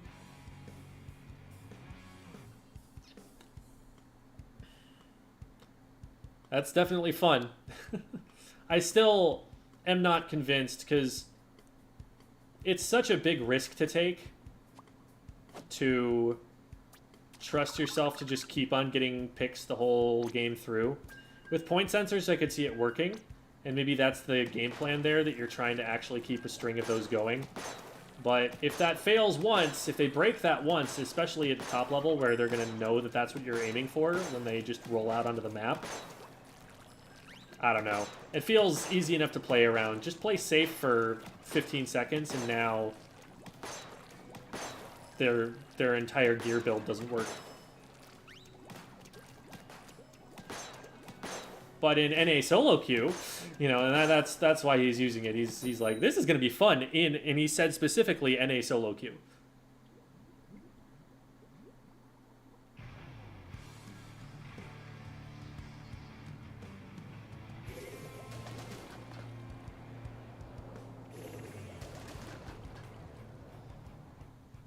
Yeah, and like Dude and FLC are going to be able to do things, not just because those things are good, but also potentially because they're better than us.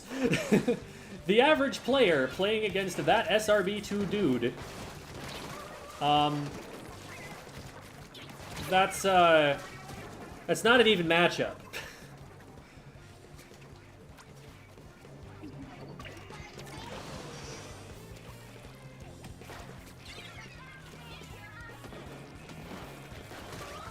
So, you know, take things working for one of those players in, you know, their stream or whatever with a grain of salt.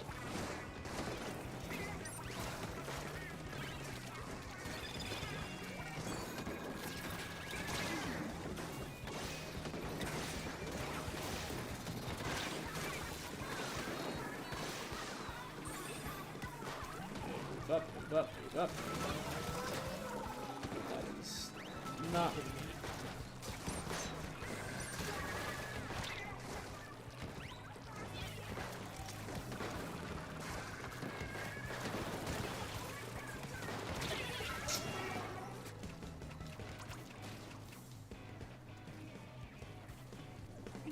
There we go. We're taking the same fight now.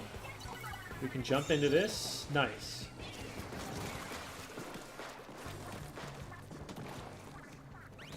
I'm gonna watch the front because we should have that covered. Oh, hi.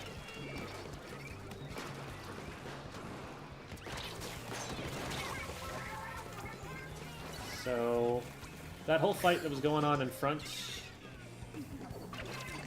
Apparently I didn't have anyone else looking at that.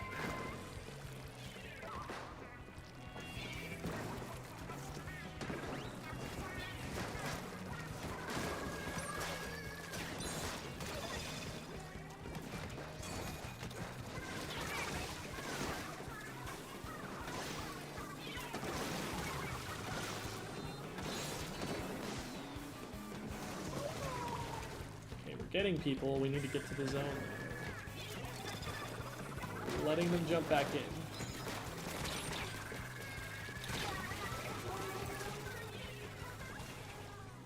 I don't know if we're just losing in the front or what, but that didn't feel like a match that we had a lot of pushing power on. I'm playing like ridiculously aggressive on Rapid Deco. Like, this is definitely more aggressive than I should be, but it also just feels like we aren't taking space when we have space to take and they're jumping people in. You can't play slow against a, like, wiper comp. If you just try to take your time against someone who's gonna, like, feed and then super jump back in, they're just gonna take all of your space even if they're dying repeatedly.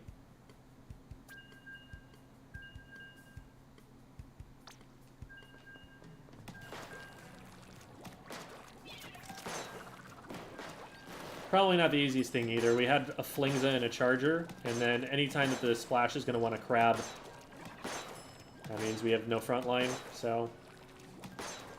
Yeah, it's a tough one.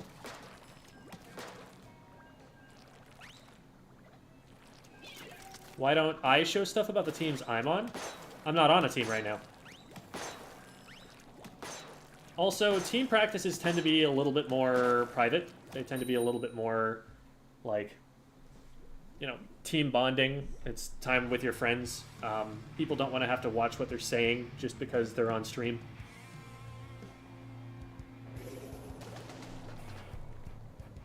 And also, people don't want to give away information to other teams that might be watching. Like, oh, here's how they're going to be approaching this. I see, I see. Here are the weapons that they play.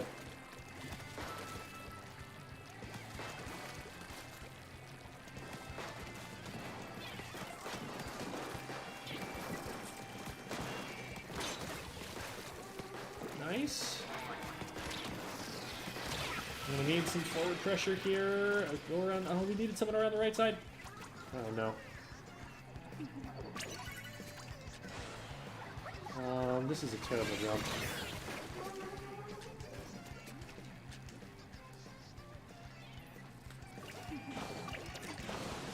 Now, I'm gonna try playing more patiently.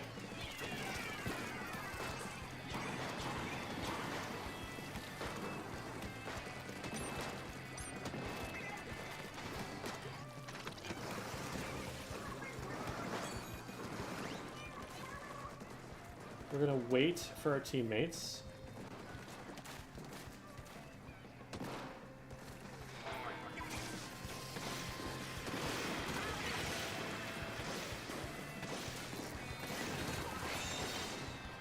Nice. All right.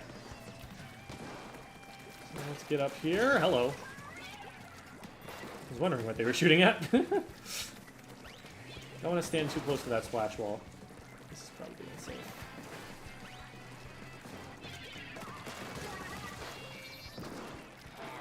Yeah, not with that much damage, you're not.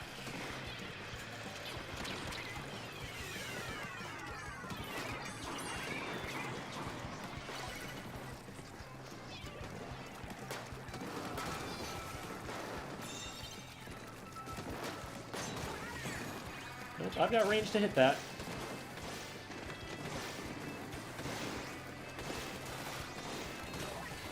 That was weird, but we ended up getting one out of it anyway.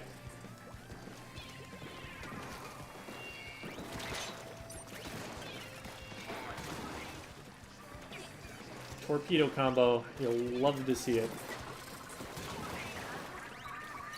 Oh my god, no. We did not let someone behind us. Okay. I was gonna be so upset. I think the roll torpedo into rapid direct combo is like one of the coolest things in this video game. I love that they put it back on. No, I'm not on a team. I'm a free agent right now.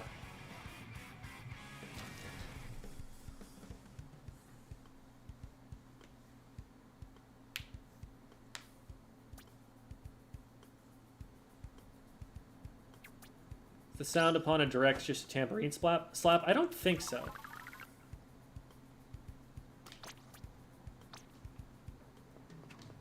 Here. It sounds kind of like a squeaky toy or something, like something squishing and making a high-pitched noise.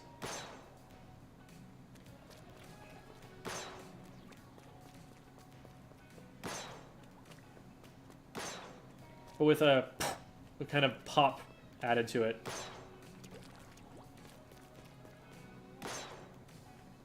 Really, really satisfying sound. So theoretically, if you were to suddenly become one of the best players in the world and every team was clamoring to add you to the roster, what team would you choose? Minus Starburst, because I said so.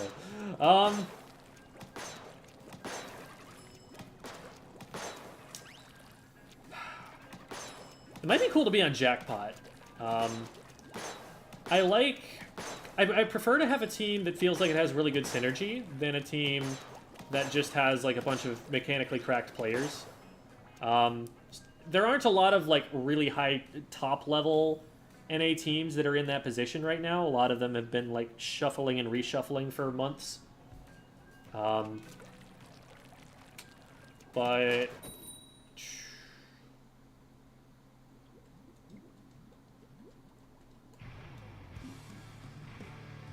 there was an old Sayonara roster that I really admired and wanted to be more like. but they've split up and reformed so many times that it's like, what even is Sayonara anymore? There are so many players that have been Sayonara.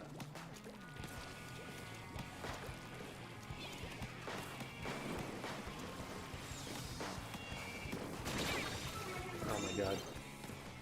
That was a bad time to get sniped. I did not pay attention to what they had on their team. I was thinking too much about what team I wanted to be on. Oh no.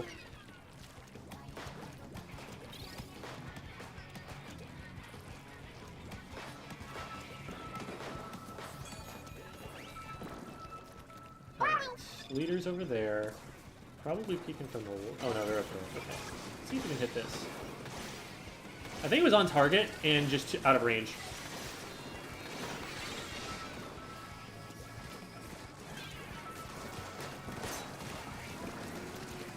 Oh my god. I just need one shot. This is so greedy. Why am I here?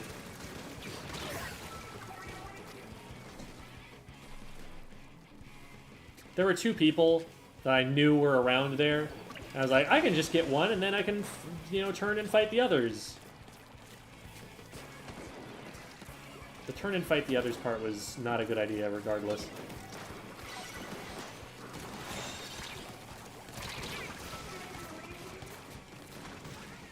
Okay, we got the cap. That's the important part.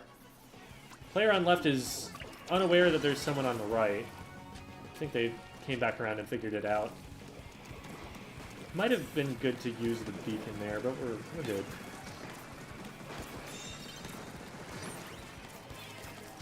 Okay, that's the wiper. I'm not going to push too much harder. Oh, they're going up the wall, aren't they? Yeah, they're dropping down. Thought they dropped down.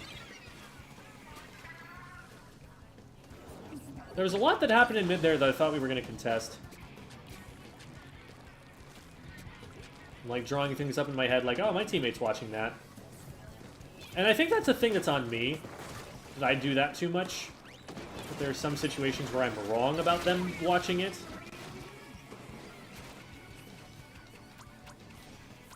This player's probably dead. Oh, they beat it. Let's go. Good stuff, 6 rings.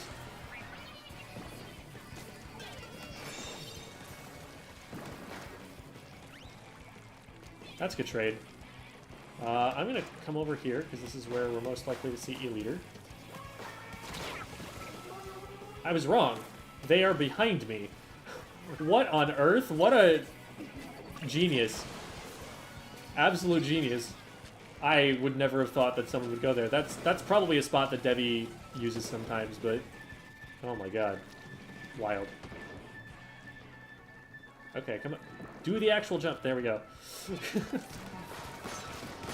Oh! I did not even hit the person I was aiming at with that first shot. Get him, get him, get him. There we go, there we go. I'll get the zone.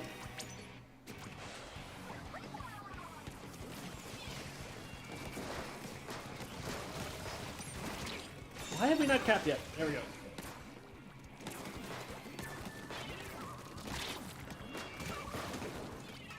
Weirdly laggy, but... Oh man, I almost died to that. Fortunately, they're all coming in from, like, right in front of us, so it's easy to stop. Oh, I was hoping someone had done a little bit of damage to it. Oh, yeah, okay. Good job, Omar. That might be jumpable. Not anymore. Ooh, nice. Got another one. Oh, yeah. Wait. We're so close to getting lead here.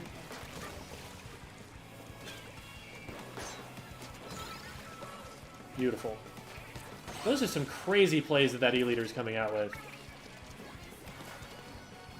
They're taking angles that, like, I would never expect. Nice. All right.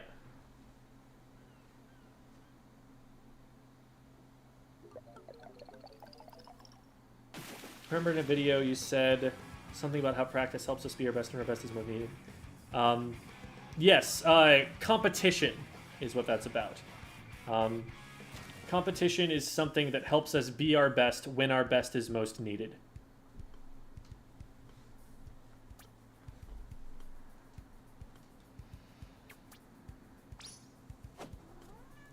I don't remember if that's... I don't remember if that's wording that my boss, Scott Novus, came up with, or if he was quoting somebody else, but he used to say that a lot. That was one of his talking points, I guess, when he was talking about, like, the value of, like, esports coaching, or sports coaching, too, because he was a Little League coach, and he took a lot of that ethos and made it a part of the programming that we were doing.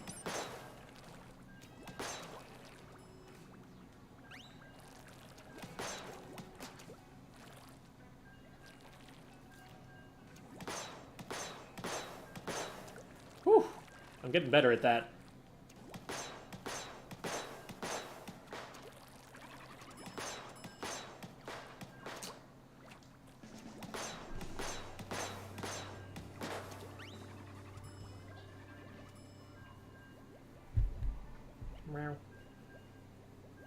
Hey there, keycap. Romeo says hi. And he wants me to pet him. Don't you? Don't you, you little fuzzball.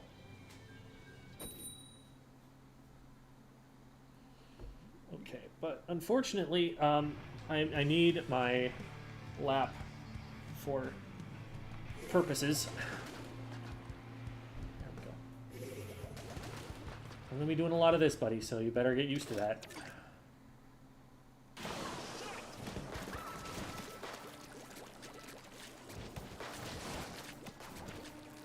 think that OB is Orca Balustra, which is Femi's team. Femi, a former teammate of mine.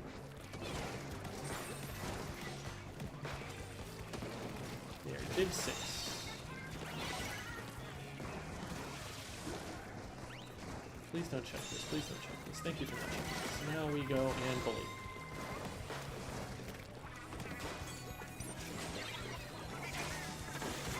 Stop that. Ow. Okay, the missiles got me. Oh no, it wasn't even the missiles, it was the Flingza. There's someone behind us, which is stalling us from getting to the zone. Man, they did a good job.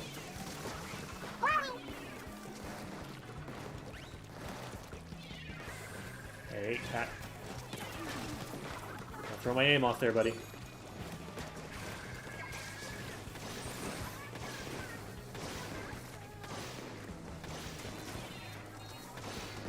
Okay, well, let's move in on the right if we're going to be given the right for free. There's someone right behind me. That's fine. I'm out of ink.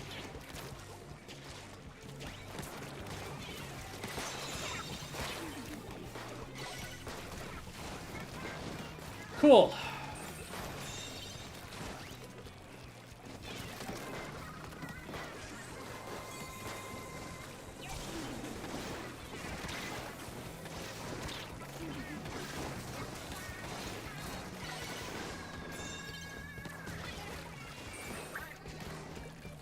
Cat, please. I need my hands right now.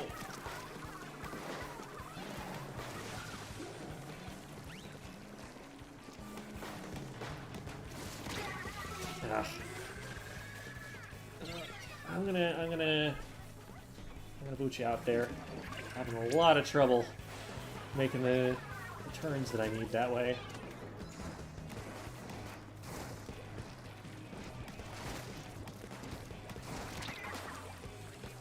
Come up the wall at me.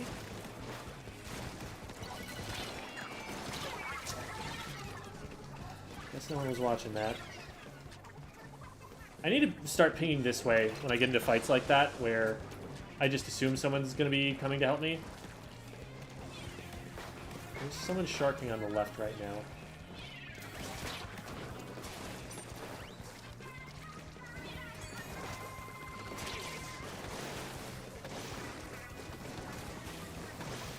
zone here.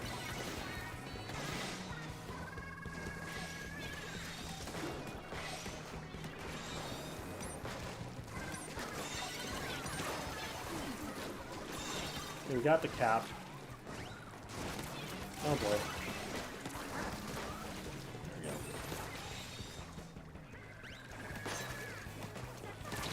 I needed to aim at his feet. I shouldn't have gone for the direct. I should have gone for the spark.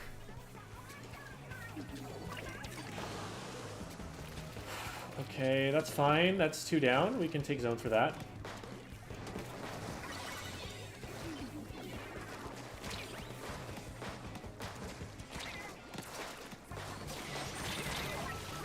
Where are we? Oh, okay. I guess we don't have a lot of pushing weapons here. I would at least like the flings to be up there with me, but I guess they're trying to get missiles.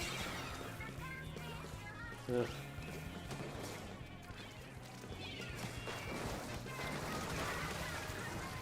That's not good.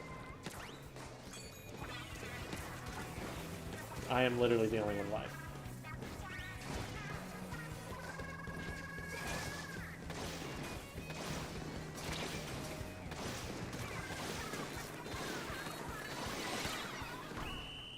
Yeah, there's nothing I can do if we're all dead.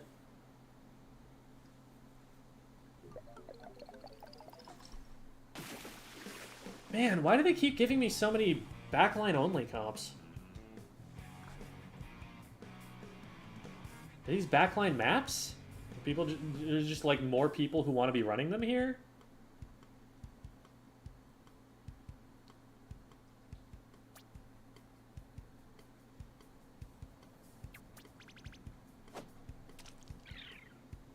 Unfortunate. Not as many points as I gained earlier, though, so we're still in the positives. There's map mode.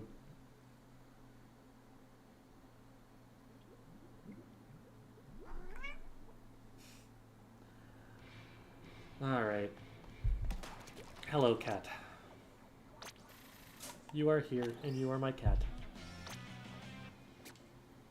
And you're gonna sit back in my lap and reassert your position there. I'll go through the shop. I'll go through the shop. I'll give him a minute. Thanks.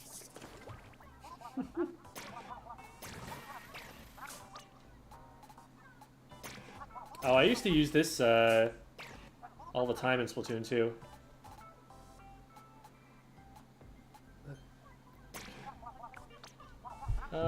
Let's make sure we bought it. Oh, shoot.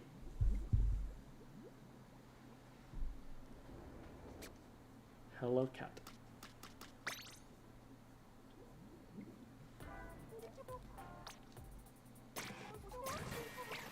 Oh, man. Those neon sea slugs. Ooh, this I definitely want to upgrade. With all haste.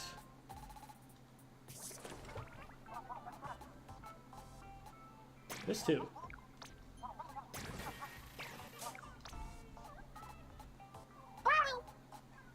Is there anything over here that I really wanted to? Hey, hey, you don't get to eat that. That's not food.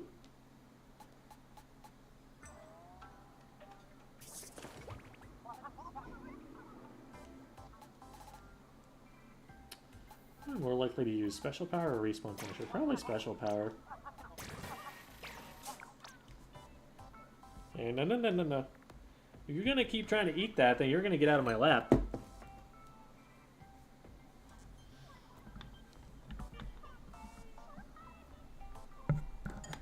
Looping the cord around differently so that it's not right in front of his chompers. Yeah, you little fuzzy thing.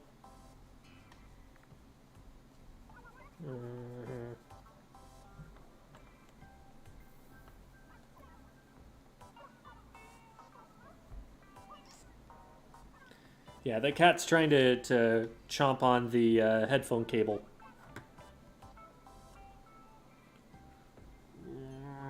Squeak.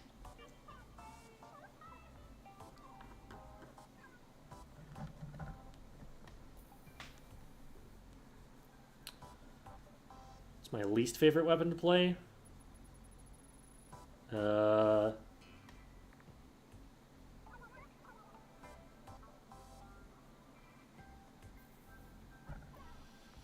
don't know. Maybe like Flash Blaster or H3 or something.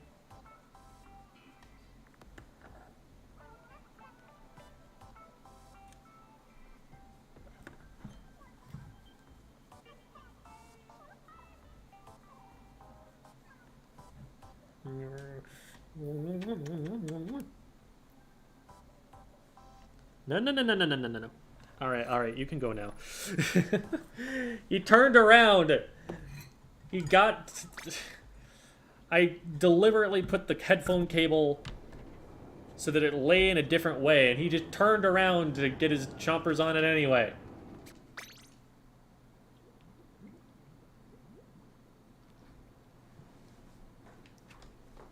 Sometimes you want to punt the cat. Yeah. I'm pretty sure that... I have not had a child personally, but I feel that the same probably applies to children too.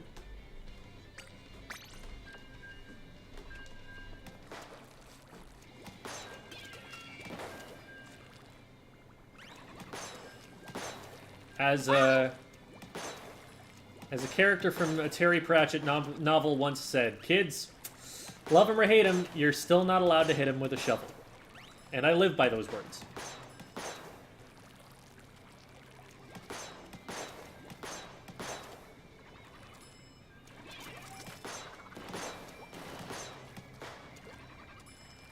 I don't have siblings either. I'm emotionally stunted, apparently, according to some. Wait, you can't put the shovel away.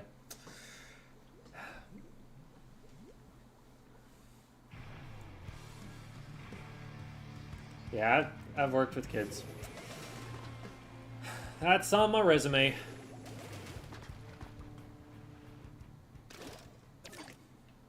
So shovels are no good, but are sticks okay? In Minecraft. In Minecraft.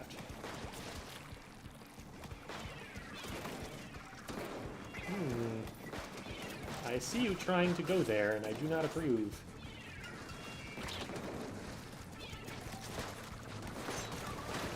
Nice. Got one for that.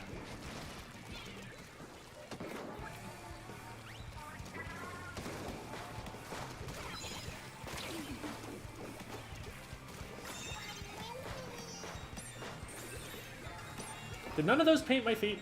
Oh my god. This is bizarre. They're like all behind us right now.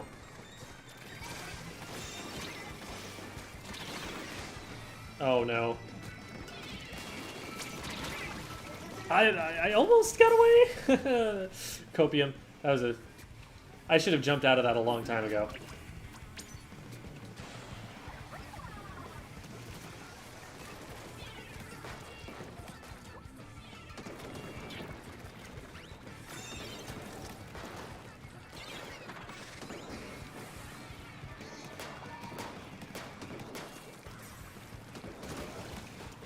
Nice.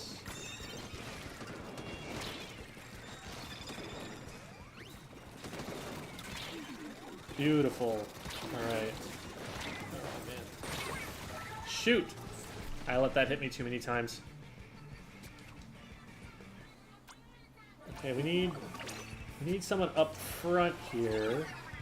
We're losing the tower because we don't have that, and now the Kraken's not going to do anything because we have no one to follow up with it. Also, I'm being flanked.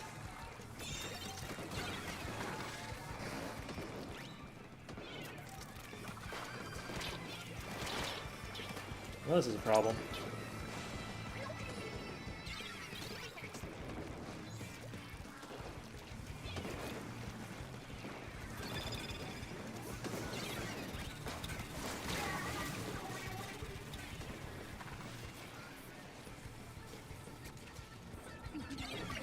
Okay, let's get on that tower.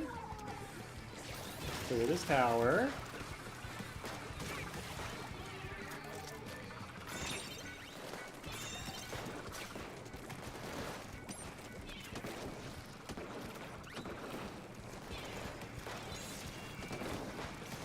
This is bad.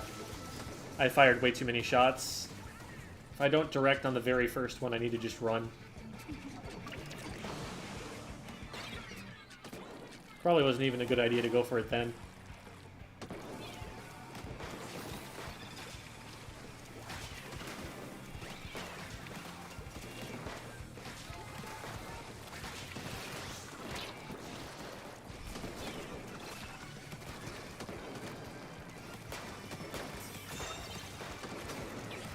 Okay.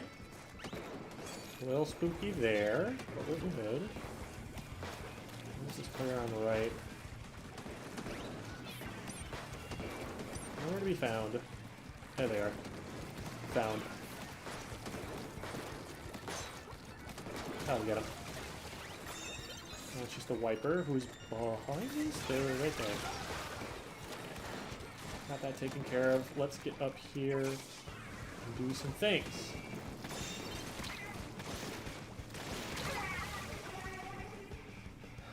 We take those. One way, ouch. I trust.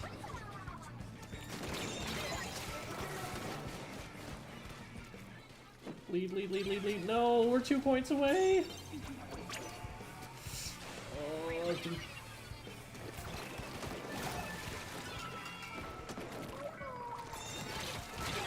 Oh,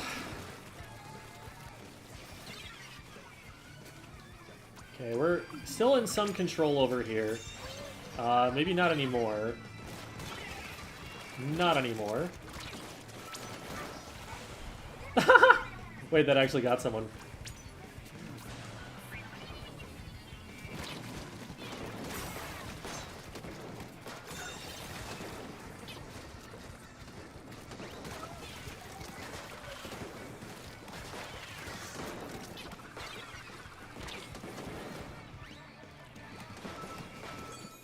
We need to be on tower in a few seconds.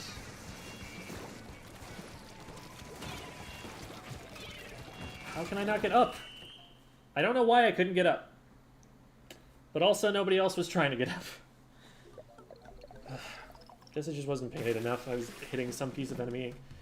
That's so unfortunate.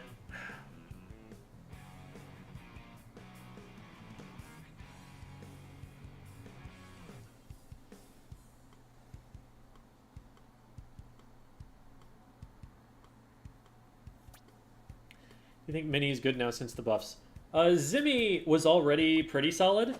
I think the other Mini... I mean, it did get the hammer buff, too. It's worth trying. I think hammer is a big mismatch with Mini, though. I think that's just not a special that that weapon wants on a fundamental level, even if it's good. Like, they don't mesh well together.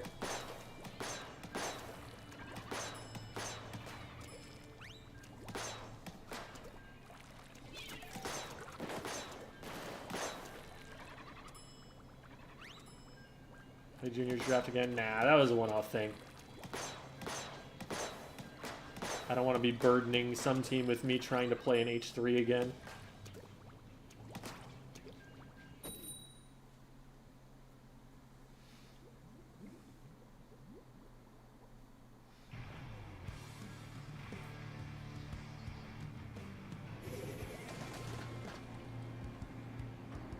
Meteos. Pro League of Legends player. Probably not, actually, but...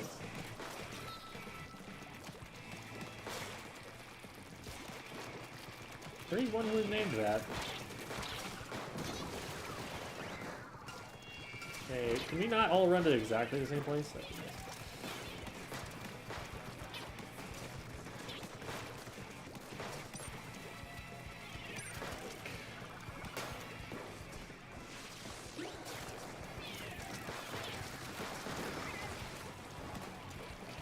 One of them down. We want to start applying some pressure here.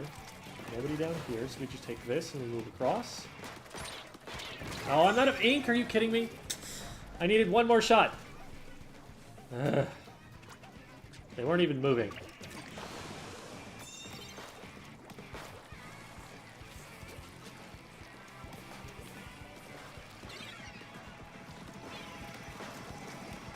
Yeah, they're not watching the right side very much here.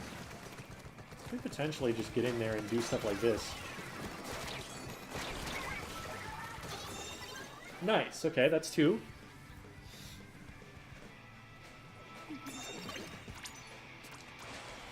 And I want to be over on this side so that I can help my team clear the top left. Because that is where the most danger is going to come from. And will also give me a great position to do this. Which I will squander. No, I won't.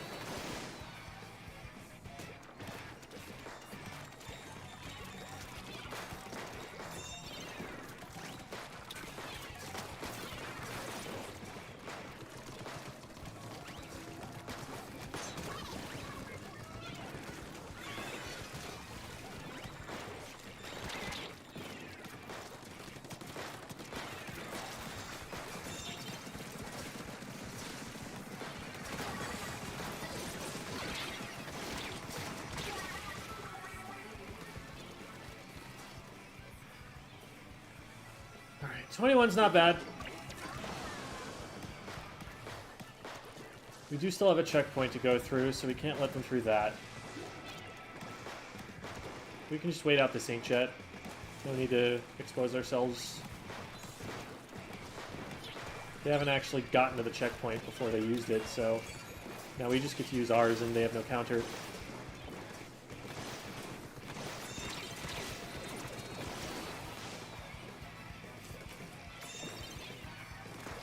There's someone watching down there, but we just torpedo those out.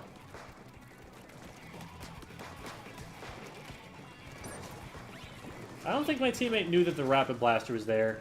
I think they only saw the one.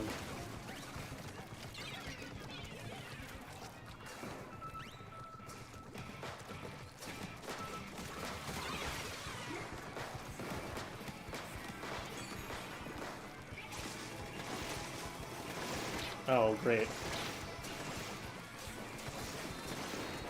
I'd rather shoot at something less mobile than that.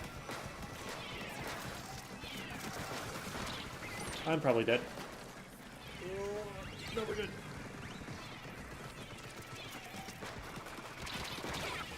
Oh, wow. I don't think they had an angle at all. Oh, it was the rapid. It was the rapid that got me. Nice, we got 2, though. Good follow-up, teammates. I think it was a Zuka shot. That worked really well.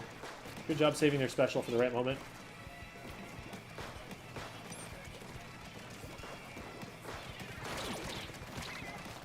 I'm amazed I'm alive. Probably aim RNG more than anything else.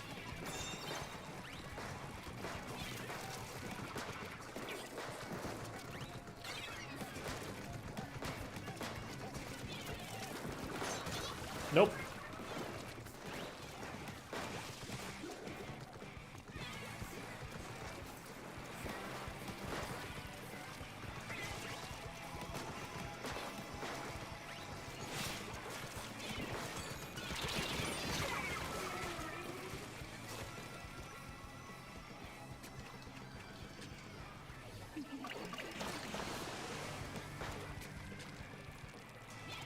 Ooh, that's not good.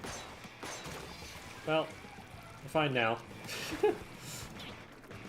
Come on. There we go.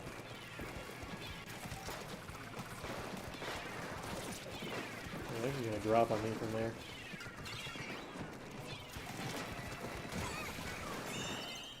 Beautiful timing, too.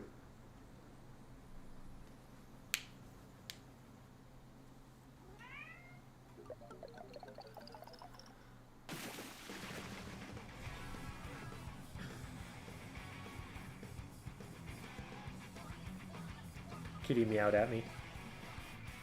I must scritch him when he meows. These are the rules.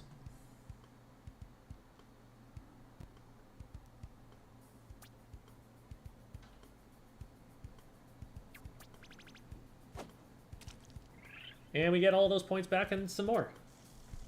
Actually, no, wait, that was a different rotation. But we got points.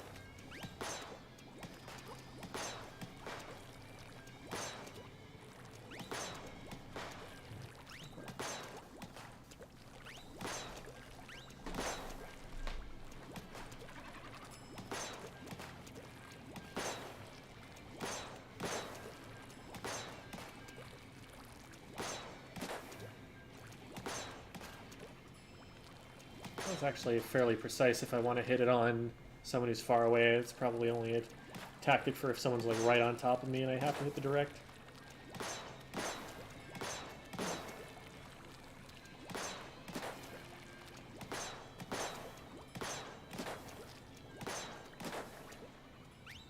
Or if they've got a wall behind them, that would be good too.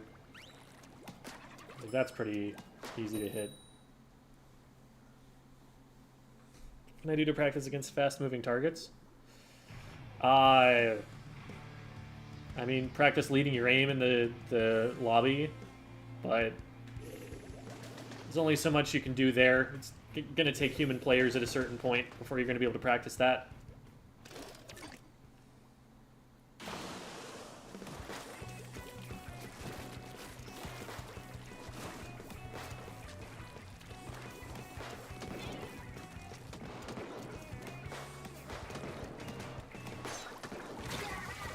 That was so delayed, okay. Oh, someone DC'd is why. So the game's gonna end here.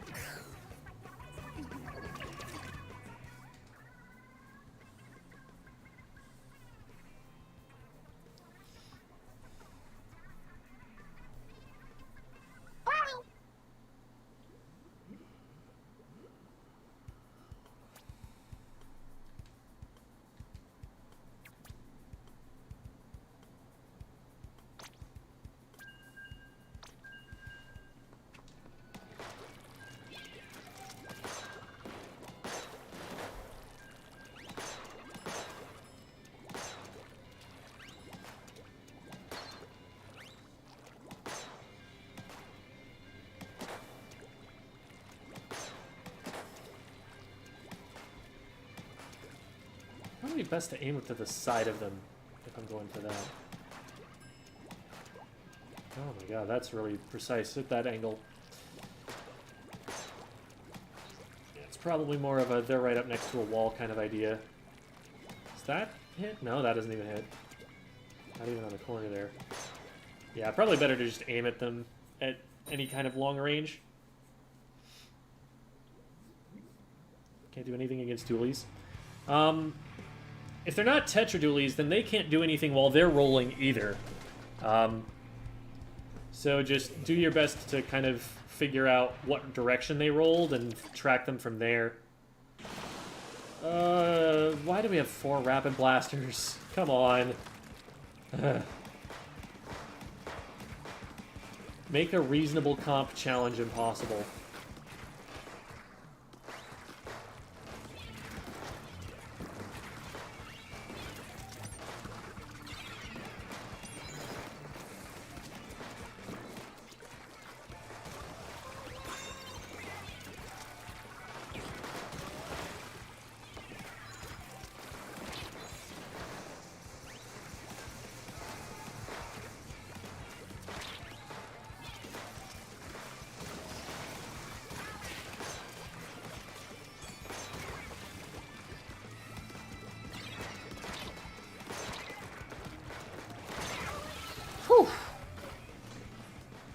Those are some nice directs.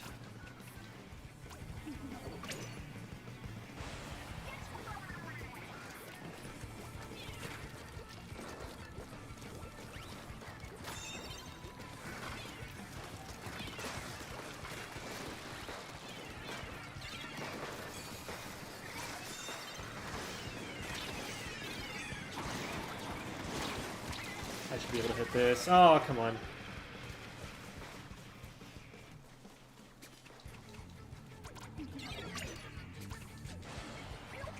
And that was an easy one. They had tri-strike out. Like, they could move.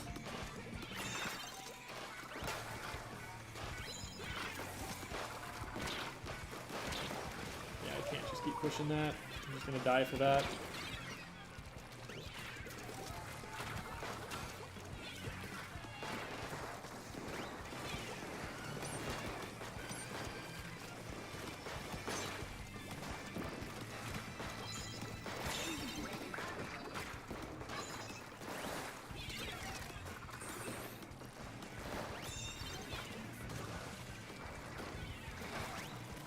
If ever there was a game to win with a score of 89, This is probably one of them.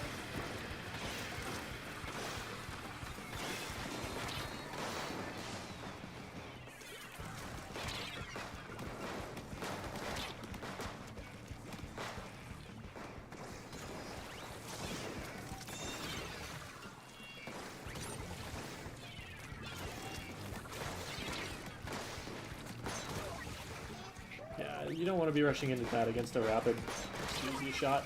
Wait, what? I only hit one indirect? Must have been hitting somebody else or something. But yeah, 70 honestly could win here if we don't just, like, wipe. We have so much defensive potential here. How do they stay on this tower?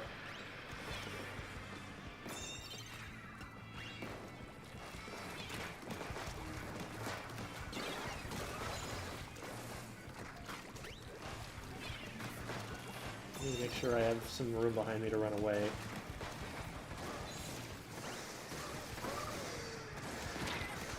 Oh no. And we run away. And you run out of that. And we shoot. And we win. And they're trying it again.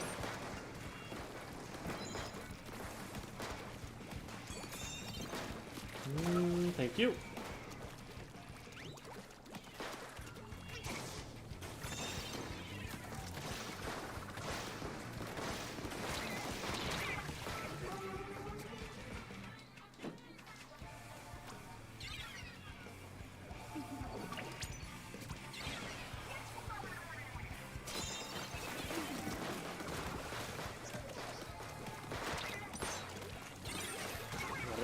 Okay, thank you.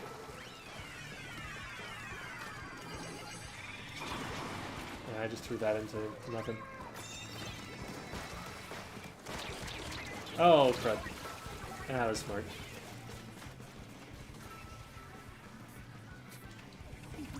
Probably a dead jump. Oh, maybe not.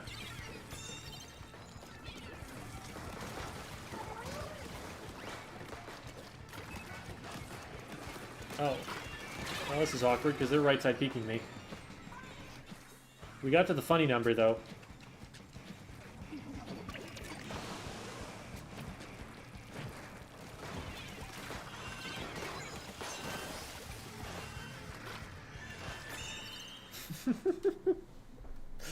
Perfect. Yeah, I mean, you give us 2 rapid blasters and a tri-stringer. I don't know what they're supposed to do to push the tower. They just have to kill everyone. There's no combination of subs and specials that they can chuck at us that are going to stop it so that someone can't annihilate whoever's on tower.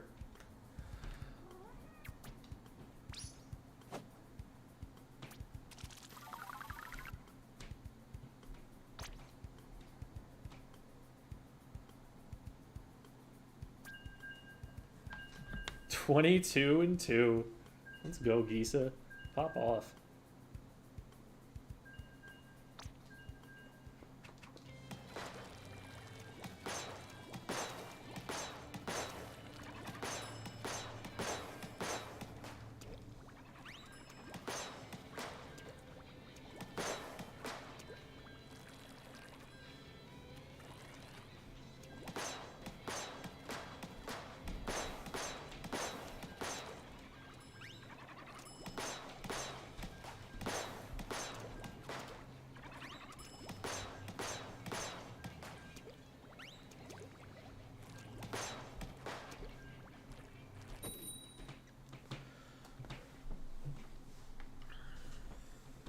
Yeah, both teams had double rapid and tri-stringer.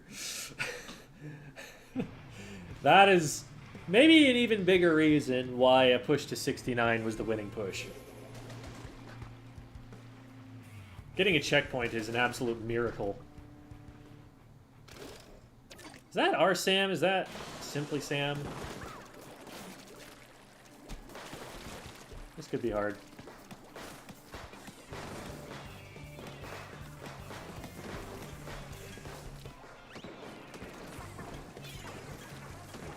Sam down, Sam down.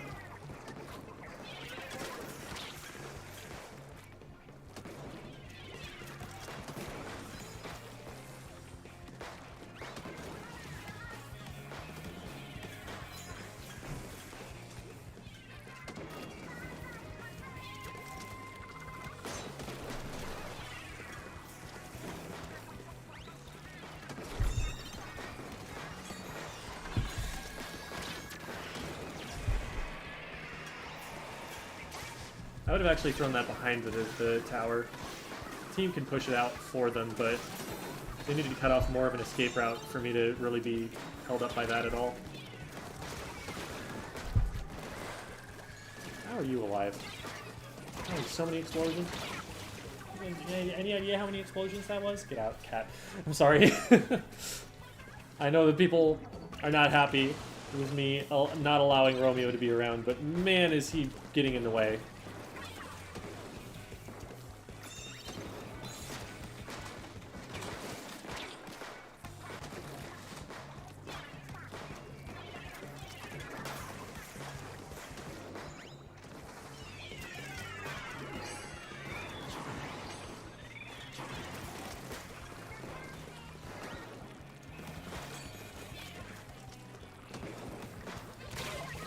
Yeah, okay. Good sneak, good sneak.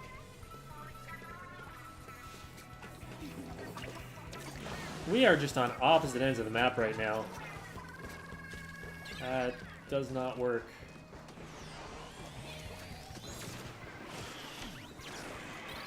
Yeah, they're throwing it, like, right at me instead of, like, trying to cut off any of my options, so those booyahs are not going to be especially impactful.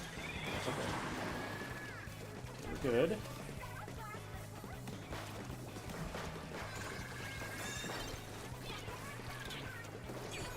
They're gonna come around this way.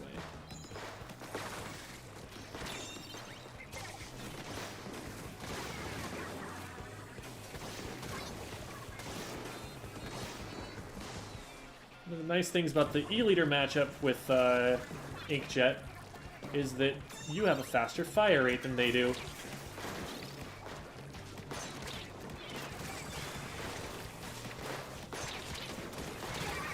Close, nice.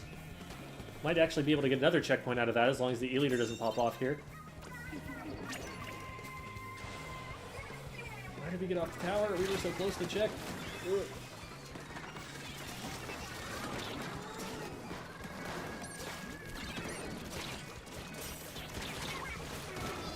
Get him, nice. Good trade back. We're still in this. This might be a bad jump. Oh, why would on the side? Oof. Oh, yeah, good shots. I figured the teammate wasn't looking at me, so maybe nobody else saw, but Sam saw.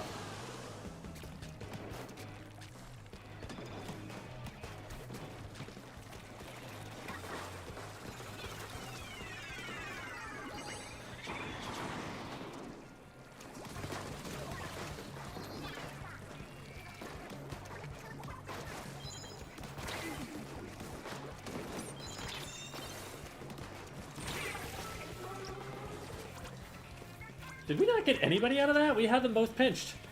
They had their escape routes cut off.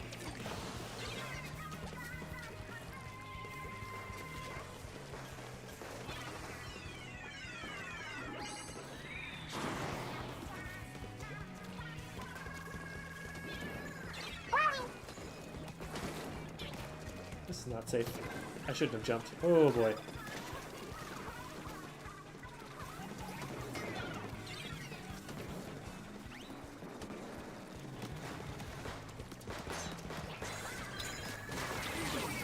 There's that foot tap thing I was practicing earlier. Really hard to hit a direct in that position because you have to just have your aim perfectly on. A lot easier to get the splash damage off of just shooting at the ground like this. And that little pop is a lot larger than what you're going to get from a direct hitbox. So I just aimed right at his feet. And that's how we were able to get that splat.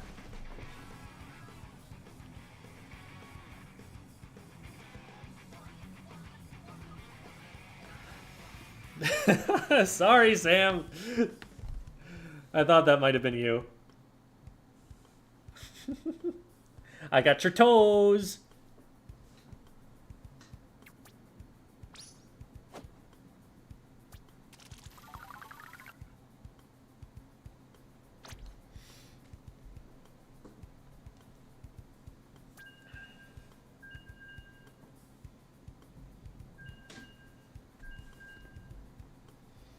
Wow, our A-leader was popping off.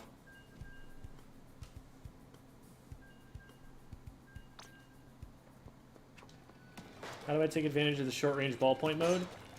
That's for if somebody gets on top of you that you weren't expecting. It also paints pretty well, if I remember correctly. It does have insanely high DPS. Like, that is, I think, number 2 in terms of, like, just fastest DPS of any weapon in the game.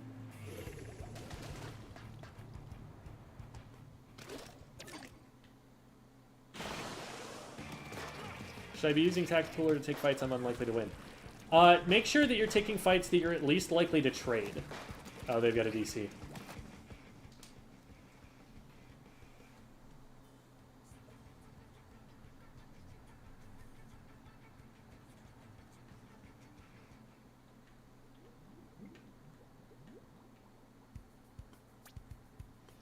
GG's just played again against you? GG's.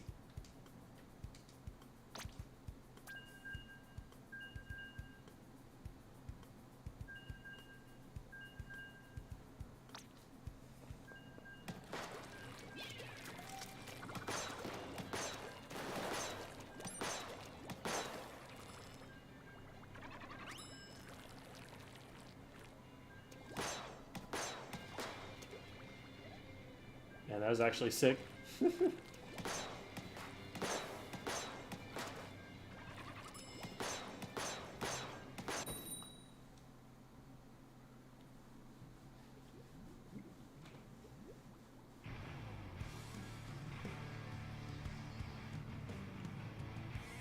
Ah, it's Sam again. On the opposite team again.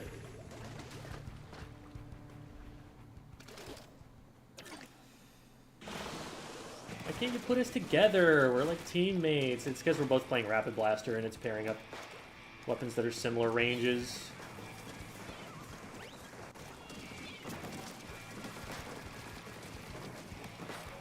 Oh man, that is aggressive. Too aggressive.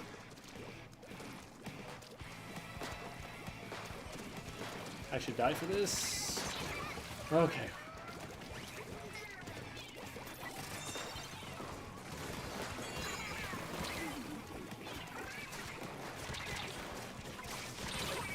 Yeah, I didn't think I was going to survive with the inkjet there, but I couldn't think of anything faster to do in terms of getting a better kill time. Man. I feel like I got like 3 there, and we never actually managed to capitalize out of any of it.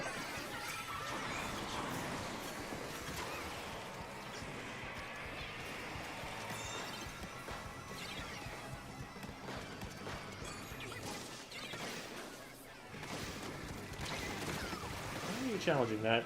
You don't have to challenge that. I'm not actually threatening the objective or anything. You could just wait it out.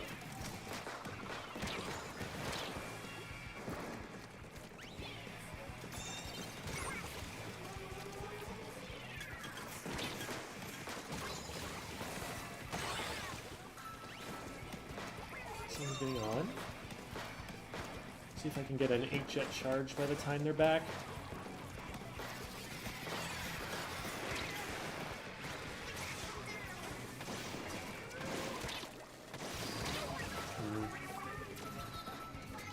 Man, we just all died.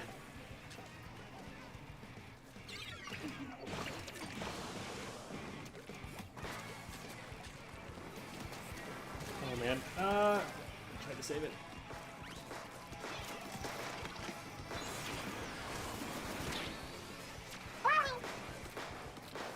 Nobody saw this, right?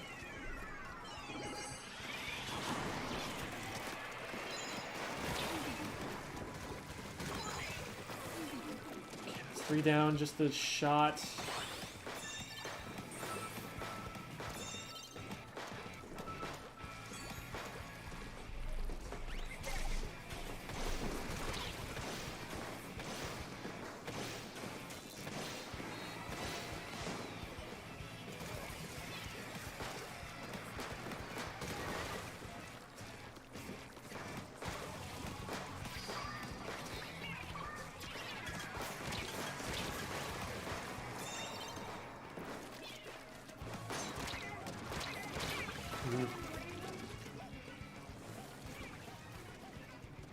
No, there was still someone there! Oh, I don't think he saw.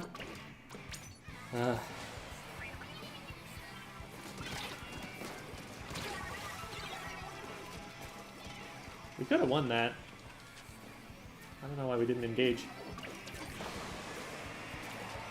I already did 60 with the rolled torpedo. All they needed was, like, any variety of different combinations of damage.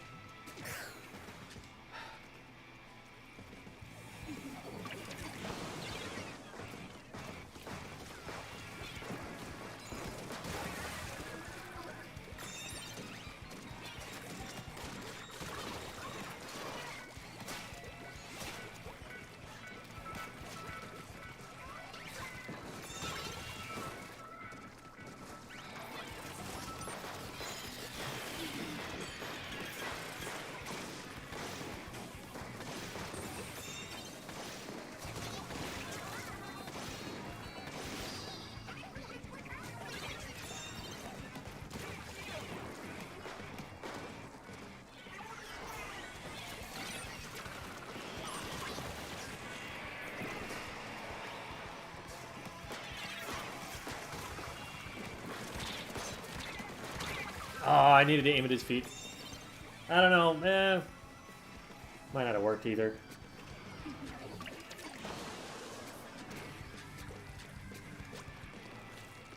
There's not a lot of paint on the ground.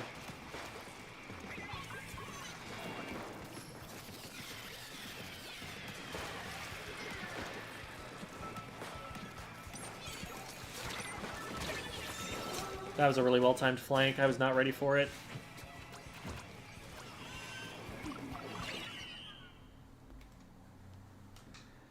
Man, I felt like I did better on that one than I did in the game that I was playing against Sam earlier. This is the one we lost.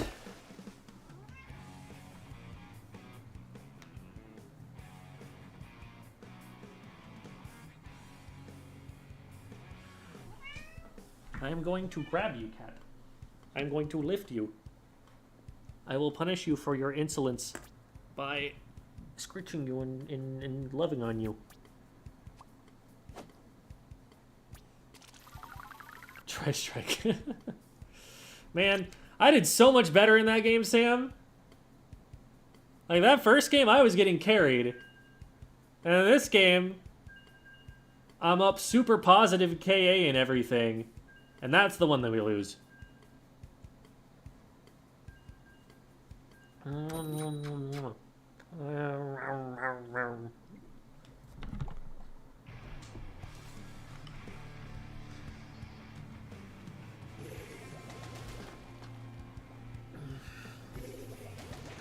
Alright, no more fighting against Sam. It's a different Rapid that's replaced Sam. At least we have some weapons that can vaguely paint in front line.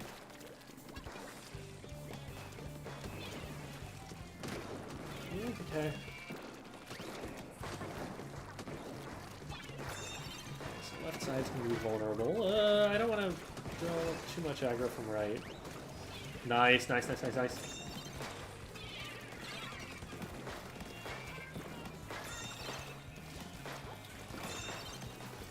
Oh my god.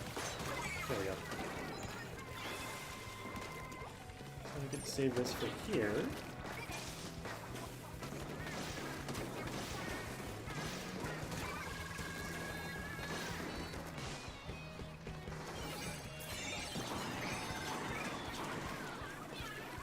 Saving the torpedo for when it will actually connect with anything.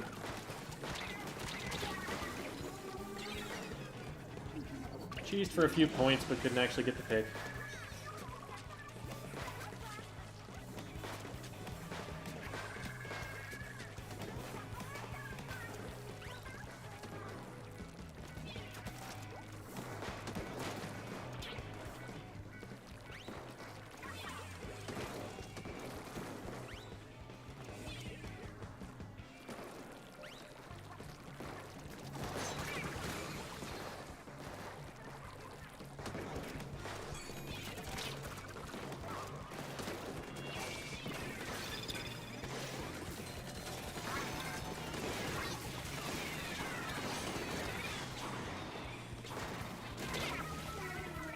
I'm gonna get sniped, but I'll get 2 for that.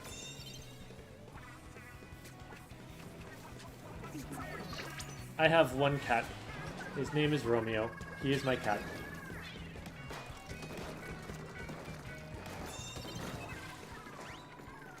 There's one right over here.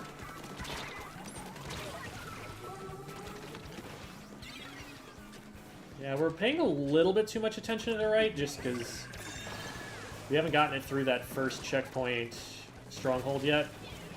You need to clear that high ground before you ever try to go right. Otherwise, it's just really easy to stop.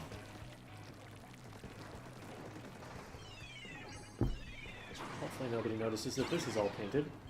This is a phenomenal place to defend tower from. I just need to wait a second. There we go.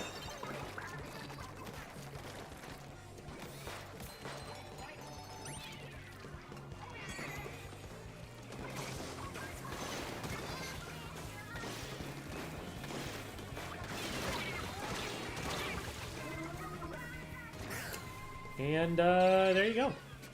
We got wiped out. I literally got a triple. Come on.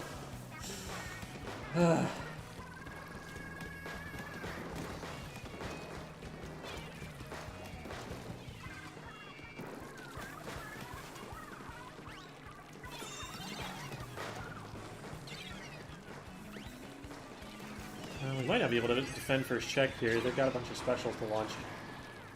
This is scary. We need to not let this get very far.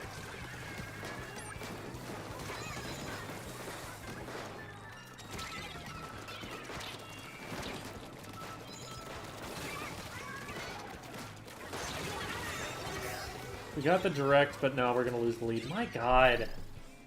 Ugh. Alright, well, let's bring it back.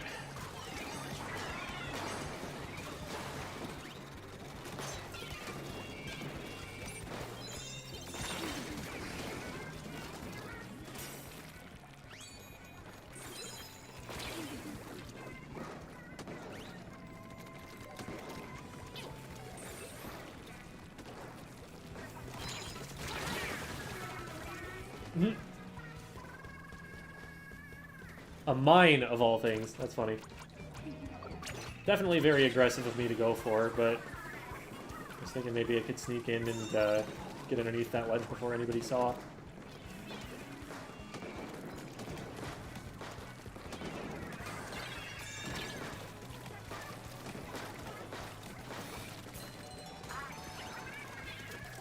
that's good progress.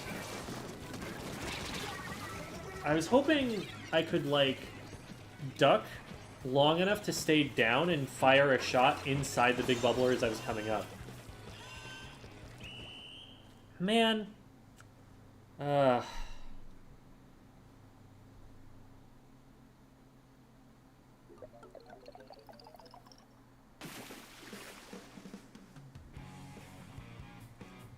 have a job other than YouTube? Not right now. YouTube is definitely full-time for me. YouTube and, you know, streaming and whatever else.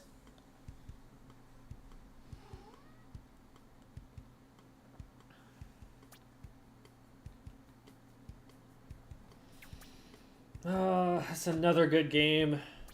Another game that felt really good and still ended up being a loss.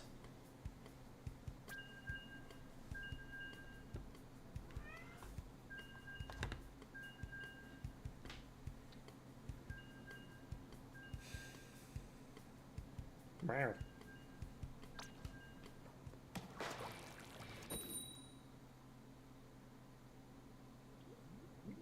Happy to support on Patreon since this is shit. Oh, thank you. Yep, this is what I do. I teach people about dating while playing Splatoon.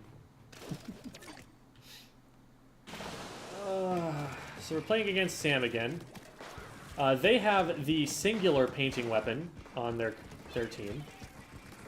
The one that can paint.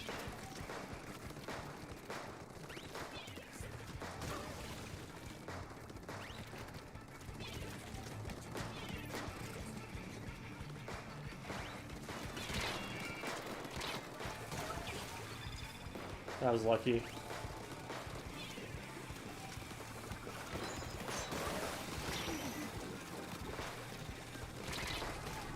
A lot closer than I ever wanted to be, but we got out of there.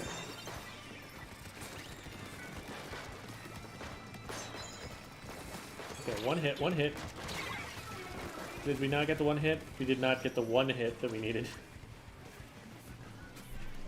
Literally, like an arrow spray bullet would have splatted Sam at that point.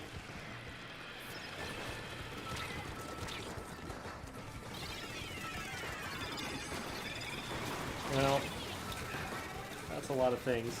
At least I got an assist.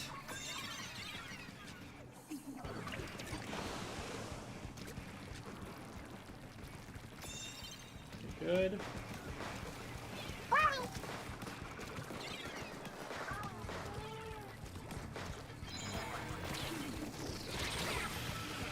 There are so many things that are being shot at me.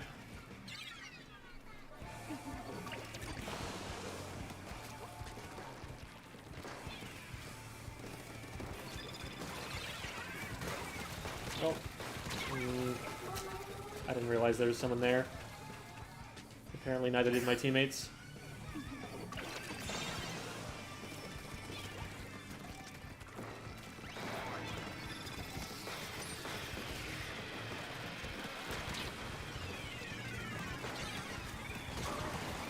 Got them. Now we need to turn our attention to tower. Okay, that's them. Just keep it moving back. Nice. Don't overcommit on left. Beautiful. Good stuff. So, Saros?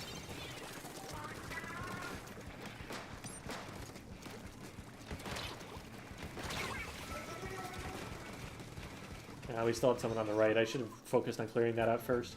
Oh, we're just going down left and right.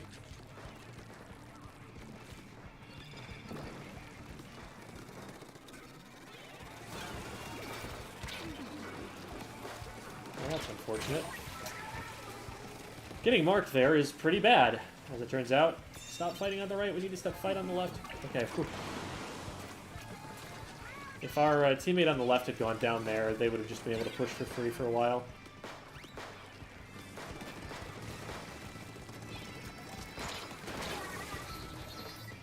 Not quite enough damage to get the combo off. We had people on left. I feel like we could have probably collapsed on that better, but...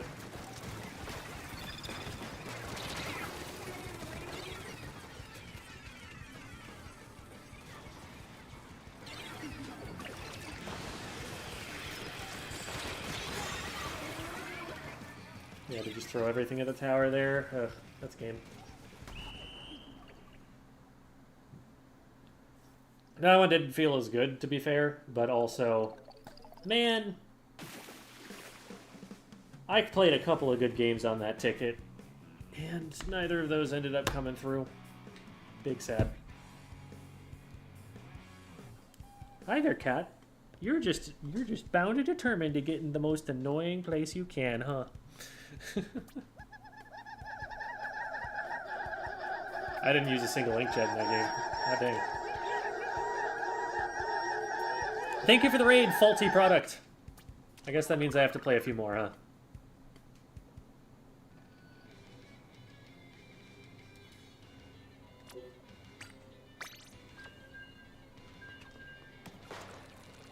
Sample text. Sample text. Here, have a cat. The cat greets you too. Just kidding. He's just here to bother me. But aren't you? You're just here to stand on my wrists while I'm trying to play Splatoon, aren't you? Yeah.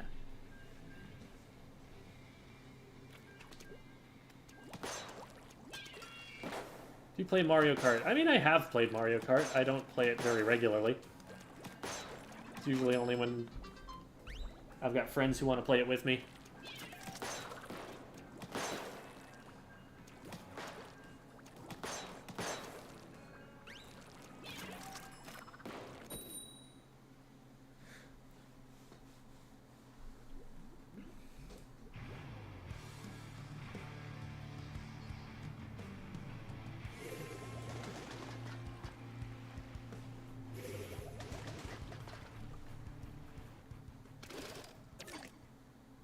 Romeo felt my despair over the universe. What? Oh, look at this. A reasonable team comp. Something that a team might actually run. Under some circumstances. Oh boy. That was a really unfortunate place to get stuck.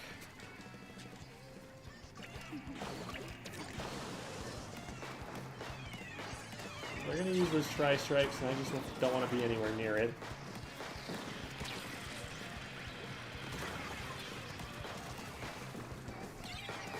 We can probably stop here.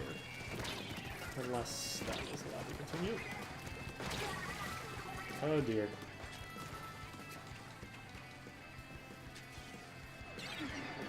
Okay, let's try not dying. Oh. So about that not dying thing, Jim. How's that going for you?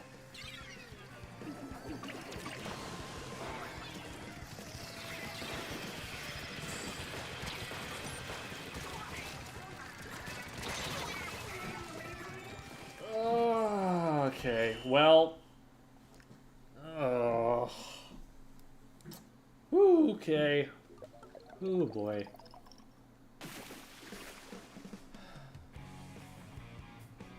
I play in the American one.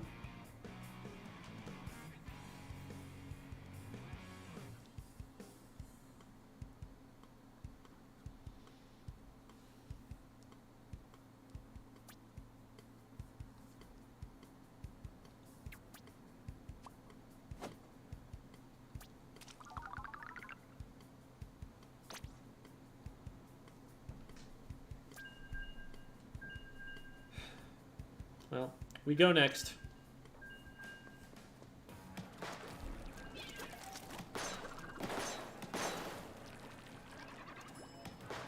Yep.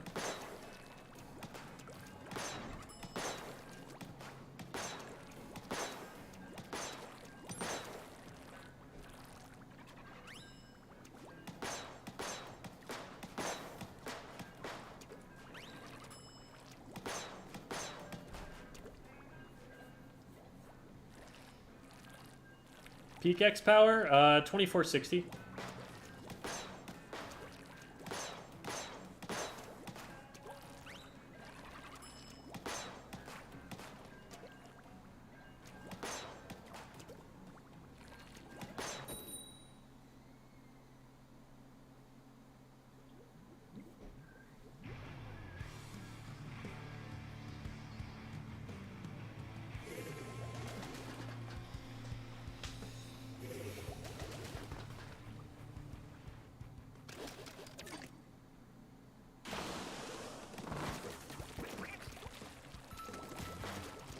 I at least like that they're giving us weapons that paint.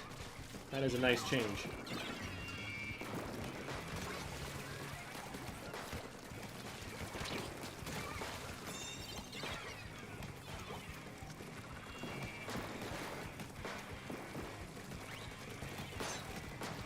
Nope.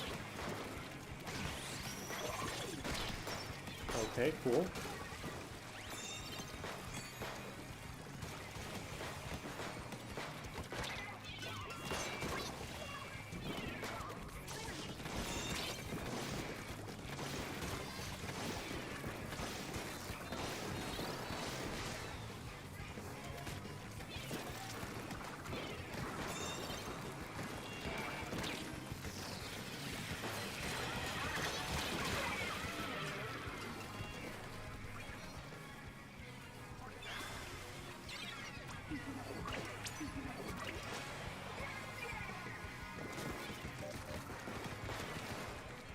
This is silly. Why am I doing this?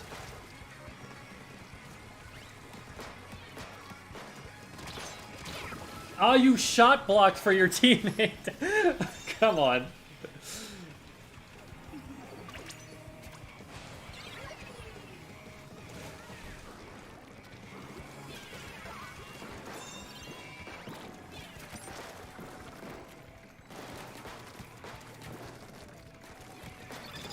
There we go.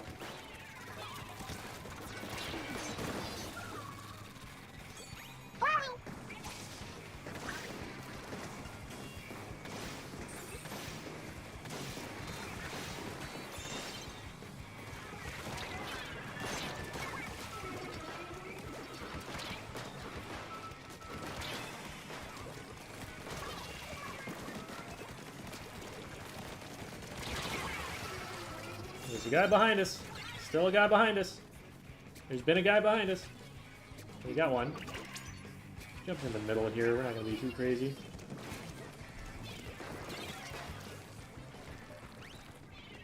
We can probably contest from here.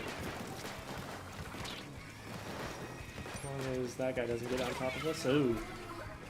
Well, nobody came with me either. I figured we'd push through like mid or something once I started moving over on the right.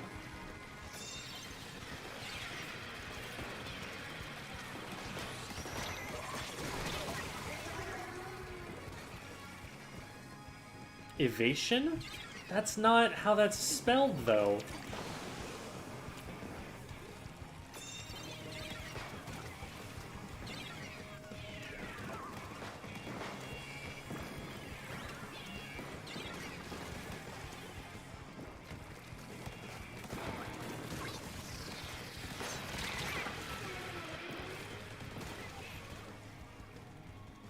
That's not a good look.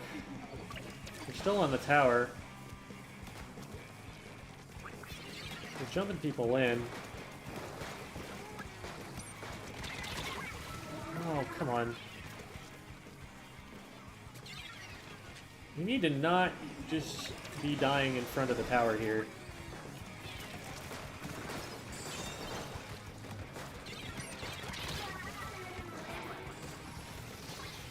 Okay, clear tower, clear tower, clear tower. We lose there, don't we?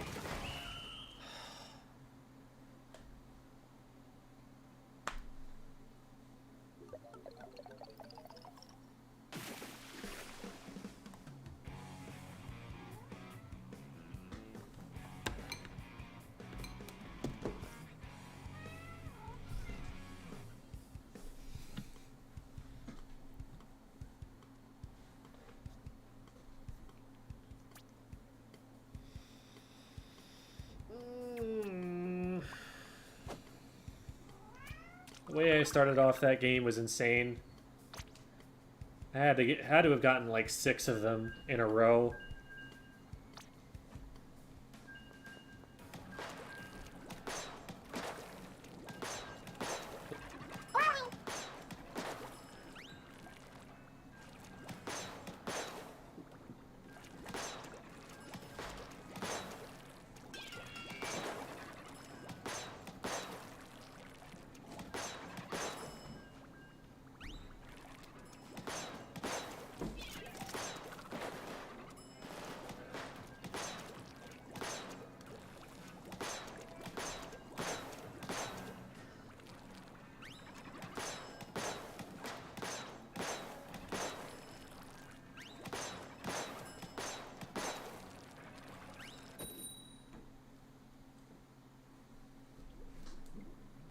Graded the spelling of my team's name, Monsters Inc. See, it's fine, because, like, if it's INC, then it's incorporated, and if it's INK, then it's, like, Splatoon, so it's like... You can have it either way.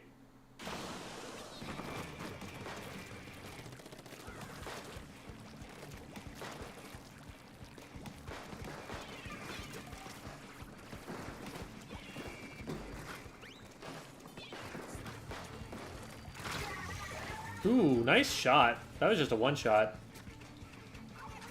Okay. Stay alive there, yep. So they're gonna be up here, which is fine.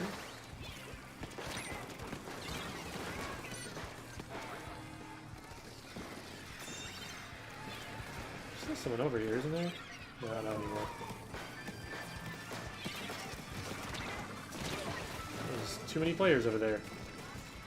I thought there were only 2. Stay alive here. Oh no.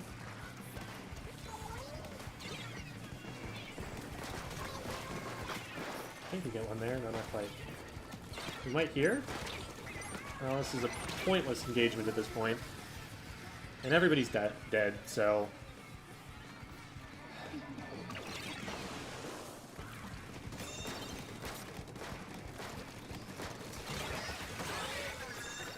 Jeez.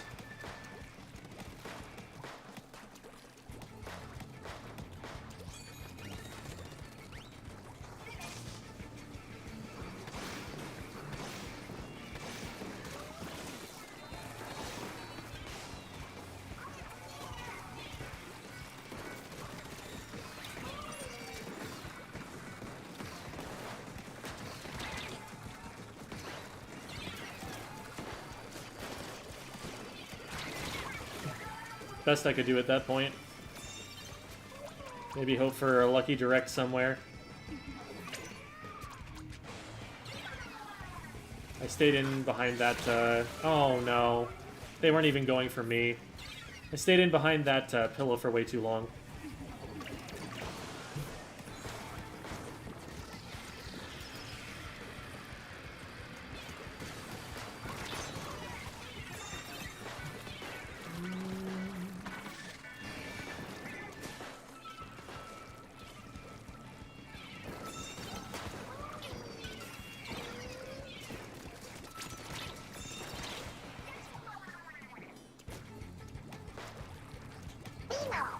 I'll have to make sure to get to that question. Thank you so much for the donation, Ari.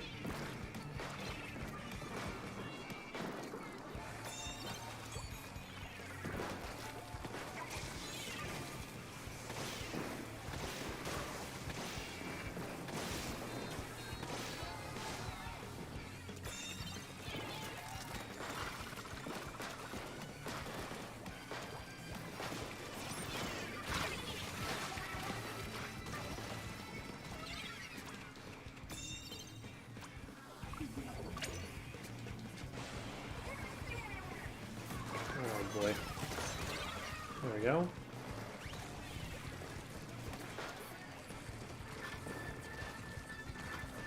Oh, this is not a place to jump to.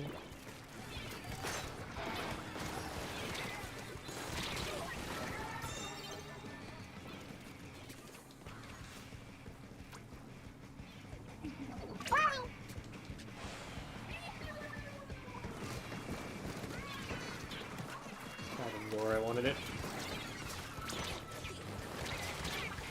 Ah.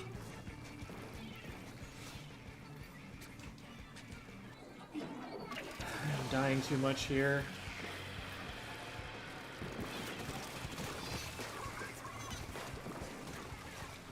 Nice.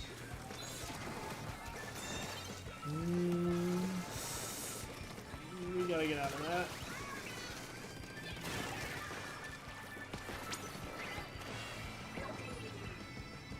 A lot of jumps out, too.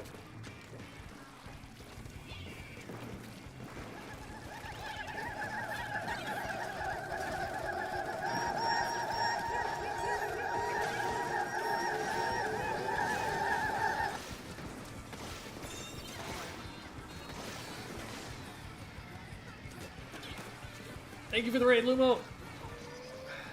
Oh, man. We've not been able to get anything done this game. I'm very uncertain.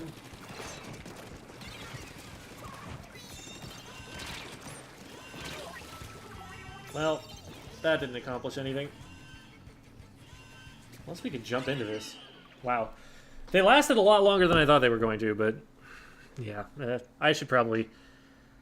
Oh, I know we just got raided, and this is super unfortunate, but I should probably stop. I'm pretty hungry, and I feel like I'm making a lot of really silly mistakes, and I don't want to keep tanking rank because of it.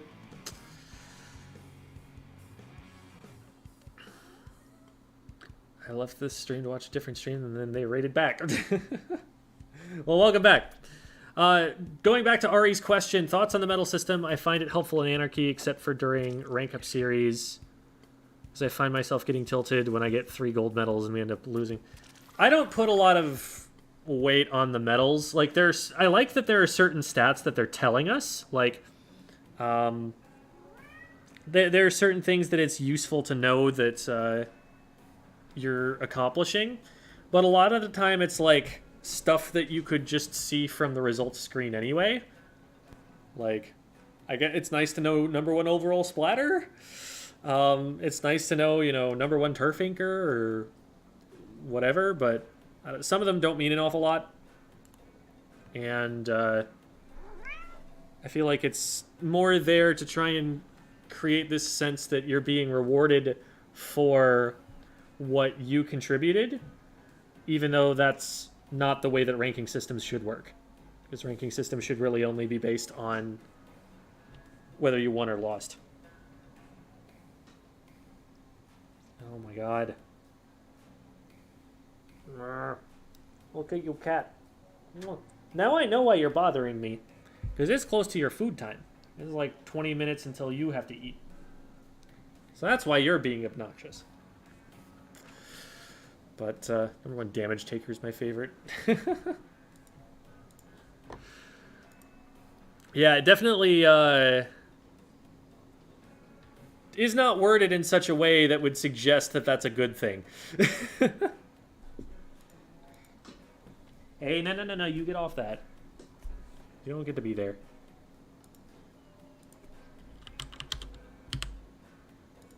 Alright. We're gonna go and raid Jazzacorn here. Jazzacorn is another Splatoon gamer who plays competitively in the support role. Looks like they're playing C Junior right now from the thumbnail that I'm getting. Thanks everybody for watching. I am Jem. I do content for Splatoon for a living under the Squid School brand. So there is a list of links. It's got the YouTube, got the Twitch, the Twitter, the Discord server. It's got the TikTok. It's also got a Patreon and a Metafy, which are both helpful for me to, you know, live and stuff. So if any of that appeals to you for your clicking needs, then they are there for you to click on. But right now I'm going to click on the raid button because we're heading over to Jazzacorn. So thanks for watching, everyone.